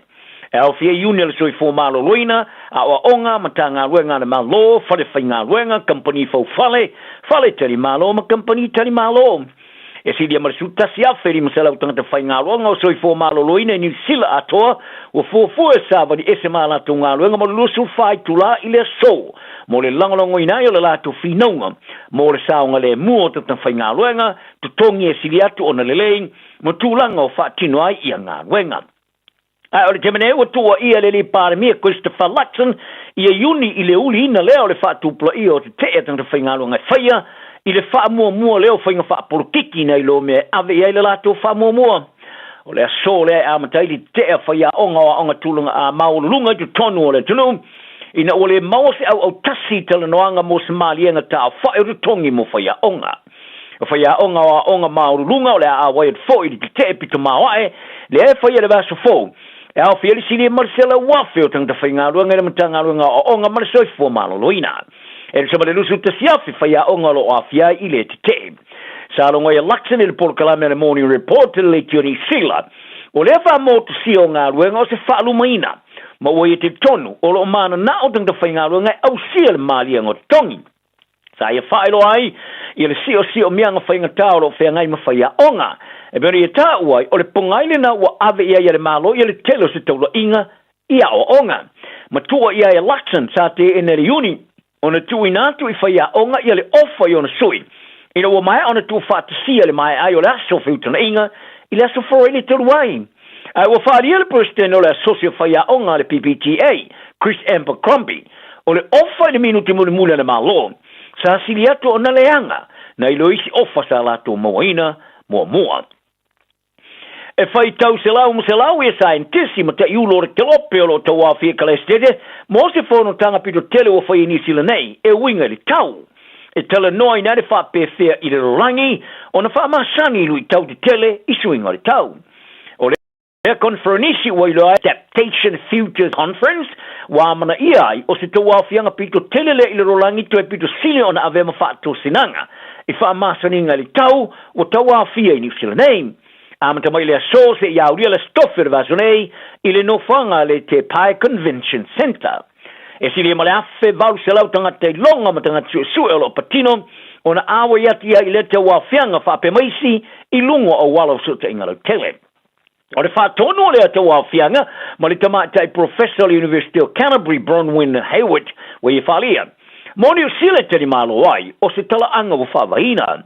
Whaalia i la tō wha māpa poina le te wawhianga, o se wha moe ngai malosi se tau inga re songa, ma teita inga re Pasifika ma tangato ele. E amana i ai se a whianga telo swing o le tau, e iai tangata Pasifika ma tangato ele. O le a tau la i konferenisi mo le mai tau ino ki au tū wha mua mo le au inatu, i le whono tanga lo na tōs furu wha le tau sanga malo wha tasi, mo swing o le tau i Brazil, i le masina fau. O tā paraina se fō mai su e whapito i tino maali liu po le korona. Ia tangata ina iausta ia tū la whono matao fia le whao ngai no telefoni wha avei, a o tango fia fo e ulio tā vale. I le ungawana su suenga, i le whano le oro le tamatala vau e lusu lua tau sanga i a Caleb Baker le roa whamaru fuwha. Sa whadia e korona Mark Wilton, Ele aisa na fautuanga alo ia whaia. A na te ioina, e tau walatu se manat whaalia. I tau mawhainga leo mane matanga luenga whela wa inga. E a o ina tanga te winga I mana onga, o leo staia o tula fono ta vale. O peika sa whanolo na ola, o alu ni ngā luenga ri tae o la seiva o February lua whimaru whawha. Ina wa so atu I tuala na ta vale solo ri tele tos furtoni ane mamafa. Ma se trailer, I le ala tele Hawke's Bay. Sa maua e Coroner Wilton, o peika sa tula na ta vale o noni kiwa ta vale. Ili teimi sa whanoe nun ola. O le tamaita ia Sarah Schmidt, e lusu lima tausanga sa ia aveina le lori tele, sa fasio tiai peika. A o ia whaonga ina lan telefoni whea vea iau noa malona iloina o le kiwa ta avale I ona luma. Sa maua I sue sue ngā leo, sa whaonga e Schmidt ia lan telefoni whea vea mo le fasu wha minute, I le late le lua I tūlala na malanga, mai Dana Verk, I le atai au. Sa ia tau tino ina le moni o na morianga o le avita avale ma tau tia sa ma fois mariu, mani manua, ma wha salai le whare pui pui mo le lua tau sanga ma le wha masina ia o kitopa, o le tau sanga tuluai. Ai o le te merei ua ma whatia la ingo Baker ina wala tuluaina, o le ma fine avita avale sa whanau ilo nola, ua whaatanga I tua I lalo le palola, a na o le iwa masina sa tuli, o lona wha salanga. Ia taro tā longa, sa paro taina o le pu o le tau sanga, sa ia whaia, ai o le tene fau o whiriwhiria I lau laka piliki a le Kiwi Ferns a Ivana Lauiketi. O ia la pateia o le apu e matau tia o na o se tofo I le tua ingo ta alo e anga vai ai.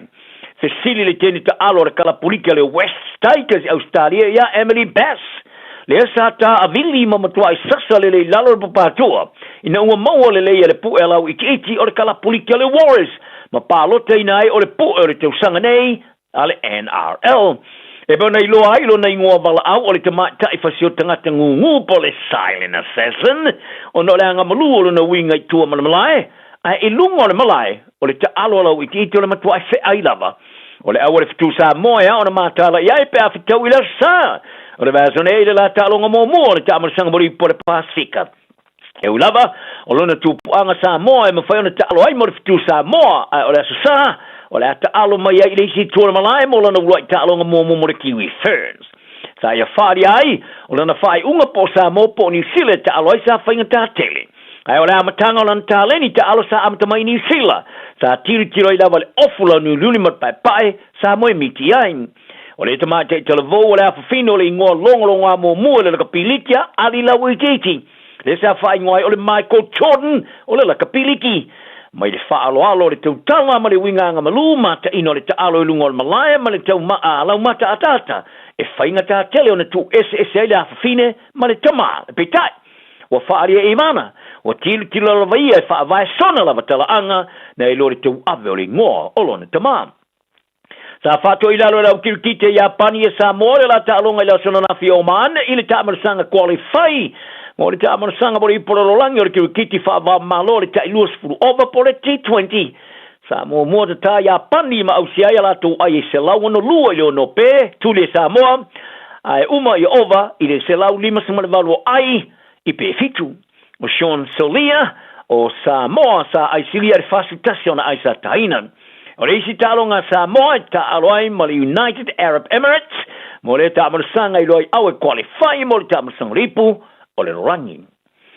O le tamatalo huka ya George Bell e na o le paua I leo le tamafou wa fia I le au le All Blacks wa whiriwhiri e nei sui tulanga I a Brodie McAllister mo le malanga tamilo I tui mātua le hemisphere wha ingo le tausanga. A le tamanei o le pau ya te vita mafi leo e na o le paua I leo le tamata alo e le ita alo le ta alonga wha avao malo wa fia I le malanga tamilo. E tōs furuono le au o whiriwhiria ele whaia onga Scott Robertson mo ta alonga whaitauria mai alani Scotland, Engelani ma Wales.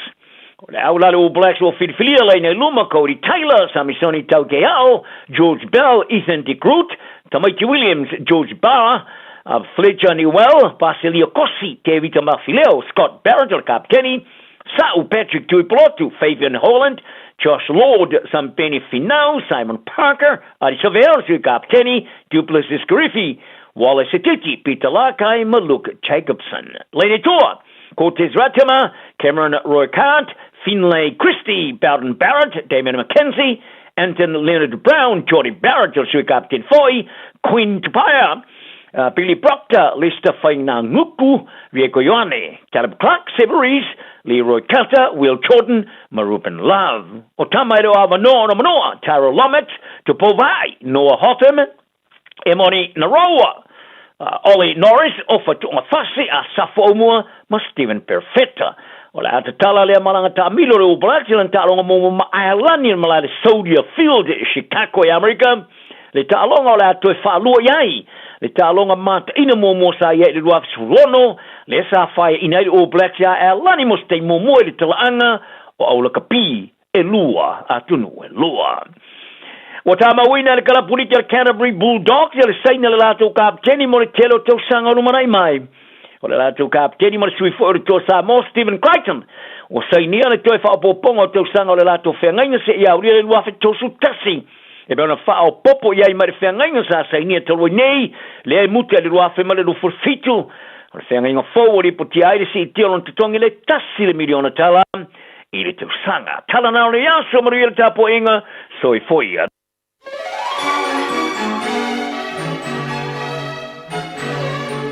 Talo falava o eti fui Mona McCarthy, o solua vai asta itasi mai sfulu li tai au, o lo o wina atuai le por kalame te tepa i le ainga. O se por kalame tātou te fitu wha iai li telo mta upu au ngā, a wale ati na e o tātou ainga. O lo fina ngalo e tā ua whaatasi maso mātou manatu. E fisosoani lea a wāse lumana i manuia o tātou ainga maloto i fale. Manatua le por kalame te tepa i le ainga whaatasi mau eti fui Mona McCarthy, ia solua vai asta i tasi nei le sifulu le tai au, i lunga le Radio Samoa, sifuli mai vitolu a mo. Ia whawhelo i atu mal fia tele lava mal whaaloalo i le nei a sifou, e le mwhai lava o na whaangaloina, whafo i pere vi inga mal whaftai o tātou ta mai le langi, o na olo na alofa malo na anga leila na taita inga mātang o fie, i loutou soifua malo fo i ola vai mwhai fo na maua, e nei aso mātanga o fielo nā lofa. O lo soifua ma lo tātou wola o lo i ao ia o lo tātou tamai le langi. Pe lava o e mafuta mai ia i le nei lava taimi, o tonu Aotearoa nei, o Samoa, o tunu e mamau po fea lava. Malama i le tātou nei ngana. E whaafeilo i atu mō folo fatu i le suafa manu malo. O Yesu Kiriso lo tātou whaola, le matai alofa mo o e maa. Pi ia lava le atua, whawhelua i mal whaaloalo tele lava le pa ia maulunga o tātou o tunu i o tūlanga whaalupe Samoa a pēnā na whawhelo i atu mal whaaloalo tele lava mai maunga te tele se i o i maunga iti.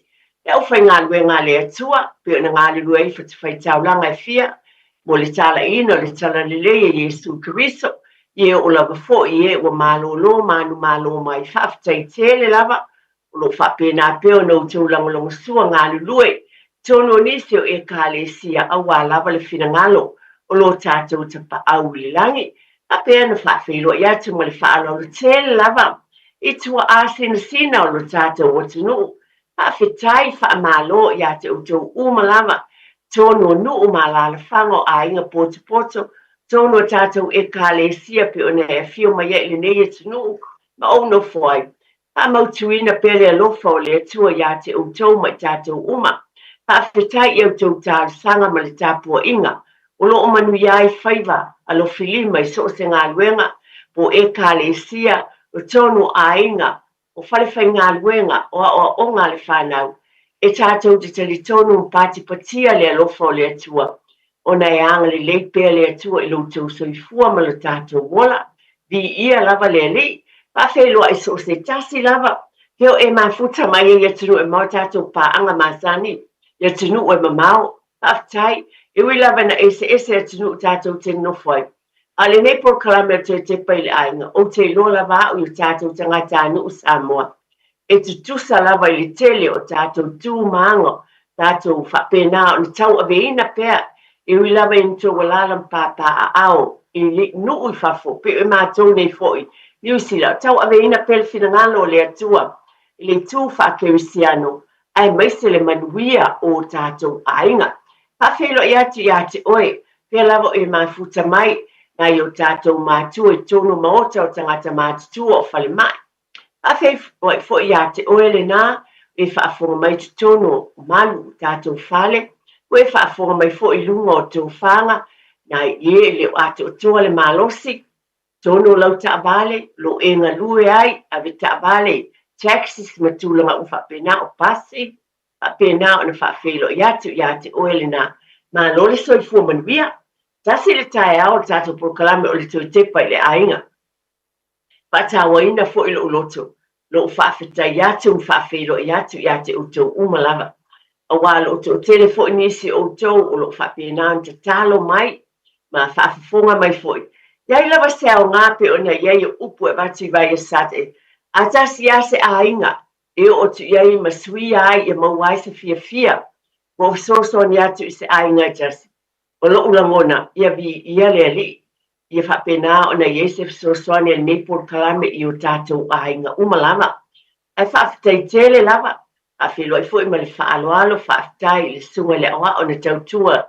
I le taimi ua tua na iatu le tae au, aftai mo le upu le atua ma whainga lotu le tae au, ia tātou halwa I pēr le nei whaaftai o na o le alofo le atua awala I tautua, pa whilo I fwoi lo sunga te tia, le ata ngā lue le nei as, o le upu le atua, le lava na amatai nai, le lava por kalame, pa mua fwoi le atua, iai fwoi sa saole, o le tō tepa iei le ainga, e le tātou savalinga, o leo te iloa, e ka le sia o tonu fo nei ala leo ai lo lava tantanunga whaatina foi ma nei fo le iai pe o le saol tu te pel ai ngai whaita wina ai le upo le atua a mataina ai le tātou por kalami e le fo lau whaafonga a le tusi maasani lau tusi salamo I tō suma le wha ai mai o le wha manua tā vita I le li I lona fisosoani I a te ia tātou whaafitai o te loa o le asale na tua I nā tunei, tua na ia tunei. To tele o e ka le sia sa whianga iei ma le asa pa o tamaiti. Sa tu ina I le atua le wha moe moe ina I fisosoani I le ali. Tali mai ele ngatai lo tamaiti. A le tau singa I ainga uma. Mea uma lava tūlanga ese na iei. Na fisosoani mai le ali. Ai mai la upu la whiongpa ia le atua. O oe le maa. O te whaafetai I le ali I aso malama. E le au noa o na vi inga I lo mutu. E mita lo wanganga I le ali. E whaalongolongo ia ie o pupunga ina. Ia ona lātou fia I lea. Ia o tau whaanene atu I le ali. Whaatasi maa. Ma ia tātou vivi I atu I lona swafa. Na o sa ili atu I le ali. O na tali mai ai le o ia ia teau. Mana lawe ina ai mea uma na o fefe ai. Ina tofo ia o tau, ma ia o tau I loa e le le ali. Amu ia lava le tangata o le whaatua ia te ia. E o nge mea le ona ta anoa, ma lātou fia a ai. Ai le ai se mea le e mativa ai I lātou, o e sa ili I le ali. Whanawe, ina o mai ia, ina whaalongolongo mai ia te au. O te o atu ia te o tau ia mā te tau I le li. Aua ne I tau tala lo lau whaiva I upu leanga. Mo lau ngutu ne I tau tala wha ole. Wa lata mai le li ie wa loto momomo. Wa ia whaola fo ie wa loto nguti momoia. O le amatanga na o whaitawina mai le whai upu mua se io. I le whai upu e fitu. O na oto mai ei leo ni a whiongpa ia le atua ni whai upu. Mai le neila u tuja salamo tāvita. O langona fo ile ia te tātou e moni a. Ia lofa lava le ali ina whaatau nuina le atua o mele le umalava. I lo ainga ma lo fo iola. I le nava ia sa atoa I le tātou. O mai tātou por kalame I le la soru o tuna. Se I o le neta e au. E tawai on tātou tui fo I whaafitai I le atua. A wana mawhai mea uma ona o le alofa o le ali ia te oema. Ia fo I ale vi inga ia te ia. O neta e au, o te langona, whaafetai tele lava. Whaafetai ilo e po o whaapewhia mai o tau pitonu o tau lalam pāpā awai. Ia a o mātou I au ki laini nei.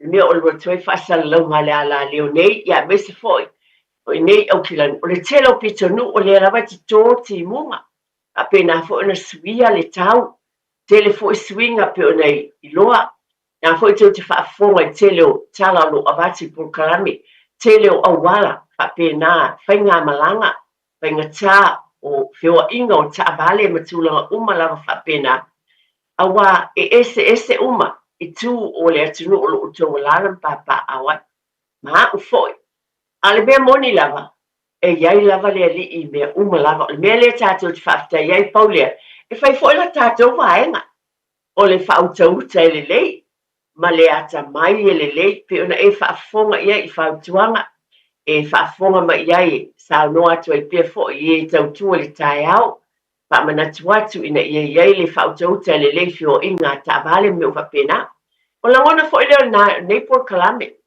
awa o tātou umalawa i o tau ainga ma loo fo i ainga tau te whinangalo ma o manatu ia manuia o tātou ainga o le nai o tau amo tātou lima o nisi nei o mea a wane i fiulau whaalongo ma loo whaalolo tele lava ne e manatu ane o mea fo utala noa atu ai nisi ai ona ola por Kalame ale tau te pai le ainga o loo fo i lea sao e alai ona o tau longolongo pe i lo tau pa ia ma le mamalu wala mai fo nei tai au wa ia whaalongoina le timunga e la ngona fo e sui le tau e manatu talo fai nai whanau mai lātou o e whioa e momoli whanau ia o onga o mātua o e o atu whalwhaingan wenga o la ngona fo e la po Kalame tu te pai le ainga na ale tu whangu lava mal wha manatua o neli tina o le nā lava pe ona o avatu o le poto ma le ata mai ma le whautauta le lei mai le atua e te tau nuu lava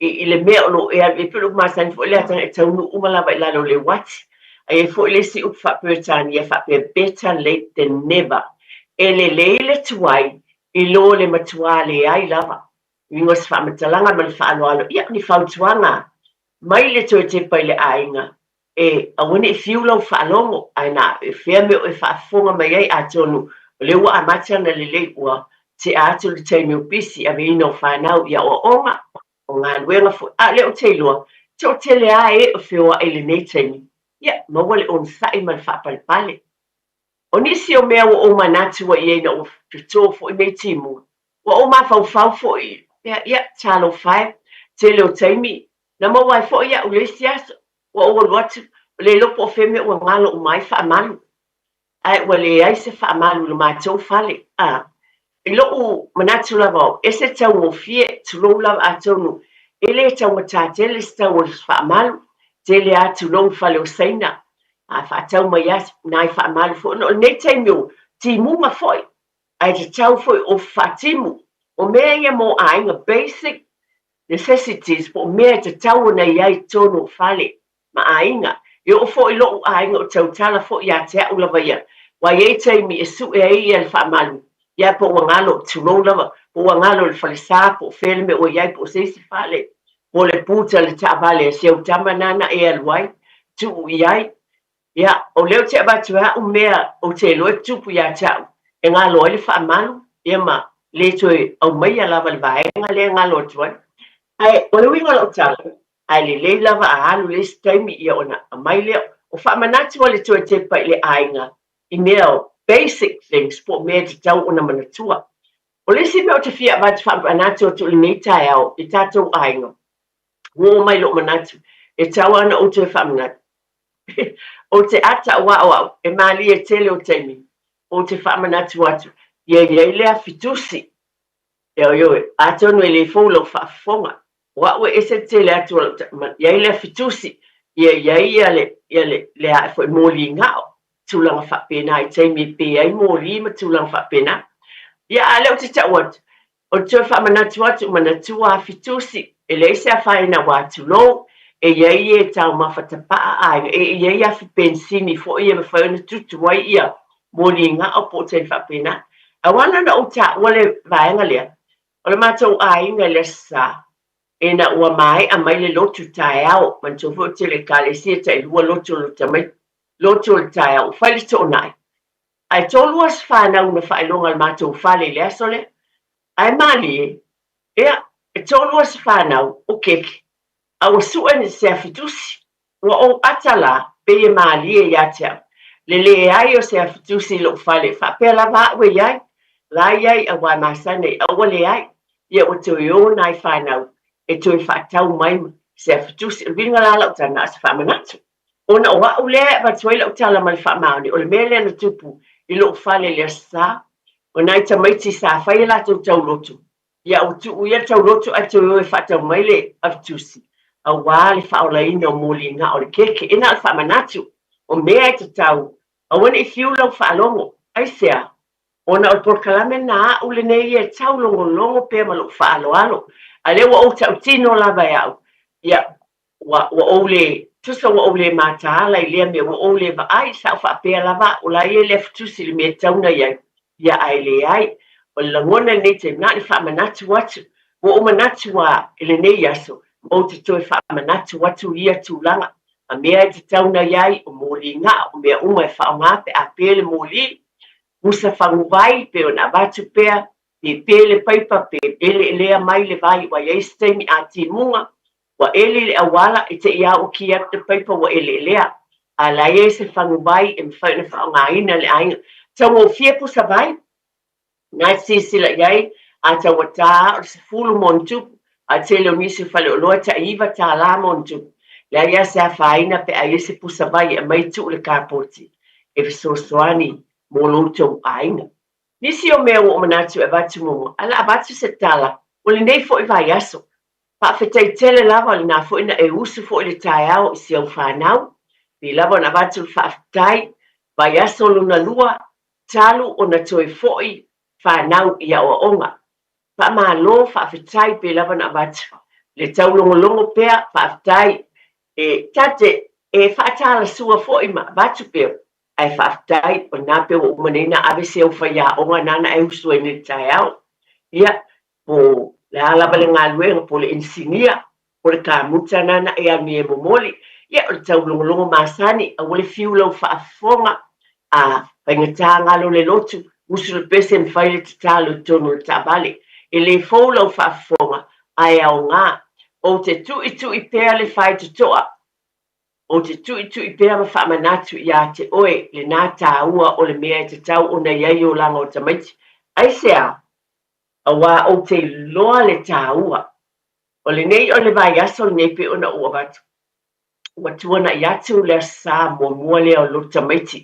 I le sā pe o na iai mai tau sanga e tele o le sā lo na lua o ki topa.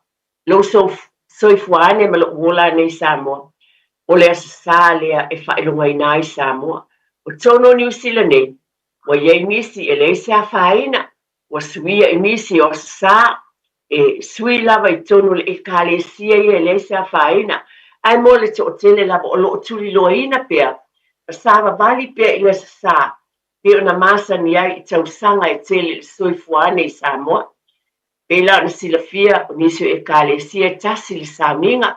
Nisi fo yo e kalesia e lua sauninga pe on whaatinoina. Whaafetai tele lava. O lea ua maea ia lea vaenga tau o le soifuanga. O le tangata Samoa, Kewisiano, e nisi o e kalesia. Ma le toe tepa i le ainga. E momoli tele atu le whaafetai tatou wafea le mamanu o le atua pe le upun tatou. Pai tawina i le nei tai au, e a o le tā mai tūsan mō nā ala, whai mai e whaalongo mai le o atu o lau tamā. Ai whaafetai, o le te le ia o lau tau sau vi ia le atua. Whaafetai tele lava mātua, o leo o mawai atu le sā, pai pae mua te o tele o e ka le sia, ta i lua sau ni ngā lotu nisi, tasi sau ni ngā lotu nisi. Whaafetai tele lava, tau te sila fia. O nisi o mātua, e ese le mamao o mea e o mai e mai tamaiti mua o onga mo le lotu tamaiti. Whaafetai tele lava mātua, o nisi o ainga le pe o tātou nuu i Samoa, o tamaiti a, o te whata e taia o no mea na o wola ne ai, o tamaiti a na ola ne whato ia al manu ia, ia e tāle pātea le sunga le whawhiangainga, o atu uma o tamaiti o whato ia, tāle pātea vaiala o tamaiti vaiala. O nei New Zealand nei. Ia, e le se pāte pau le mea o folanga ma tūlanga whaanei o le pō. Ai mamau, nuu, e no foi nisi mai le mea o lo tāpua iai ma le whale sāpu whia lava whapenai on whaiaia o ngā le whanau ma le whaiwhi au. E ese fo i taimi, e le peo i tātou i Samoa, na e soi fuane i o lea fiafi, te lea o fiafi, tu ua lea onga e wati wha fiafi, le se tu ua onga ia o ngai, o no atu lea whaie lea onga le whaiwhi au. A o inei, e ese taimi, ai mai se fo i wa onga nisi o tamaiti, le lava no o mai le vai aso muli muli, wato e a onga, sa maua lea wa no i taimi o whaingatu wanga, na mafutai, e na olo ina o toia ele vai esa mulmuli o whaingata. Io la atu sunga ia te tia, mo tātou whasalangu whapisinisi, toi fo i mai, e toi whaawawina le tātou purkalame whaatairo sunga te tia. Finau mo sau manuia i le Unitec, o le alangolango malosi le Unitec mo oe, o wasau ngā luenga le leile lumanai, whatupla ia lau to mai le architecture, engineering ma le social work. A o tawina oe se matata fau, pe o le pisinisi mauna baenga ese. Esi dia ma le se lau mata upu e pula lava oe. Tusa lava pe tele i mautonu po le asau mata upu e ave. Sila mamao mo sauru mana i manuia. Le sitara nei loa i le Unitec. Tanga iane i le unitec.ac.nz. Talofa, o waleni o se electrical inspector Samoa, tolsu 5 tausanga tautua ma o resta loina fo i mole waina o lo mauta, falsam fatwhainga luenga, whapeli pe ina vai vela ma o ngā umu. Walau mai lo waleni o le amos electrical il o lua fitu, lua no tolu ono fitu ono lua, o lua fitu, lua no tolu ono fitu ono lua. Sunga, o whenga whakao ero kawa le fau maunga Max Ila. Se inga uka amilo i au kilangi. Mo koe foi mai lawa i o Tara i le Tire World and Auto Limited. Lea ma o aiso skoi ngā meg ma pa uka avar. A ole me Pico City. E ngā le lua lima ka aladwa ia so le kokongi. Le Tire World and Auto Limited e te maua i ta avale ma pa utau ngō fia ia New Zealand antoa. Mo fo i se ti mag wheels mo so se tu ai ngā ta avale ma le telo isi au unanga. Warren Fitness i le na ole se fulu tala pia i wha i lo i eina e wha afafonga le Radio Samoa i nei wha abitua. Talia wins quotes, cue cards, maisi. Walau lo le Tire World and Auto Limited i le lua fitu tasi tolu o mo pa uta avale. Po le lua fitu wha tolu lua o mo le fale inisinia. Talofa Samoa. O Atish Narayan, o le Licensed Immigration Advisor mo le Auckland South Immigration Consultants. E visosoani mo so se tu ai ngā visa e malanga mai New Zealand po Australia. Telefoni mai nei loa i le o valu o tasi o no valu wha fitulua. Po le olua tasi o no valu fitulua tolu o. Ia, o whapoponga lava nei tātou proklame o le tuete pai le ainga. O le le asol nei, le ava noa te vala au mai, o te langona lava. Ia, o te ofa pēa le eise e fia tala noa le nei as. O la se tā ua o le lota maiti ia te oe malo ainga.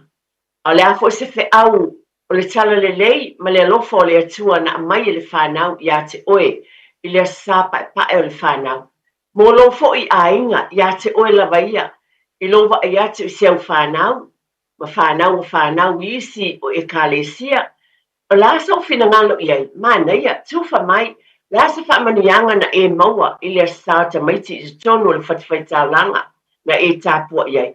En whai ona e wala au mai, ia was wala au atu sunga ia te tia e talaina le tātou telefoni, whai ona e wala au mai ai, o le a o whaasoa te pēa, ai a e wala au mai loa, ia e mawhai a ona, ai loa mai le sunga ia tia, tu ula utala, ai sao noa mai, oe malo whaalolo tele lava, a le ua iai le awa noa mwhai ona e wala au mai ai, ai se avatu pesa utala i le tā ua le lota maiti, ia te a ula vaia, i te tonu o sea mātou fo i e kālesi, a tonu, o loo whapena fo i otou, a le wingos whamtalanga ia te au. E te leele fe au ngā mō tātou a inga, ma le whina ngalo le atua e au wala i le lota maiti, man tua mwhauna e wala au mai, le a se tāua ia te oe, o la fo i se fe au momoli, na mai le atua ia te oe, la se experience, la se whawhangua le li ia te oe, i le sāta maiti i lo utou fo i e kālesia. O lau tala i se mātou lava e kālesia, e se lau whawhetai o au le atua. O le mea o iloa, whawhetai mātua e mō ana o avatu. Lau whawhetai tele lava i mātua, a tonu e whapena ina fo e kālesia uma, so tele o salangona tamama tina I te tonu le ngā lue ngā lea li. Wa e se lo fia. Pe a whai nei na e o ma e iai whaatasi ma le whanau. Ai te wa ai atu o tūla e mai whaatino ina. O lātou tala, o upo e tau tala mai a lātou tau loto o pespesenga, whaatinonga, e se le māneia, e te langona lo whaatai I le atua. Ai o te momoli atu le whaatai te tonu whaapena ina I mātua umalawa foi. O o lo whaapena o na langolango. Ai le ialu le break lena umane, sa o ta ua. E le no nofo whaatasi ia tātou nuu. Pe o tau sanga I tele na e soifua nei ma o la nei Samoa. Le ai. E pela o se whaatai te ingola o batu. Sasi o mātou a inga lotu. E no nofo I North Shore. A le mātou e kālesia e nei West Auckland. Ia e mamao lava tusa e pasi Westgate, Northwest, ia o Massey I tele wai. A wala talata atuanga I Henderson. O ina I elo mātou falisa. E mamao le mea malanga mai e nei mātua ma tamaiti.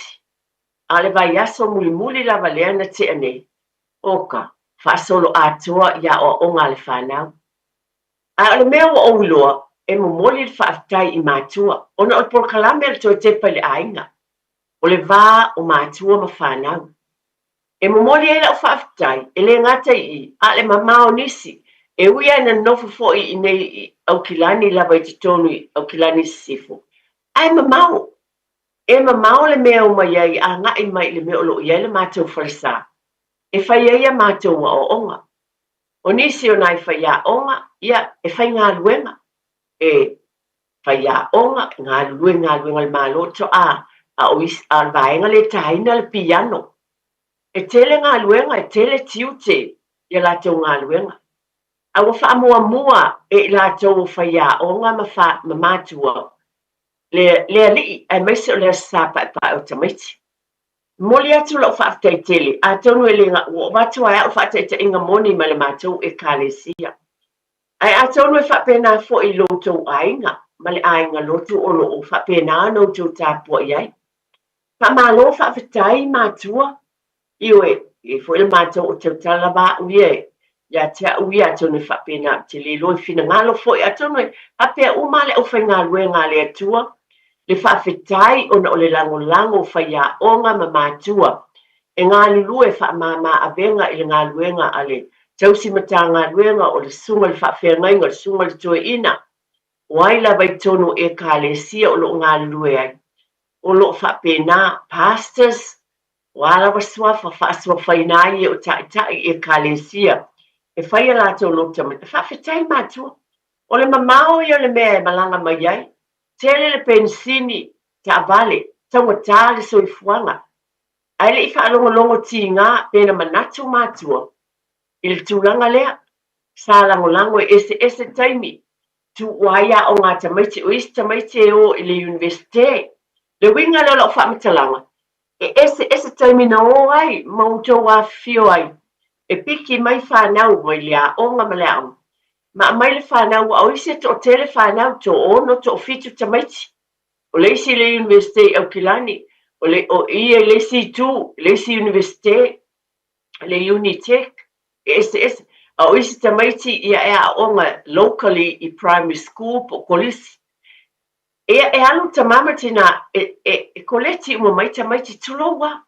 E le whai ngofie, to tepa I le ainga. Whaafetai tele lava tamama tina. I whaapitua lava la o whaafitai, I loutou wanga lelei, o loutou wala lofa I outou walo mātou whanau. Ia te au, sa uwa aia lea sa le tūla I mai, whanau awa. Luigos whaamtalanga, e le ngata I mea na tāpena ina le whaife au lava ia. Ma le loutou o lua, lona whaletua, mole tāminga. Ai sa iei taimina tu uina mo ainga. Whaafetai mātua. E ese le te leo loutou ngā luenga. Whawhitai I le vā o mātua ma whanau pe uputo mua o le neipor kalame. O loutou o au, e le tū whaaleanganga. Wa o ia uia mo tai o wofo le mātango whiu o mahenga fo I le whaatau nuina I ainga. O le winga leo lautala. e whaapitoa lava la o whaafitai nei aso wau te loa. E to o tele e kālesia. I eile taimi o le whaiwhi au malona whaletua e whai ei whaatinoa mwhai aonga. A iei fo le taimi tu mo ainga. O le mea na o moni mawina e au. O le winga ese fo i o le alofa o le atua. O le o ta uai. Le le whaalongolongo ti ngā o mātua. Waso umana whai atua i le to o lua le whaiwhi au pe o te batu whaataita inga ia te auia. Pa mole a maita maiti le taimi lea. E ui ana tuai mai nisi, au e tu wawanoa, wale o te malama.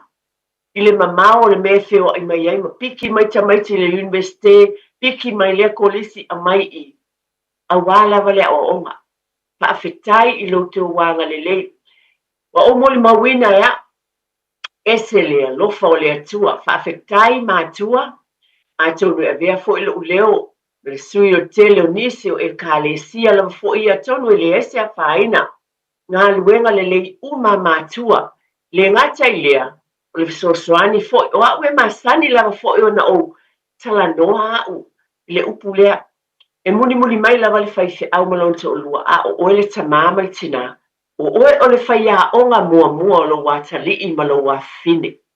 Mai te tonu lava o lo fale mai le titi o le tamaititi, o aina whaia oe, i oe, e ia le fale tua le whaiwhi au, a o oe lava fo ia, o ai lo whaola, e ese le mana ia.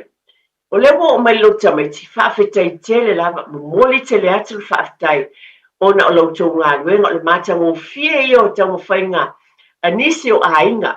A wa o la tau lea, o tau mātua e o foi, o te whaafetai foi. A whai o iei ni alo tala mō mātua o le mese o le whaafoma, lo te lua. O nisi o ai tema na whaatinoina le sapa e o tamaiti.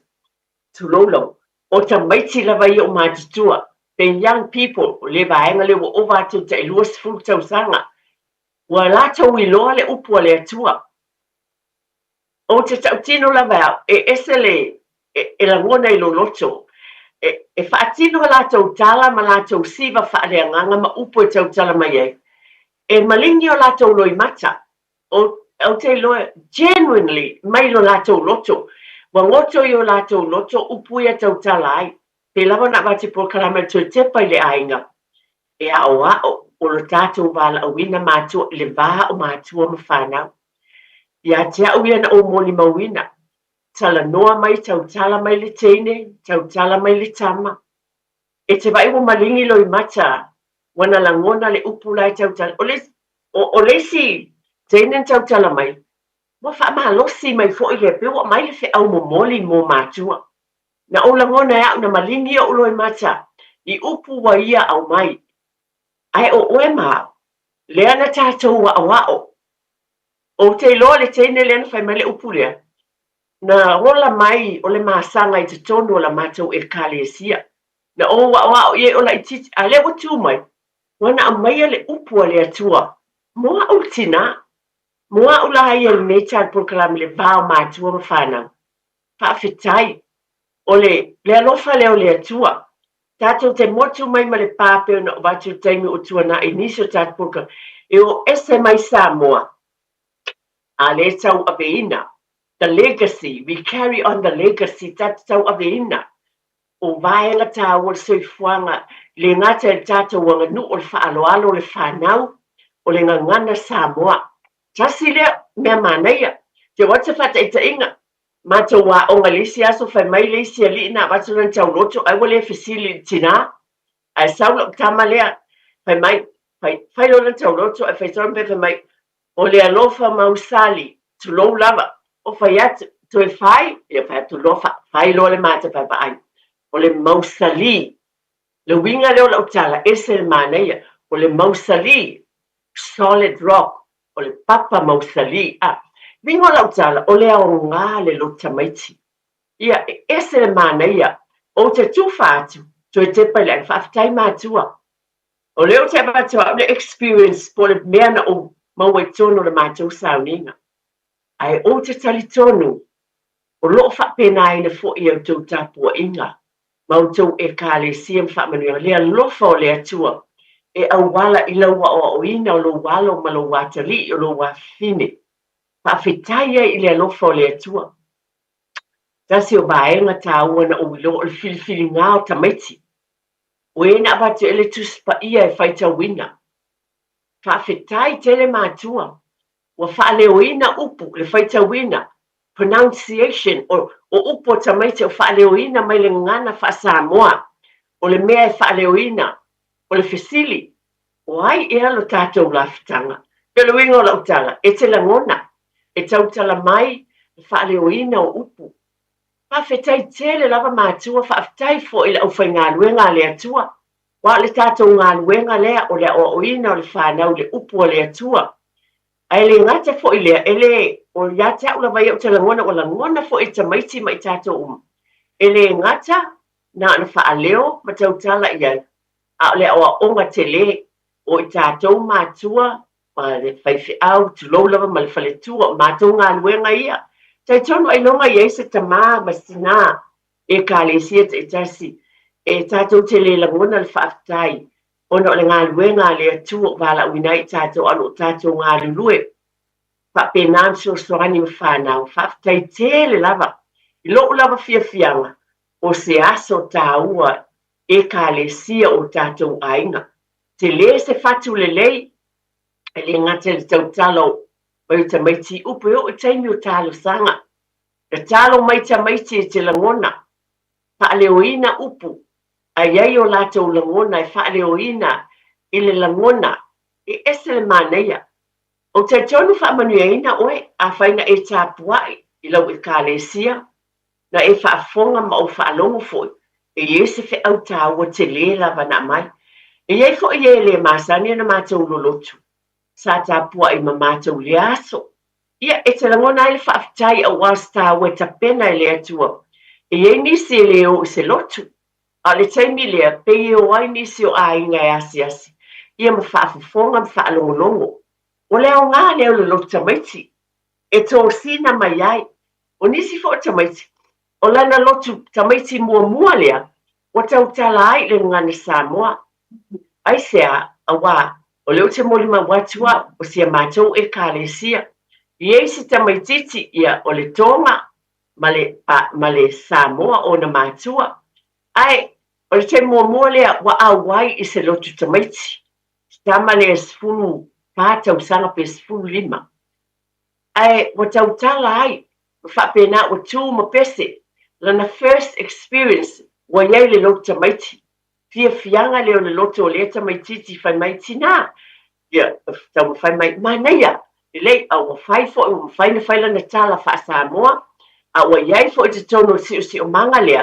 o le environments lea o le tamaitiiti o le ekalesia ua tautala o lana lotu tamaiti muamua aga le alofa o le alii outou aiga mo tatou aiga e avea i tatou ma ave feʻau o le tala lelei auala e ese e mawhai ona whaongaina oe maa ma outou walo ma tātou whanau e tutu i luma o tangata ma whaailoa le tala ele ngalo i tamaiti e mumoli atu le whaafetai pe ona o wate taimtona o lewa te tala e leina e mwhai ana e wala au mai sau fina ngalo le ase au ngā o le lu tamaiti ia te oe le ase fe au na mai e le atua ia te oe a wala i tono lau tau tapua inga wala au mai mwhai whaailoa sau fina ngalo ai o uia o te tala noa o nei aso atoa i Pokalame i le lei o le alii malona alofa i lou ainga ma loo foʻi aiga e auala i le lotu o le whanau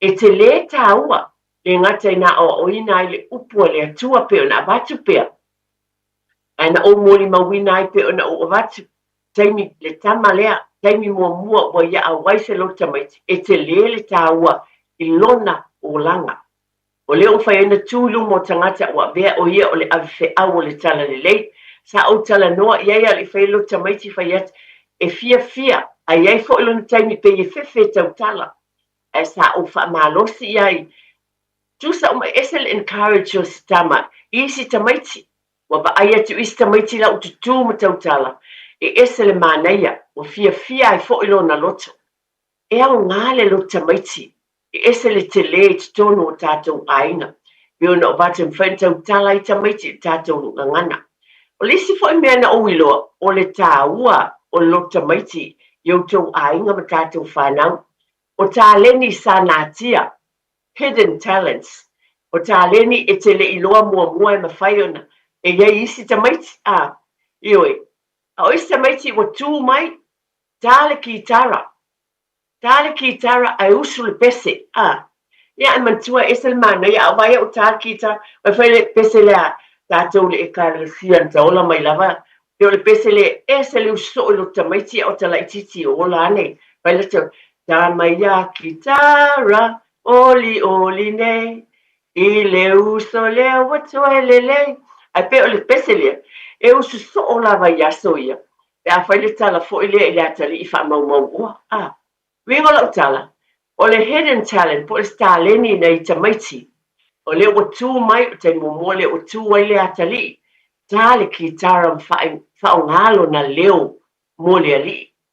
O mea lofa ia le atua, tātou te whawhitai ai, o te tala atua ia o ma whaailoa. Le alofa o le atua, a tonu e whao ngā whapena fo I te tonu e kālesia, a wala ese e kālesia o mea na whaatinoina o tala, pa le tusi pa ia.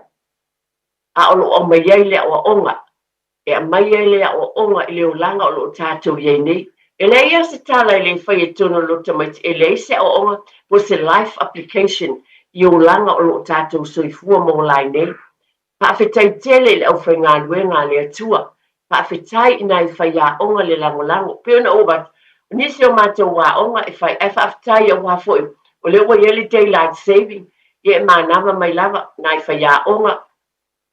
Te ele afo le 5, tā le 1, ia wa amata mātou wia. A le winga lau te vai mai ngā luenga, ai le I whaalongo ti ngā. Whaafetai mātua, o nei foi whai a onga le o ngasa. E ei foi o lātou walo ma whanau. Ai whaafetai wa whaamua, le alofa o le atua I o lātou finangalo ma loto. Ai tonu lo whapenali tele o te tonu e ka le sia ke usiano. Lo ngā lue whaatasi au whai ngā luenga le atua. Ma nisi foi o whai a onga o ngasa, ue wa vai ei le potoma, le te mai ma le vala o wina le li. Ai mai se lava o whai a onga mua o mātua. Whawhetai mātua, pe lava e le lava upo whamatalai nai, le alofa o le atua, e awala mai I tape nanga a mātua. Ese fo I mea alofa o lo iei mātua. Ese mea alofa o lo tuina le atua I mātua, o lo o momoli le whanau. Ai mai se fo o nai mātua. O grandmothers, lai e te tonu a inga po tinao tama. Lai e te tonu a inga ia, lai tu atu. A tona ele ufo ele tato wa samo I tu atu o si tamale lei. O lo o ye se tina e langolango. Whapena fo tonu a inga umo lo ye nai grandparents. Le fo e langolango sua ma fiso soani I te tele o a inga. Mo aso pa e o tamaiti. I ese le o le li. Tato te whawhetai ei e wina e tato mo ese mai ma Samoa wa ati na e o tato a inga New Zealand nei. A le fatu lea na te tō. Le tasi o se tā ua. Ta ilo ia ia a oa uia ese lo fia. E te lea le taimi alwai e te lea le ngā luenga le wala wina. A e whaia ma le whawhetai a mae alo se ngā luenga le lei. Lera wale ukma e te whawhetai I le atua ma ave le vi inga I le atua. Wana ma whai mea umai lo nā lofa. Na e soani peo na ufa te le whai ngofie. Ma mao mea ma yei a inga. Alu le pensini. Ma nei e whawhetai mātua. Ma nei la e o tamaiti. E ese le ma nei a soani o nai a inga. O a o si o mātou au lotu. Whawhetai e isi o mātou tina. Pe soani o te. Lai whai atu la ufolfolanga I leisi aso. Ma na tua tātou pale. Ma tātou fuala au, o lou sei, o le a uma mea vatu, pusi ua o tama o tulang, le mātou le eka, a vatu, a si I mai le 5 o le si te mai ta I talabou whai mai. Tina, whai mai o si o na grandmother, o lana te tāpena ina uma mai pale, ma fuala au ma li pine a tamai, winga ne o lau tala, vi ia le ali, o le alofa le a wha le mātua, tele o teime tūla I mai. Por kalame to tepa I le ainga. To tepa I le alofa I le vā o mātua ma whanau. O lea lava tau avea e lea grandmother. lona alofa ua le gata la i lona aiga auā o mea uma nei e lē faatauvaa i le silifaga a le atua o te lo'o le tāleni a le tina lea e poto e fai fualaau fo'i o pale e malia na fai la'utala na o alu vai aso atu itua ua maua pale e lua le totonu i le matua na fai fo'i le tina le o tago fa'amafolafola ma tapena auā nisi o fanau e o atu e leini pale i le aso lo tamai e uma le fa'amafolafola o pale ia a sau le tenitisi fa mai o laua tapena i lona grandmother fai uma lenei tina i le alofa le vā o matua ma fanau e lē fa'atauvaa ia i tatou a tonu monis ae moa'u ia e fi'ia ai le ali'i pei o upu tomua o lenei lava polokalame o le alofa i le vā o matua ma fa e lē gata o le a'oa'o o le fanau o mea uma e fa'atino ai le alofa o lou alu e ave lou atali'i i le a'oga i faife'au o lou alu e piki mai o ma ave o lou fesoasoani e fa'asa'osa'o lana gagana Samoa o lou fesoasoani e le fa'aleoina o le upu o le tala o lou fa'aleoina o le pese ina ia sa'o le fa'aleoina o le langiina o le vi'iga fa'afetai tele lava fa'afetai i tinā matua sia matou e kalesia tapena uma i lenei tinā o mea uma lava mo le fanau ia ua malie ua mai aiga luiga o la'utala o le tinā lea e lē pepena o la'utala moni lava lea ua 80 ma ona tupu tausaga o le a 8 ona tausaga le la'asavali i le valu a o lea fai lona taleni e su'isu'i luiga o la'utala e lē gata i lona taimi fa'afetaitele le gata i lona taimi a le poto ma le atamai fa'atau lava e ia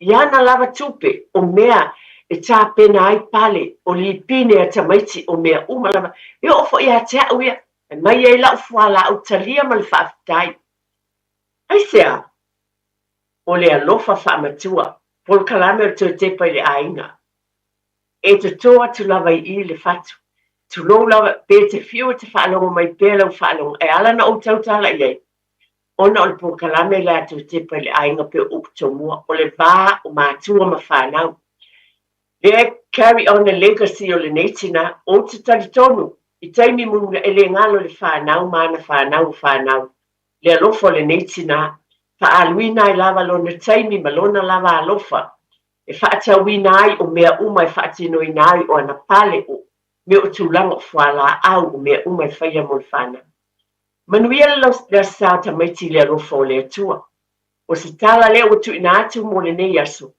mai le taele o lo uloto whaafetaitele lava mo e kalesia lo tapena mo nisi o se sā o muamua o sa pa o tamaiti po o tutono o New Zealand nei po o tunu ui fafo pe lava le tafo le lalai ma le o teilua e o fo i Australia, Amerika o isi atunu whaatau nu o i fo ilo tamaiti e kalesia a whai u whaatau nu ina vi ia le li pa malo whaafetai o lau te talo o lo e tau aveina sa fe au taua na a mai e le atua e awala le whanau. Na e whaafafonga ma o whaalongo e le whaitauina le whanau o le tuspaia. Na e whaafonga ma o whaalongo e talo sanga molia na avea ai whanau e momoli le whaafetai o le whaatu e senga o mana onga i luma o le atua. Vi ia le atua i o tātou ainga. O le whatu na tutoe o tua am tātou mātou tau aveina mai Samoa le fo whapena tātou tuto. O lau te talo ma le tātou te talo. Ia tau aveina pe whanau. Ia le ngata i o tātou o ngā tupulanga nei. E whaawau pea o loo lava lea te talo. E whaawau ai pea whanau, whanau. E wheau tāua lea e awala i lo tamaiti. Talo mo ele i whaataunuina lo tamaiti. I whaamanuia lea tua. Ia o tau lo tamaiti. O nisi fo i le masani e kale se lo tamaiti. O se awa noa tāua. O le whanau a lea tua e whiwhea se siat. O se teimi tāu whaina e whaafonga te uwhalea i se mauta o whaia se lo tamaiti. Ma e a waifo o le tāpua inga i lea li. Ai a tau no e whaatup manatu fo i whawhangua i a te oe lea lofo lea tua. E o wala i lo uso a kerisiano i te tono se tasi whatawhai tāulanga. Whaatai tele lava mo lo whaafonga mai i le nei tai au. o se tala ma le fia ma le whaafitai i le atua. Whaafitai ia te oe ta mātua o mātua. Whaafitai i mātua, whaafitai ta maiti au tala mō o toi fo i nisi universite, nisi ni whai malanga mai lava mo neia si tāua. Whaafitai mo le fisosoani i ngā luenga le atua. Whaafitai le au whai ngā luenga le atua le loto te tele o whi au le lei uma. Ai pau lava le whamanat o mea uma wa tātou whaia. Ia fo i lava le vi inga i le atua. Whaafitai tele lava mo le talieina o au tutono o tau mo tamalawa le nei taimi o e silsila mai fo. Ia vi ia lava le atua. Talo ia yele file mua le li nei vai sa i fi au mga luenga ma o ngā le whanau. Ho i le vi inga i a teia. Pei tele lava i lau tō whātia tia. Ma manu ia tele le atua le au whai ngā luenga ma ngā luenga. Pia ngā iei le ngata le nei asa o le vai aso atoa. After tele lava mo le talie nā o tono tō mōta malawa. Mana tua, o le atua, o le tamaia o a inga o malava.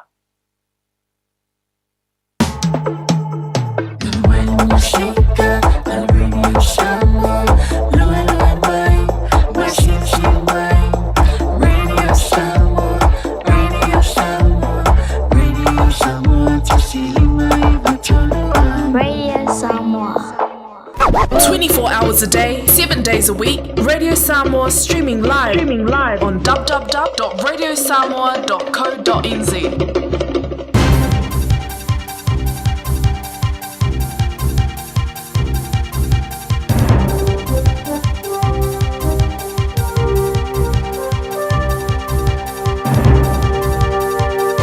In this update, New Zealand First and ACT have been quick to respond to Te Pāti Māori emailing documents to party members overnight that contain serious allegations against one of its MPs and her son, who was also a former staffer.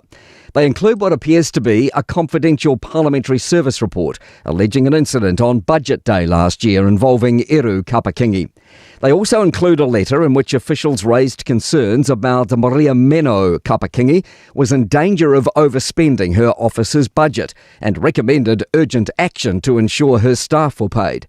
Winston Peters says Te Pāti Māori appears to have done a 360 reset, and ACT leader David Seymour says it's a bad look for Labour too. The Labour Party need to explain who their friends are.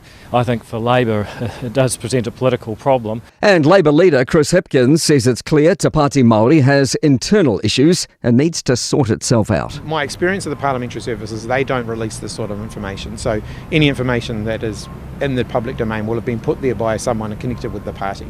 Several roads across the North Island are closed due to severe weather. State Highway 3 is closed north of New Plymouth between Moko and Piopio due to flooding and slips that have stranded some vehicles. Highway 30 is closed between Tekawiti and Bennydale. 31 is closed between Nutunui and Oparo. 4 is impacted north of Whanganui, and 43 is closed between Taumaranui and Whangamomona. Ohura and Mangapapa roads near Taumaranui are underwater, and Ohura and Whanganui river levels are high. Tina Knox from Piopio Village Bakery says the rain has been torrential. It's really bad, yeah. Everywhere's getting flooded all the way around Piopio and whatever.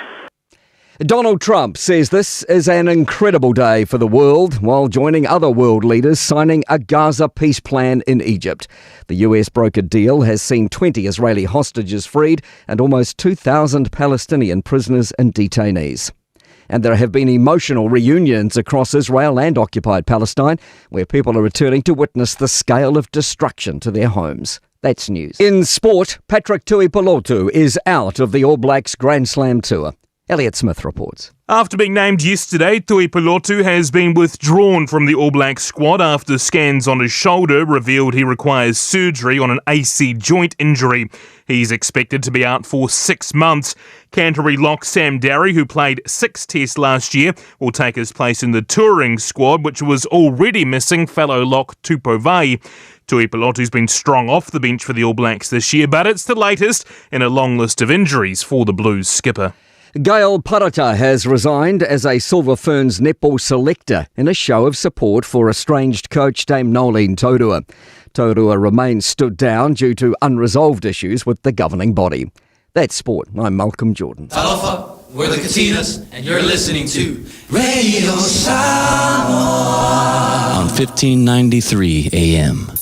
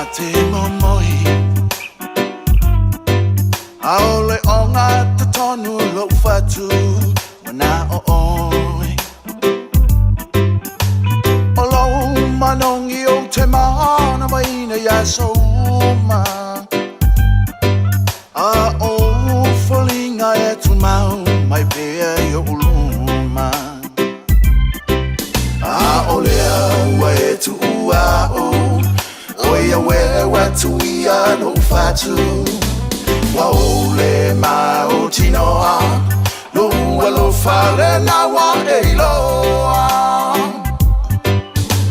e tasi ai afe o ole auro lo taimane la upele so usese ya la foane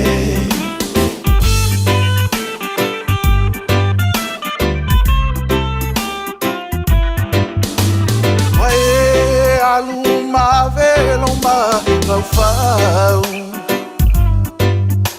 langona e utino ane afa avava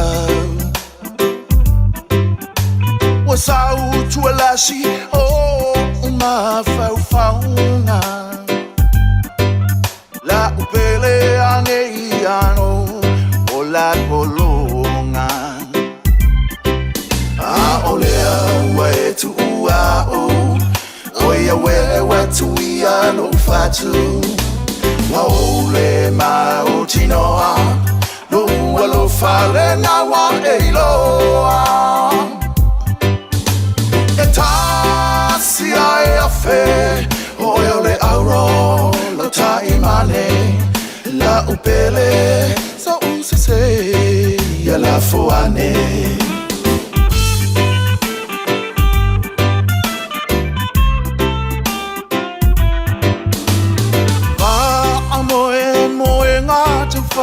tau po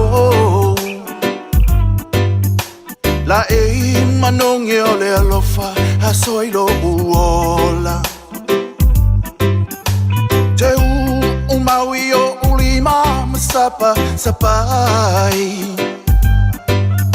se pese mali e usu e fia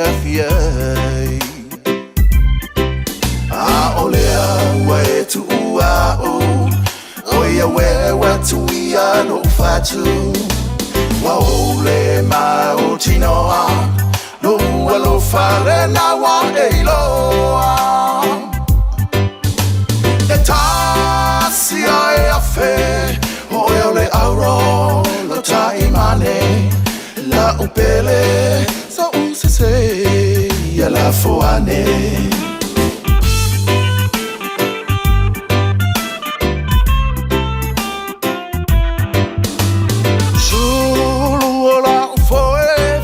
faina oe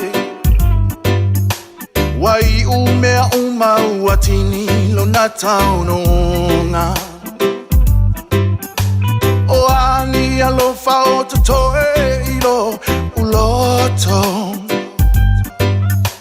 uale toe au nga upulele atu apoto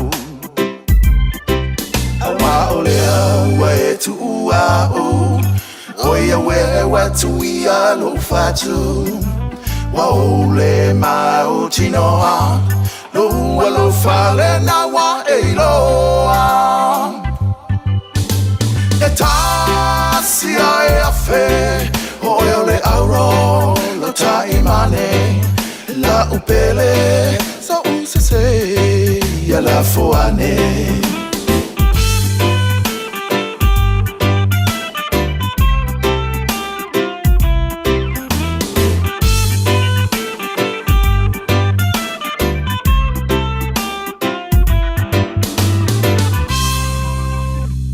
Fire and Emergency New Zealand advises that career firefighters will stop work for 1 hour from 12 p.m. to 1 p.m. on Friday, 17 October. During this hour, fire and emergencies response in urban areas will be delayed. Please be careful doing anything that could start a fire. Do not leave cooking unattended. If there is a fire, get out, stay out, and call 111. To see if your area is affected, please visit fireandemergency.nz. Right now, measles is in our community. It spreads fast and can cause serious illness. Symptoms include a fever, cough, runny nose, sore eyes, followed by a rash. So if you or your whānau have measles symptoms, please stay home and call Healthline for advice on 0800 611 116. And remember, your best protection is to have 2 doses of the measles vaccine. Find out more at info.health.nz/measles. Oh my, fata mo al falo chicken and things. My popcorn, chicken, crumb burgers, my marinated wings. Le Chicken and Things, numera 1 di Melvin Road, Onehanga. Te tala mai I le iwa le tai au anga I le 5 I le afiafi, a songa fua I le asu tofi, ma le iwa le tai au anga I le tolu le afiafi, I le asu wharaile. Telefoni o iwa, whātasi ono, 5 o ono. O le aiai si whaapito matau tia mo le te tala aloa ia o le Chicken and Things I le aso ono o ke topa. O se tala fiafia nei mo I la tolo mana miele vai yesi, vai sasalapa ma le vai tamalingi, mai le Samoa Herbs. Ua mawhaine o na whaatau atu le tātou ofisa a le TR Marketing I le mautau Samoa I mangele. E nao le lus futala le tau le vai, ma e ave le wha mua ia I lantou weanga I mai le ofisa, e totongi mapiki a lantou vai. Morisi whaamtalanga whaosota iane, I le olua tasi o lua o 5 valu tasi fitu. Monisi whaamtalanga, e le tātou vai esi, vai sasalapa, ma le vai tamalingi.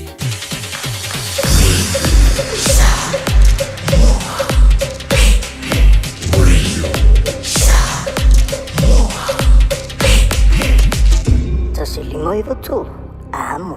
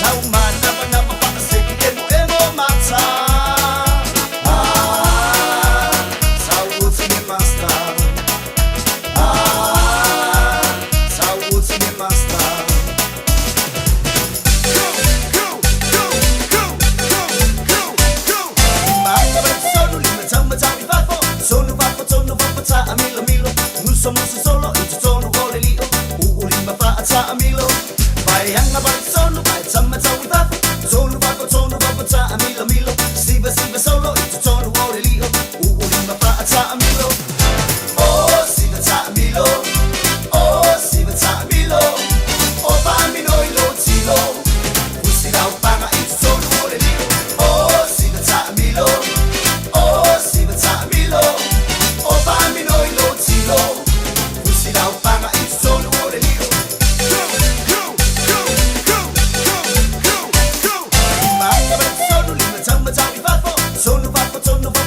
Ya le walu sul tolu minuto chene ile tula sumul tasi fa fonga tatu wa tunu tatu fa fie fianga su fi lo yo le tai ao. Lolo wa le tau tonu fo na timu ngama se mo dal tere lan tau. Au penga ile tatu wa tunu tu ngalu ngol le fo ya solua. Mai atu la nang matou tual fatu ya eti fui mon makafi mal tatu pokal mal tete pola ingo so fa ponga. Pe ona yele nei tai ao le nei fo pokal me tau mal ma tango fi. Pa soa I le manui o lo wainga. Pa soa I le lei o lo wainga tau na iai.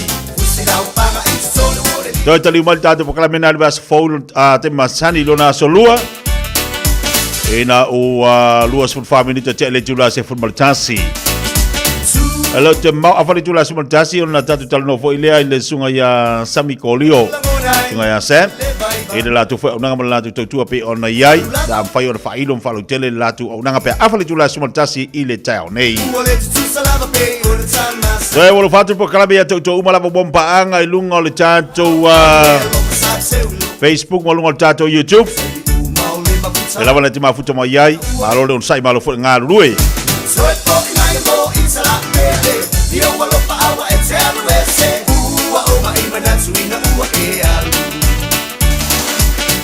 E ila utapol pas le fai moai el tato mo le talo foi le to sa mo le fai le asosa le quero mo mo de lokunga e ro la ile te pati o si o baba ia tula Nothing seems to be the same way. Think about the love that burns within my heart for you. In times we had before you went away from me. Walk right back to me this minute. Bring your love to me the same. I'm so lonesome every day. I'm so lonesome every day. I'm so lonesome every day.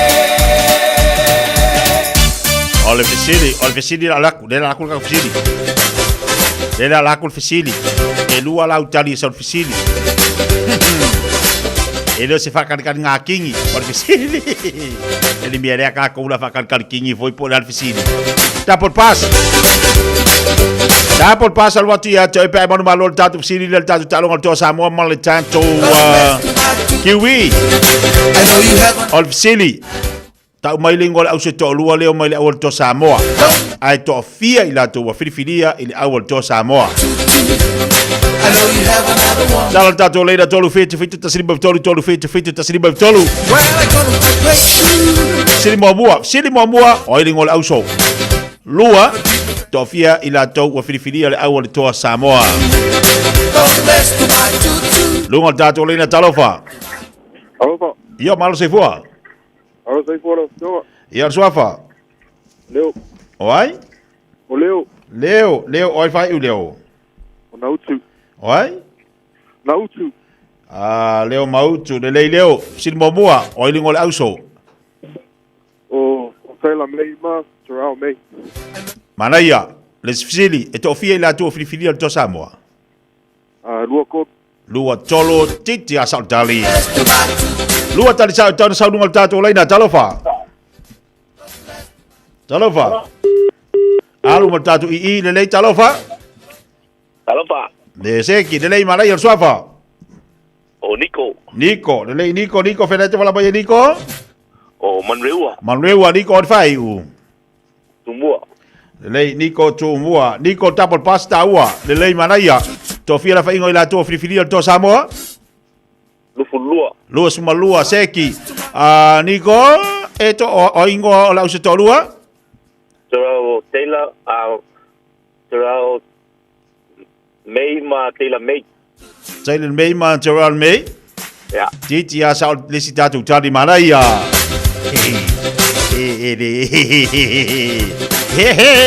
Double pass. Talofa laida, talofa. Sei fu moria. Tali, vagar, e ala o so adu se fu mal kasi da confesini.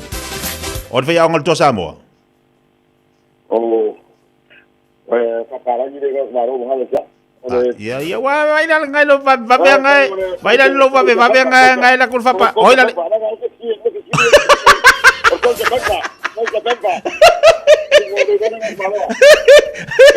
Magani.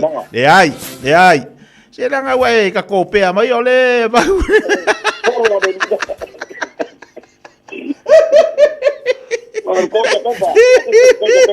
Double pass. Tofia ila tu filial to Samoa. Tofia? Lua sumatasi. Oi ia lau se tolua. Oi? Se fa mangingo le lei. Se ka u le lei ngor kama ka alo. Oi? Yes sao. Wala kia o meide ka.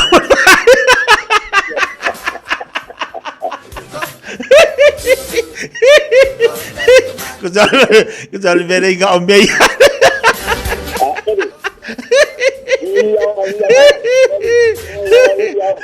Oli.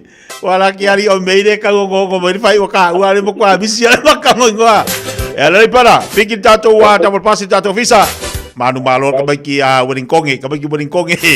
Wedding konge mai mangnyangi. Le sungai taau e Roma. Lu sumatasi la to Filipini al tatu to Samoa. Thailand May ma Gerald May. Gerald May ma Thailand May le wa Filipinia au solo to lua le wa ye lunga tatu au. Ya ma lu sumatasi la to o le wa Filipinia. Lunga tatu au to Samoa tatu talonga le lo manei. Ato e most tatu double pass ato tu nato mo tanto alo mo malo sunga tau ole la fa ingo ilanto lena fa le tolu mai isi tatu atali dua tolu lesi dua lesi du suma tasi la to sa o tatu tali lon tolu abatonele jula SF matasi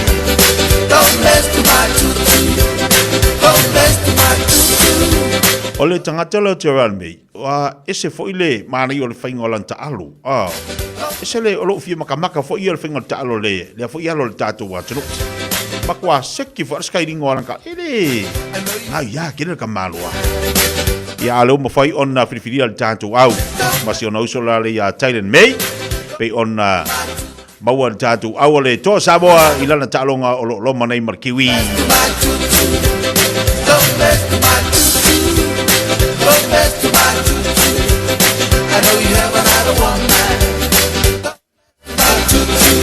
Ya, lewa se balta tu kala men lecha ya wa fata si mai foi ia le sunga ya Sami. I lunga le tatu tu ma lunga le tatu unanga le sunga ya Sami kolio ya o se tasi foi o alu mtama fana o le tatu wa tunu o lo ngalue. Inisi foi o unanga matatua pe ona yai ai e ta ua te le fa soa le foi alo le tatu wa tunu. Ilana ia foi o unanga malan tatua pe ona ngalue ai ma so sane mo le tatu wa tunu. Talafa Sami malole se fo dia balo fo lang mamali ni tayao fa taile li mo ni fa no ta fa so ma suma ye ar me mani le te suma ta office malole se fo dia li tayao malole se fo li fa salau tia ya fa malo tu fo le pulenga really Samoa me se tatota le pa ye mani malu tatota no fa fo mai le nei tu la ya fa talo fa malo atu Sami lo te baba ia to pe ia le te le levo o tamaiti le na fa le tamaiti o familia ku pasi nga ke ni mo sala ka u so kuzo ka u ole ka ke le levo ka maki ka ke o le levo ka maku kua sa o ka fo ia wa ngofo fale ia kuso le ka ke le levo wa fa ka maki ai le ka ke ai talo vou Sami na mele am tangal vaya sing ngaluenga mani we fa tai le li mana ya but wow fa ya sing timu ane so I you know it is what it is just a bit wet but yeah Sabi le mana ya au fa fong tatu watu nei tai au e via le o le fai ona to bol ne vando mo ta ua ia ai o se vano le lei e mawhai ona whaasoa ma e talatala i fwoi tūlanga o lau tūtūra uranga. E mwhai ona e tau whailo le titi mai. Nei o rafio anga fwoi Samoa lau sunga Sami? Yeah. Pēla mana Samoa, ia oro ingoa o Sam, o ole advisor assistant here at Supreme Mortgages, o te langalango nina matu accredited broker, and ali pule ia junior ainga. Ia, o matu au nanga o le fesosoani tato tangata e suinia se nononga tupe e whatau i se whale. We help you find the best loans from different banks, and we explain everything as best as we can i le Inglisi po whasa mo foi. But most our services consist of assisting our first home buyers and also refinances. On top of that, top-ups as well as property investments. But due to the time frame that we have, probably touch base on probably the two most requested services that we have, which is first home buying and also refinances. So yeah. Mana ia malo sami faftai o le tau ala o nanga le tau tua foi le mo tatu atunu sami o lea o lo mafai ona e ngalue i ngana e lua. Kaso e le tatu atunu foi lea. Mo ila tu mafai ona awe atu mafsosani ai o le tasina vai ngata o le tau tua mo langa. Ia e tala no le tatu lava ngana. Matufa mafala utele i ele to o nanga tau tua. Sami, mo le lo songa e faina tau fa mtala le titi mai ia le to o nanga mo le tau tua pe ona i. Yeah. So we'll go with first home purchases, but buying your first home can feel overwhelming, but that's where we come in. So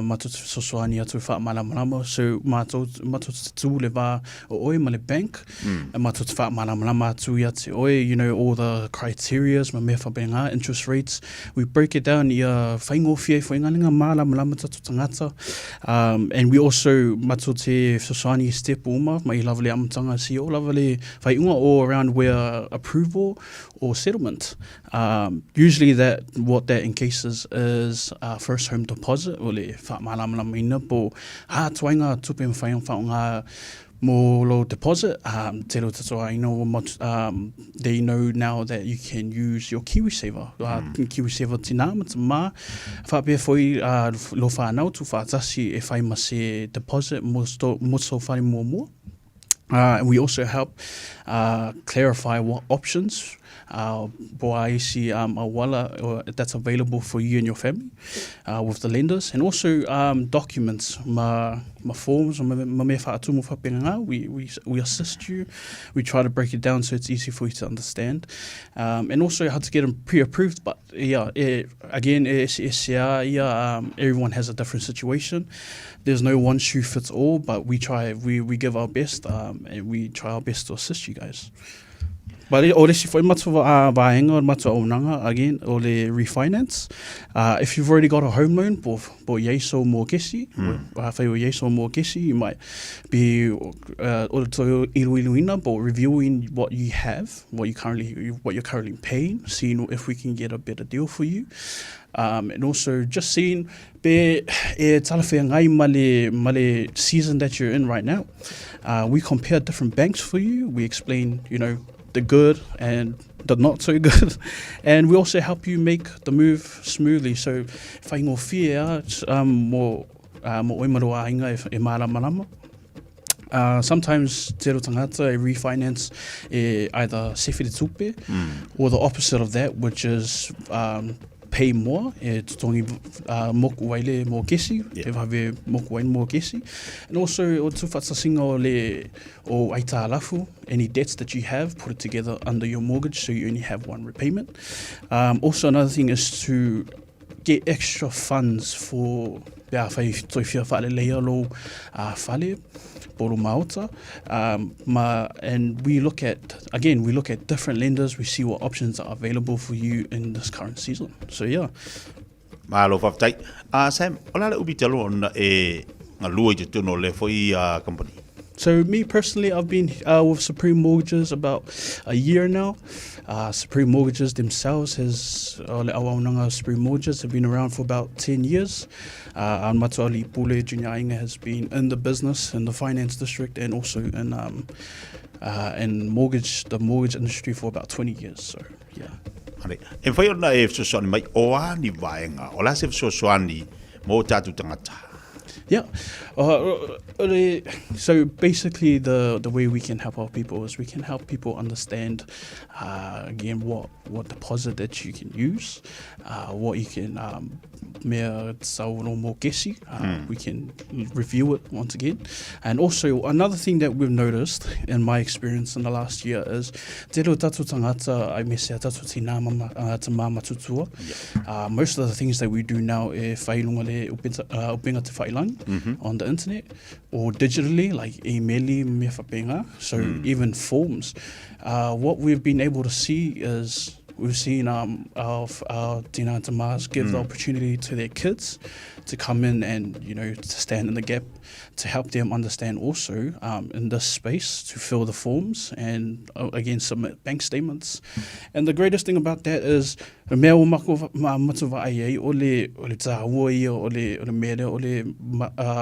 getting your children or your lofa now involved in these kind of conversations. The best thing about it is now you've opened the door to conversations and a look behind owning an asset. For example, a house. We're given we get to talk to them.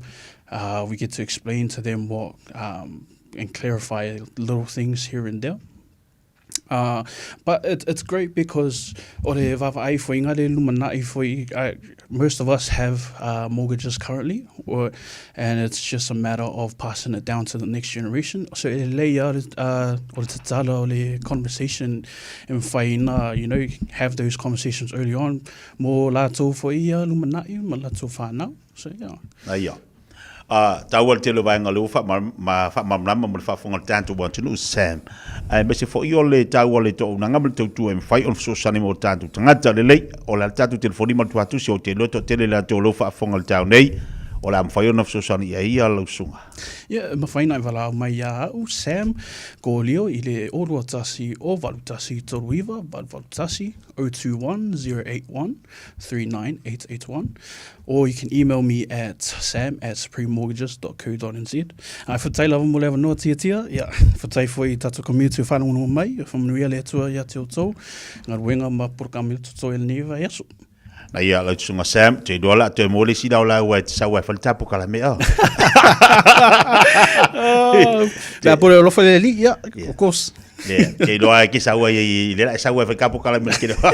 Le fa te tere la tsunga Sam, la to foi na ngam tatu wa tunu family foi le tu yo tu te manga wenga, mo ria ni asa soi fo mai manuia. Thank you. Ia le tsunga ya Sam, pe fa fo ngam tatu wa tunu nei tayao, ma tango fie fo te tu na le te mali le fo ia lo tatu wa tunu.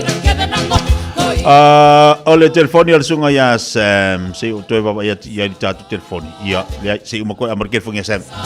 Watu dole mal malu tatu watu. Te bole watu lo to es futbol 5 minutos tale o leitu la ese futbol lua. Tale tu la futbol lua se mai fo le to fa ya fonga mo se man Francis Jone. Awali fa wino tatu poklame ile taya nei. Ua na ole Radio Samoa se furulima iwa toru amo e tautuaina o e ilangangana fitua so le vai aso.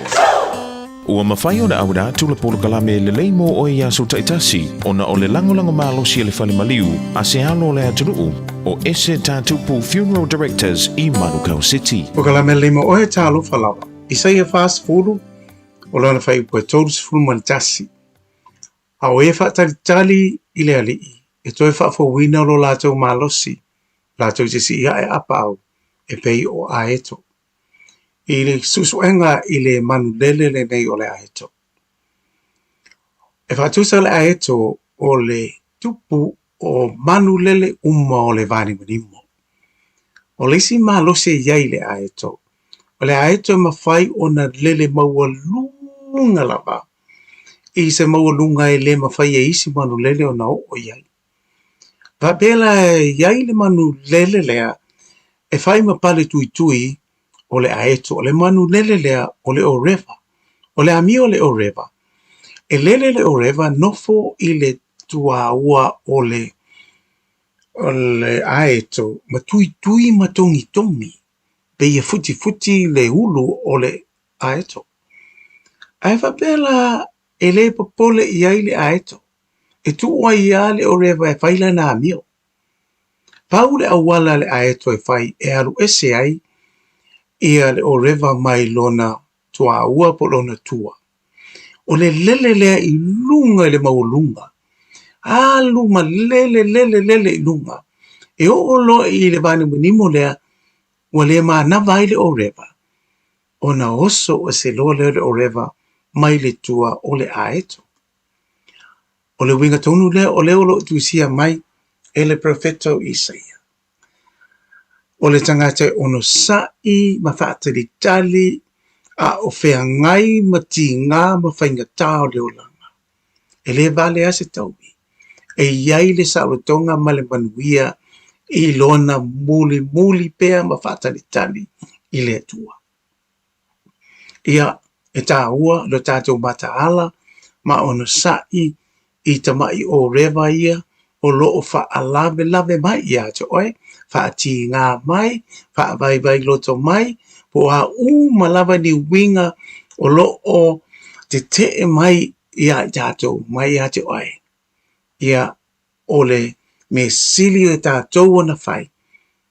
Tātou pipi a Yesu whataritari le wha pipi apa au Yesu. Ona tātou whele le iai le maua lunga lawa. Lata ia Yesu. O ina, e re mawhai ai e le whili. Ono so whai ma toi wha lave mai ia te oe. Whapipi ila i o apa au ke ruso tātou te while muai, ma manatua e le lei mo oe. O le ese tātupu funeral directors o se fale maliu Samoa o le tali foilea o taimi whaingatā o na o le malanga al maliu maleoti. E mawhai foi o na lātou awina atu ma awina mai tino maliu o e pele mai so o se atu nuo lalolangi. Mala auno le ese tātupu funeral directors i le lua no lua tolu fitu o. Pea fiu ane ele se fulu malebalu Norman Spencer Drive in Manuko City.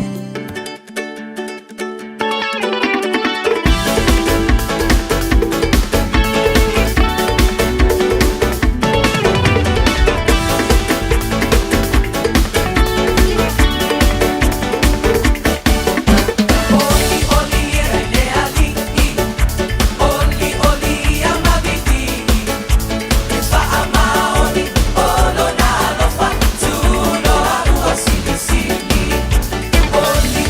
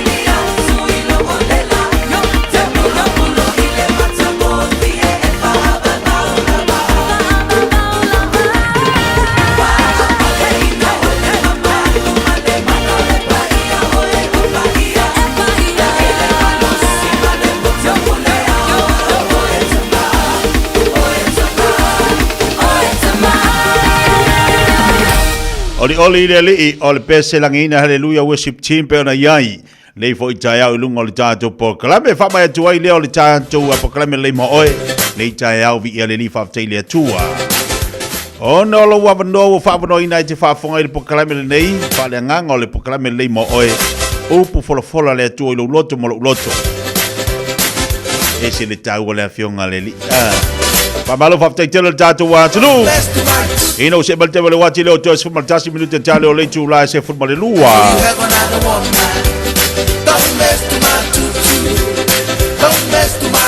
o le ngalo le tatu fa wa moile fa le so le tali tu la fa le fefinei anga ia tu le ono le tatu fan day ia le la fanga solo in Spring Road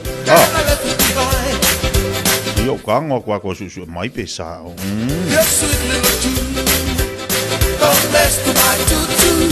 ia o lo fa tawa tatu tickets o tatu talonga tatu to Samoa le o lo fa tawina tanto fa lo masani official of tupe tato le Pacific Easy Money Transfer e te mola ina o tahuhu maua ina o tahuhu o mangele o tara ai sidi alo val au ya pe te anga ina maua va ya o ni ti o tuai o ya o te lore ta longa le o matua tomu ta longa le te le la ye tato te lola matua fa tomu li al tato ta longa le sa ili la se ticket fo ile te alu te mai moai pe te matamatai tatu talonga lea toa Samoa le mana ia le la talata mai pa malo atu i te mali o tatu wa tunu ulena toftuli palota i no foa fai tu malo ya malo sai pa malo atu so ya Kaisara Lorenzo malo brother pi nau fo i o le alo tatu wa tunu ia lo to se bal no foa o le local port in i o Tara ma papa toi o le aso ataya o la amol mafilo inga ma fa so fo le sunga Kaisara nunga tatu po kala tali tu la sumatasi o wa vai atu nei le tai ao o le tangi ale tuma lo ainga le tai lena ave ave le tangi le sui ale HRPP e anga i le sui ale fast pol fonf talai i le tumalo ainga le tai o nei la lena fai ai ia lena lo te al fam sinonga ia mo tangi al finga palota le lau titila ton nei e falling mai o le i tumalo ainga le tai ua toe ave itua le tangi ua toe ave itua le tangi le sa fa aulu ele sunga ya muripola le ataua le salaki e fa sanga na anga ya ua paau ia po le fo ua fai mafonga fitanai ile taimile nei ile paya inga po le palmene le lau titilo atu o le uto avitua le tangi no winga uto e mali to so ala pule mai se ia nu o le tu malo to e fa foi mai lo no winga le uto e fa tu mo wina lava no foa o ainga le tai tu lo mai le fonga fitanai ia Paula na o le tanto vaenga momo lo o tilo tu ai tau nei lunga e o penga tfailangi o lewa to a mai tu le tangi sa fasanga ile fonga talai no winga e mo ia o le ku e ta alo ata ma oso ai ngal tai fa malo fa malo foi te mali ya o afio anga te tasio le tono le tu malo to fa mau le tanga poto patu mawina le foa ya la pena foi te dola atene fa manianga la sa i tu malo te tas nei pa inga utato ya o ai lava ua tura i mal nei taimi o ai lava wala to yo sa te tala fu ile nei taimi o ai lava o tura i mai faile na bo ai le fai pule o le tu malo o la tura i mai faile na o nei awa utai au ta pena fo ele tua lesi fa manianga mo oe malu ainga i lo loto maulalo e te fai ai se mea ya mana ia fa te inga le wa mana fo ile wa o le wa te lo pe yo le tu malo mo ele le wa lo te ia la tu tangi le na avitono le fam sinonga ya le wa mai unga o le wa te fa witua Ia se tatu talia nisi o tu malo. La le tu langa le ia ia ta wala tu talo. Au fo ini fa pe o ave tangi na se do manat ole. O ka ko e pese ale aku ola o Samoa ole atunu. Ole ainga. O tatu e pese o Samoa ole ai. Pere ma esel o fia mengi o rioni. O le taua e mawhai ai ona so tai ngafa, so tai ainga, toto tino, whanau. Ruinga nā lau tala fo isele mani o fifia mene o rioni ainga. E oe e amaile whalitamalea. Ia wa ahangare ngingi mea, sorry. Ka ke ia whamai. O si ko alu ale lau ai. O ai le ngofo ma paleka. Ia. O le ala ua kari aku ngila ia ko urua paleka. Ia o le ngofo ma esa o le la unga wa ia inunga. O le kala o le o Iosefa ai mai fonga o Iosua. Le ngata tala poida. Momo le taua. Ia wa e alu lua ke ngofa ile ile o le ainga le leia ngofa ile ile mai e o le kama sido baku o ngale e no fo sido baku o ngale le ngasa soa ia e mai fonga ia o le kama sido manguanga le kama ifea o fonga male ko kuri o ka kangi o ia mai o le kama sido bakuanga manku fo sido bakuanga le kukuri e ka ko ila songa o ia la ia le ngofo o la inga la kama o ko ia la ia le ke fo ngofo la inga la kama ko kukuri fo la inga ia nga ko ai ale ko ngofo mai mai nga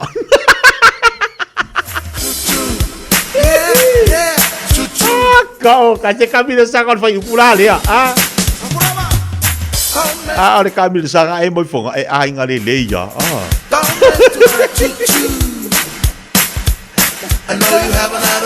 ke ia le waka wa ko mai si me yo kamai se fe me ka se si do baku fo ngale va le abu di ringa fa makalanga se le kama si do baku fo ngale lenga ikut fala onga kuai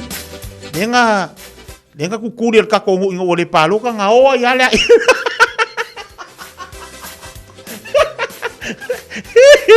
nga o ya le mas yang fa nga mangku fo ni nga mas yang fa ole ngo fa ingo lokama ya fa ngo ku fo fa mi kukuri ingo lokama ya nga o fo la ya le me la ngo fo ikwa ya ya nga le sang kambale lo ngo fo ma ikai dia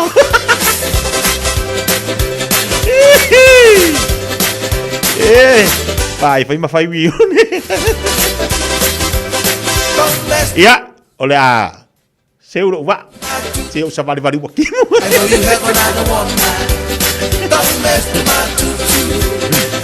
ai ole tatu felo dia satai ole lo fole li tatu pokala ya ai malo leva vai de manga yo kimu ngi yaso tatu felo dia satai tatu pokala masani pa tele sa mo tapi de mali to fai fonga mua wal fa wino tatu pokala me ia ai fa tai te taluane monisi fo itu malolo fanga solo nisi o latu tangi ia me se fo fam sinonga lanto yo latu fai valo flima ia le poto mai le li e fai lanto fai unga ia malote fo nisi o tatu mutaupu alo fo te latu tia so fo mai manuia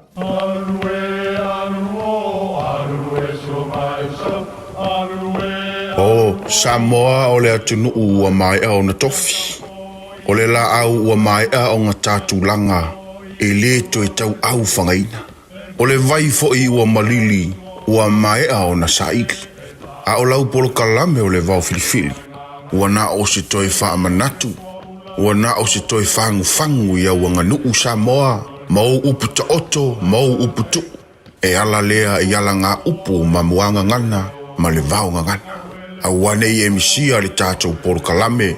Iafi o aso lua ta itasi le itu la e valu. I lunga o le Radio Samoa. Ia manu ia tele, lau mai moanga, ma lau whaasaunga Samoa.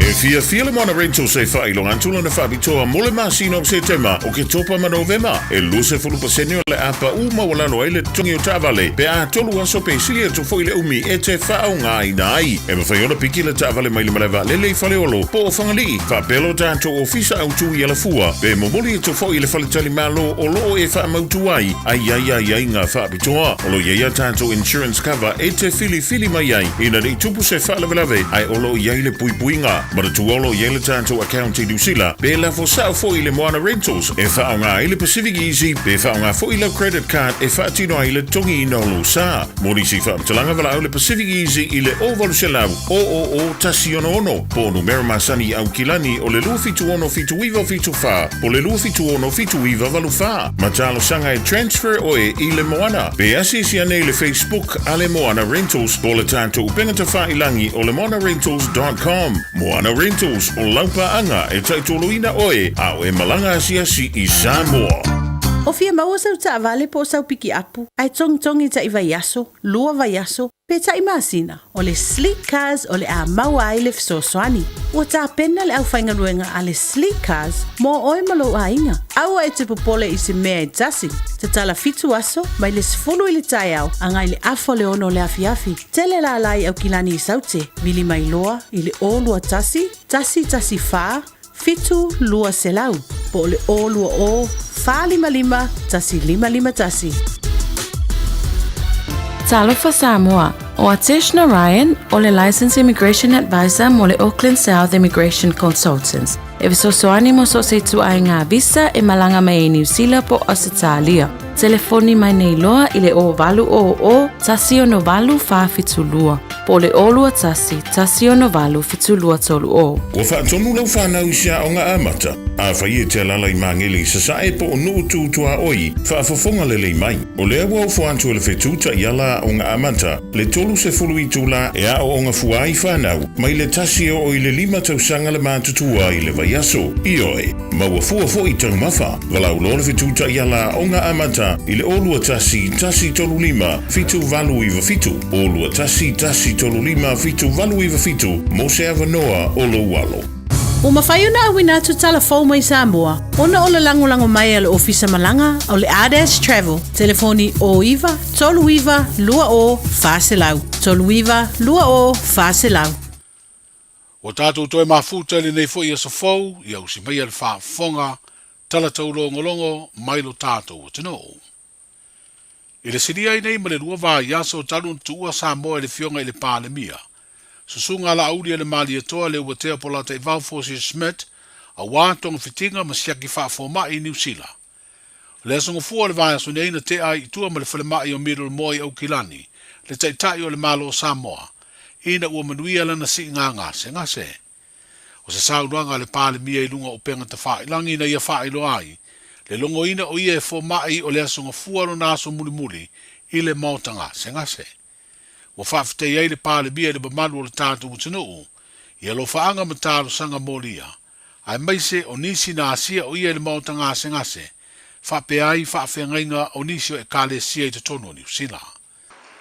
Oli eile nganga whawhitei tele, pa ia mana mamalu, si o tātou utinuu o lo auto vaa mai le whale mai nei Middle Moa, a whetai, e a inga sa le vi, whawhengainga taulangi uma, talo, o le whamanuia.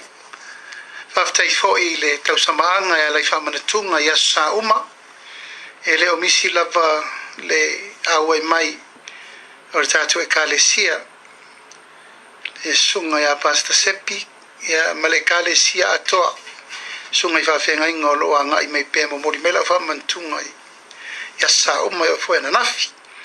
Ia, mo le tōi whawhitei tele le paia ma le mamalu maulunga o si o tātou atunu o loo.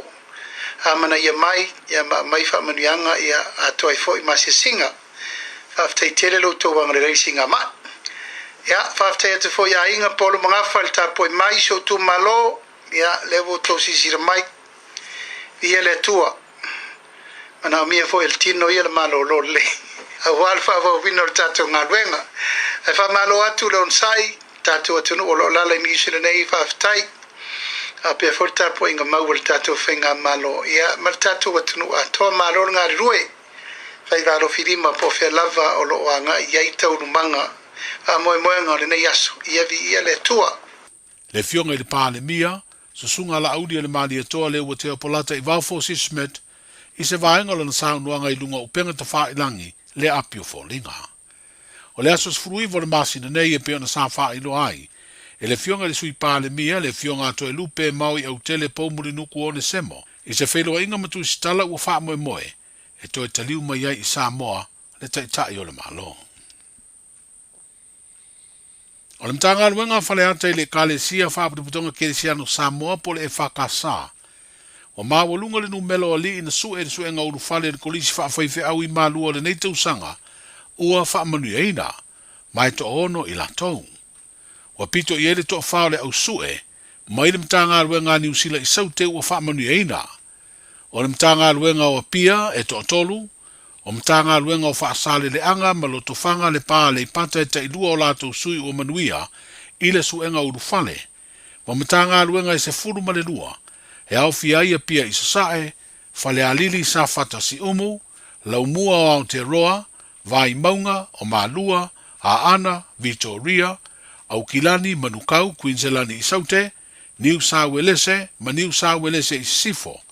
E taitasi o lato sui ua whamanu eina i le suenga urufale i Malua.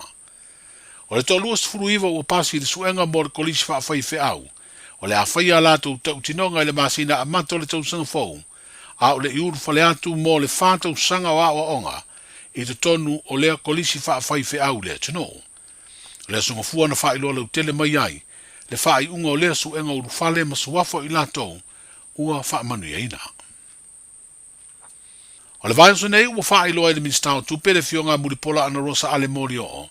O le a amata wha tala no ai le mtanga luenga o tupe le malo ma le pulenga o le UTOS. Le whaalaputonga leo te unga tupe o mawai ngā tausia Samoa. Le toi au mai ei o se vale le tele fitu tolu fitu varu se lau. Na wha iloa lea tūlanga i le Minstar. Ina ufesiringia se tāpenanga le whainga maloa le whaatuatua i le atua Samoa ua tasi. I se isi o ana vatau na whina wai le whainga palo ta tele ua maea. Na fola ai le au mai o ni vaalele te tele se lua. Ia, o se tasi e nā wae ngalo i tono le ana vatau le whainga malo le nei, ia pei au nei whailo. O ua tele foi ia alo ma whanau tama whanau le tatou atunu. O lo alalam papa au ia tunu i whafu. Ia o whailo mai foi lo latou foi ia whaisao i to tonu o atina e pape nei. Ona o se tasi leo vaenga o lo mafatia i pea i latou le tongi na pasese. O le vai aso le nei, nau o mai ai nisi o tatou tama whanau mai atunu i whafu. Ia, matu ina mai fo ia latou se leni. Ia, e pei wale mwhai ankau fiofi tatou atunu. O ngā ole mana o e whaangai o iloa. Ia, sa o toi whaailo i eisi ungari i lea. Ia, mana ia lea fo i se i tatia mai. Se i whaifeiloa i ngā ale ofisi le mtanga luenga o tupe. Po le atu ai ngā whaatatianga e alu ai le tatou investment donation lea. Ia, o lo o whail whaatara noa ngā mal tatou UTOS. Mantua fo le tatou UTOS o le lava o iai i le tatou instrument lea e mawhai. O nā ngā i mai eiteu ngā tupe te tala mō tangata Samoa i nei. E mai se fo ia tunu i papo. Ia o lo o ta mawhai lai whaatatia le tatou ta iala mal whain whaavai lea. Ina ia mawhai o nā whaatatia se whaavaa lelei. Ona o leo o mai tau atu, wa le tau fio tātou tangata. Ia ei fo ina isi tangata, o le saf so ta i mai le email. Po a whea i whaatati ai ta i alam whain whaavai a tātou whain ngā malo. Ai se i a mata o mai e au mai a lātou investment. Aolo o saili ili, o lo i au tātou UTOS. Ia manatu o se aso le vai aso fo. E whai ele mātou wheloa inga male UTOS. Ia male mātou mta ngā luenga o tupe. Whatatia vaenga ia ai awe i luma le kāpeneta ina i mwhai foi o na alu le tūlanga o ta i alam whain whaavai al whainga malo. Le fionga muripola ana rosa ale morio o le Minstar tupe. Wa toi sfuru miliona ta la ai ta lafu al company vaalele le Samoa Airways o lo totongi le te minei. Ai na uru fale atu, le whainga malo mua le whaatuatua i le tua Samoa o tasi, i le tausanga i lua o lua tasi. E valu se fulu miliona ai ta lafu o lo iai. Le au whainga o tupe ngau sa iai al company valele, e se lau ma le 2 miliona ai o le teiminei, ua whaititia ia tupe ngau po accumulated losses i le 2 miliona ta la. E lua tausanga ma le whamasina le whaasalanga i le whanipui o Sean Whamasino, na ioi moni anga o le 5 tango ese au a vea matanga ta whainga ruenga, a le company ngau sisikaleti, o le British American Tobacco i vaitele. E luas furu i vafe ono se lau tolus furu iwa ta la se furu ono sene. Se tino i tupe na a fia al company de solitu la fono. Ma o se leni nei mai le whaatau ina atu I whale o loa, o pusa makatuni sikaleti al company. O leo wano fosala o se tasi sanga lua e le tiliva ina o ia o loa tau tapaa, ma o lana tiliva na tau tuaina whale o loa uma, I le talawhatai I sisifo le motua o ponu. O le masina o mea le tau sanga I luafes fulfaa, na tula I mai ele soli tula fono, ina ua le tau sisia e Sean le aia inga, a mai ale tiliva I aso taitasi o na fo I le ofisa, e siaki ana o loa o tutoe ma ave se leni o le whaatau.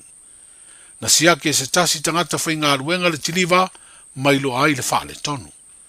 O le tupena to e se le soli tula fono e peo na wha lia le wha I unga, na wha o ngā e le ua nofo sale le to e se, e te tongi aini ana no ngā tupe, ma wha fo wai lo lato fale.